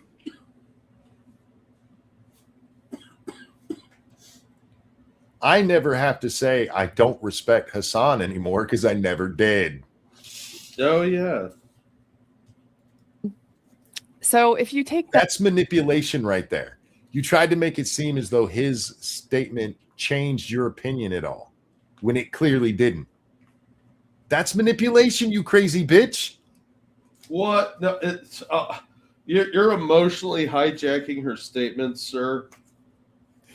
You have me saying Jew beanie. For the record, I got Jew beanie. It was from a comedian. I don't remember who it was. It was a long, long time ago. And he said his yarmulke, and he goes, no, it's not called a Jew beanie.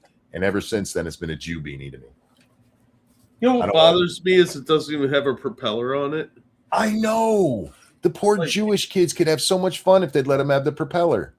Yeah, I would infinitely more find it respectable to have a propeller.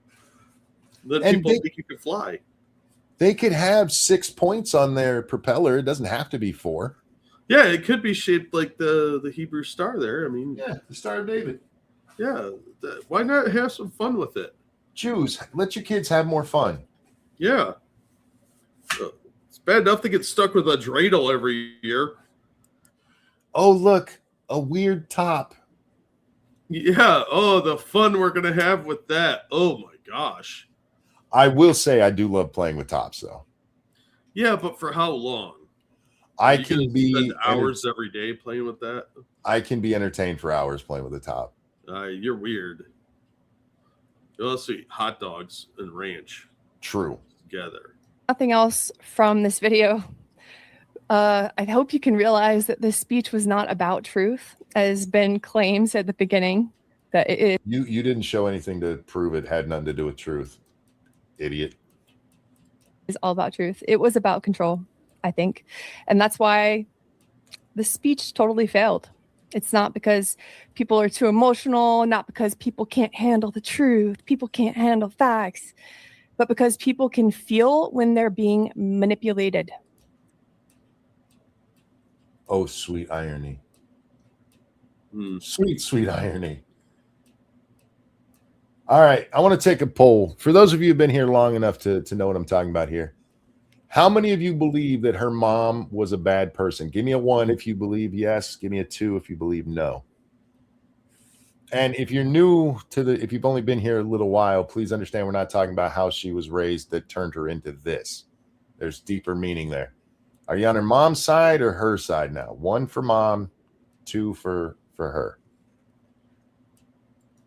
People can feel when they're being pressured and when they're being managed. Most people People can't. don't like that. Most people can't. That's why manipulation works. Yeah. I don't know anyone who likes that. How are you people still on her side? What the fuck is wrong with y'all? I think there's a third option that they're both terrible people. I pointed out over and over how she's being manipulative here. And here's the part that really matters. Did I screw up and assign 2 to her mom? No, I think you said 1 was mom and 2 was her. Look, maybe her mom was a piece of shit or something. I don't know, but that doesn't mean that this lady isn't like pretty ignorant of what's going on around her. And I'd be willing to bet that dating her is an awful nightmare. Oh, this woman can't have a normal relationship. She can't. She's broken. I've been hinting at this the whole video, but I just want to, hammer it home. This approach by Ben Shapiro is a stark contrast to what Charlie Kirk stood for. What?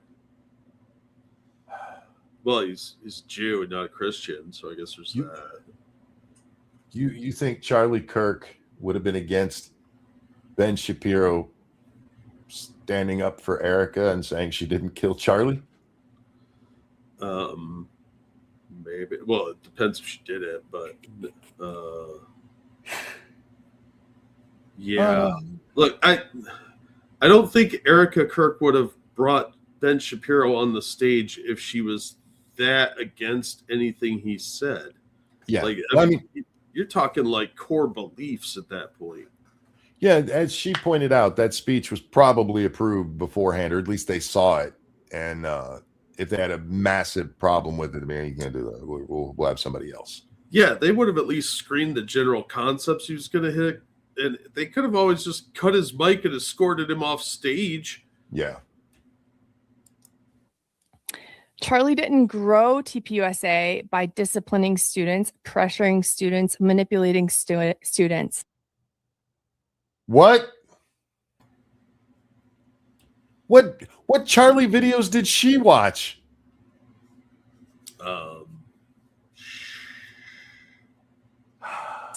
He grew his organization by trusting them, by debating them, by believing in them and thinking that they can learn how to think critically. He let uncomfortable questions breathe, and he didn't ask why someone was asking a certain question. Yes, he absolutely did. Maddie, sweetie, seriously, come on the show. Let's talk. I will get a whole bunch of clips together to show you that everything you've said about Charlie in this is 100% wrong. That all the things you think Charlie would never do, he did repeatedly to shame people for being stupid. He never used emotions to manipulate. He answered questions. And I don't believe that the difference between Ben Shapiro and Charlie Kirk comes down to style or personality. Okay, you're not going to like that I'm going to say this, lady, but the real difference is that Ben was smarter than Charlie. When it comes to growing the business and everything, Charlie was a more personable guy and built better relationships. Ben is smarter. Yeah, I would agree with that. I think this is all about control. Of course you do. Charlie believed that young people could think for themselves and that they needed to think for themselves. This speech assumes that students need to be handled. What? I didn't get that at all. No, Ben is not saying that people aren't smart enough. They're saying they need to discern and who they associate with. Yeah. That's good life advice. Cannot be trusted. So if your mission is to create independent thinkers, you cannot use these tactics that are designed to suppress independence. People don't remember speeches that try to dominate them. They remember. People don't remember speeches. No. The people there in speeches that respect them, that inspire them. And that's why this matters. I want to watch the Charlie Kirk video that she watched. I really do. I got to see what gave her this opinion of Charlie. And to just conclude the entire video, Oh, I think please. this speech by Ben Shapiro is a great example of why the conservative movement is totally failing.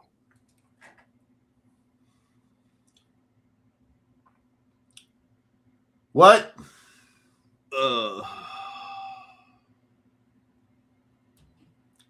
Don't think that's accurate. The conservative movement controls all three branches of the U.S. government. We're seeing the turning of the tide on the whole trans nonsense. We're seeing immigration being shut down. Where is it that look? I have a lot of problems with conservatives and how they don't get stuff done, but to that they're failing. On what basis are you saying that? They're going to lose the midterms. Yeah, that's what happens in off years. Yeah. And let's face it, the Republicans are a bunch of shiftless layabouts who don't listen to their base and will just talk a lot and not do anything. So the Republicans may be failing, but I don't think the conservative movement is failing at all. It's not. The failure they're having right now is in this fight with the stupid ass groypers who, like a Twilight vampire, keeps coming back from the dead. And they sparkle. They do sparkle. And just to let you guys know, I consider myself independent. So I'm not a liberal person coming. Once again, open-minded doesn't mean empty-minded. You're empty-minded. You're not independent. You're stupid. That's different. Yeah, I don't think she's stupid per se. I think she's been. I think she's subject to a lot of outside influence. In an age where you can quickly look up Charlie Kirk and immediately find tons of videos of him being way worse to people than Ben was to this asshole. The best I can give her is willful ignorance. Yeah, I'm prepared to go along with you on that. But stupid, I wouldn't assume where laziness is an excuse that she's stupid. Well, here's why I say stupid, because again, this last part, the question from the student, the question's framing was manipulative. Yes. It was trying to suggest that Ben was a liar about the USS Liberty. And he didn't point to Ben saying the Liberty didn't happen. Instead, he pointed to Ben and he mischaracterized it as saying it was irrelevant. That, and not for her to be the person who's teaching you how to see manipulation, for her to miss that clear manipulative question is stupid. Yeah, no, I'm prepared to agree with you that her analysis of this is stupid, but fair enough. On the whole, I'm not saying she's stupid. I don't know enough about her yet. You're just saying that because she got daddy issues and she's thin, and you're like, crazy could end up mine. Well, there's two reasons. That's one of them. I'm not prepared to disclaim that I wouldn't bang this chick till she cried. That just happens a lot anyway. But also the fact that we need more content out of her. Sure. So we can't be too mean right away. We got to build. Other than my jokes about her mom, which I'm actually not sure I was joking now. I don't think I was mean to her. I know it might seem mean, Maddie, if you watch this, but I'm not being mean to you. I am just pointing out that you're stupid and you're saying really stupid shit. Yeah, I mean, she is saying some pretty stupid shit, but I think she's trying to expand her brand, and it's not a good idea to go into politics when you're not a political person. It's a bad idea. Yeah. I'm not critiquing this from a liberal point of view. Nobody thinks you're critiquing this. You're critiquing this from a groyper point of view. You're and not even groyper, Candace point of view. Yeah, the willful ignorance here is somewhat stunning in a lot of regards. Like you said, a lot of this is easily disproven just by thinking it through or going and looking at other videos. Yeah. A little research goes a long way, you guys. Yeah, I totally thought you were a liberal. That's why you were putting Charlie on a pedestal that he didn't deserve. Yeah, I'm that's what developing liberals do. ADHD listening to her. We're almost done. But this right here is why the conservative movement is falling apart, which is ironic because Ben is supposedly so concerned about the splintering of the conservative movement. And yet, in my opinion, he is a huge reason for it. Okay. So I hope you guys have found this video helpful or insightful in some way. Oh, it was insightful, sweetie, but I don't think you're going to like the insight I got from it. This was a clear window to your soul, and it's an empty, vacuous place. It's somewhat of a disturbing place. And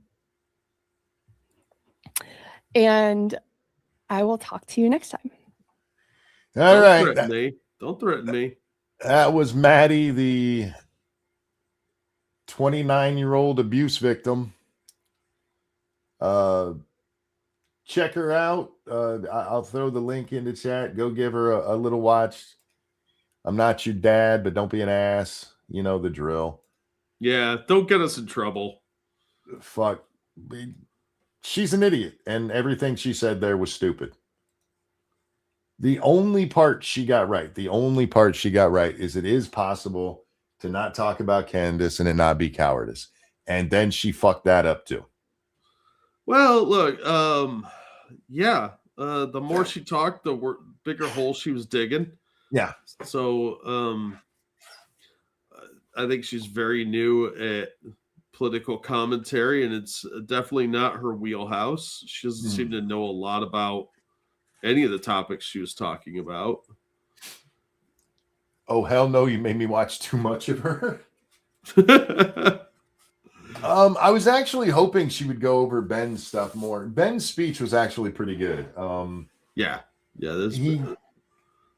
He calls out Tucker and Candace and Megan Kelly directly. Yeah, they all got their panties in a twist about it. And I doubt any of them actually addressed the substance. No, Megan got all butthurt about it. Like it was some kind of betrayal that he criticized her publicly. We watched Candace's take on it, and she held up an anti-Jew book that's used by literal Nazis for propaganda. Yeah. Look, if you're on Candace's side, you're an idiot. I don't think you're necessarily a bad person. I just think you're an idiot. I would say a bit gullible, perhaps. Yeah. I feel like I could sell you a bridge. Monkey does have them for sale too. So, I don't know. There's so many problems going on. Look, I love a good conspiracy, but they are really trying to find one that doesn't seem to exist here. A good conspiracy has things that back it up. Even as tangentially related as it is, there's some evidence. Yeah. There's none here. Their evidence here is that other conspiracies have been true. Okay. A lot of them have been false too. What the fuck? Yeah. They do tend to do like a circular thinking though, where one conspiracy theorist will say something and another one will use that as evidence. Yeah. That's not how evidence works. You need something a bit more tangible. Yes, we do know that MK Ultra was real. That doesn't mean Erica knew anything about Charlie dying or found out afterwards and was complicit with it because she got to be CEO. It's all nonsense. There's literally no proof for anything that Candace is saying. None. And part of it is based on a dream she had, and she thinks Swedish Jews paid for by the French are coming to kill her. How many Jews live in Sweden? It can't be more than like a couple dozen, right? The population of Sweden is tiny. Yeah. But don't worry. I mean, conspiracies have happened, so clearly Candace isn't insane. I really want to now go do some AI where the Swedish chef is hunting Candace Owens. Yes. But put a beanie on the top of his chef hat. Yeah. He still has to be wearing the chef hat, but have the little kippa on there for good measure because it's hilarious. Make it a chef hat the size of a beanie. Yeah. Oh, he should be one of those hardcore Jews that has the long hair in the front too. The curls? Yeah. The Orthodox. I don't remember which branch of Judaism that is, but that would be hilarious. Those are the Orthodox. I think there's a couple of the different offshoots that do it. Yeah, they have a specific term for it. They're not the Ashkenazi. I don't think they're one of the other ones. That it's way too late in the day for me to remember, but so I think that'd be hilarious, and I'd tag Ben Shapiro in that because I'm a dick. Beakerstein, stop it. Beakerstein, yes. The Padawan Jews, god damn it. All right, that might be it. Ladies and gentlemen, we're going to wrap up here, and I do encourage you to go watch Ben's full speech if you want the real context of what was said there. Please understand that woman was highly manipulative there, and again, because of that video, I don't think her mom did anything to her. I think that she's lying about that because she knows it'll get her attention. I think that's what that all boils down to, and people get addicted to attention. That's true. I really don't have anything else to close out on except for, dear God, if this is the level of intelligence of our youth, and she's not even all that youthy, fuck. He didn't even answer the question, except for the 3 times he did. What the fuck? Ladies and gentlemen, thank you for coming and hanging out with us. Thank you for the donations. You guys are so very kind to us. Jack, anything you want to show? Yeah, I just had a video drop. It's a Christmas film review. But thank you guys so much for the donations. You guys are awesome. Or the tips, rather. We got to start calling them tips for tax reasons. Thanks for sitting through with this, whatever this was. It was monkey laughing at a tard, which is one of my favorite things to do. I really do love doing these because these people are so bad at what they're trying to do. I appreciate somebody. Look, I've done videos before, streams before, pointing out to you guys, this is the kind of shit you look for when somebody's fucking with you, when somebody's manipulating you. Here's the language that the media's been using. This is the stuff you need to watch out for. I appreciate people who do that in good faith. This chick didn't do any of that in good faith. There's a chick who didn't like Ben Shapiro. She's clearly on the Candace train. And she was like, he failed because I'm look over there. It's a cat in a tree. They're bad at what they do, and they shouldn't be doing it. She was manipulating people while trying to be like, I'm going to teach you how to look for it. And I don't think she realized how manipulative she was being in this.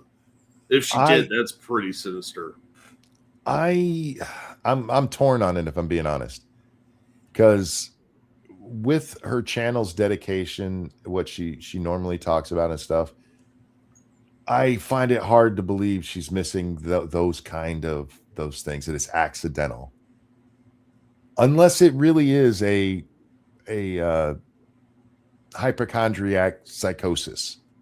Well, it could be some kind of subconscious response to her environment. Like, she's one of those people that doesn't realize how she manipulates things around her. Fair. Yeah, I mean, that's definitely a possibility. And I was going back and forth on it as we listened to her. Yeah. Well, that level of introspection is incredibly difficult for most people to admit to. Is like, I am the problem. I am doing what I am telling people about. Which, again, is why I'm on her mom's side. Guys, thanks for watching. Jack, a pleasure as always. Always glad to be here. Everybody, take care of yourselves. We love you. We'll see you on the next one. Bye now. Bye, everybody.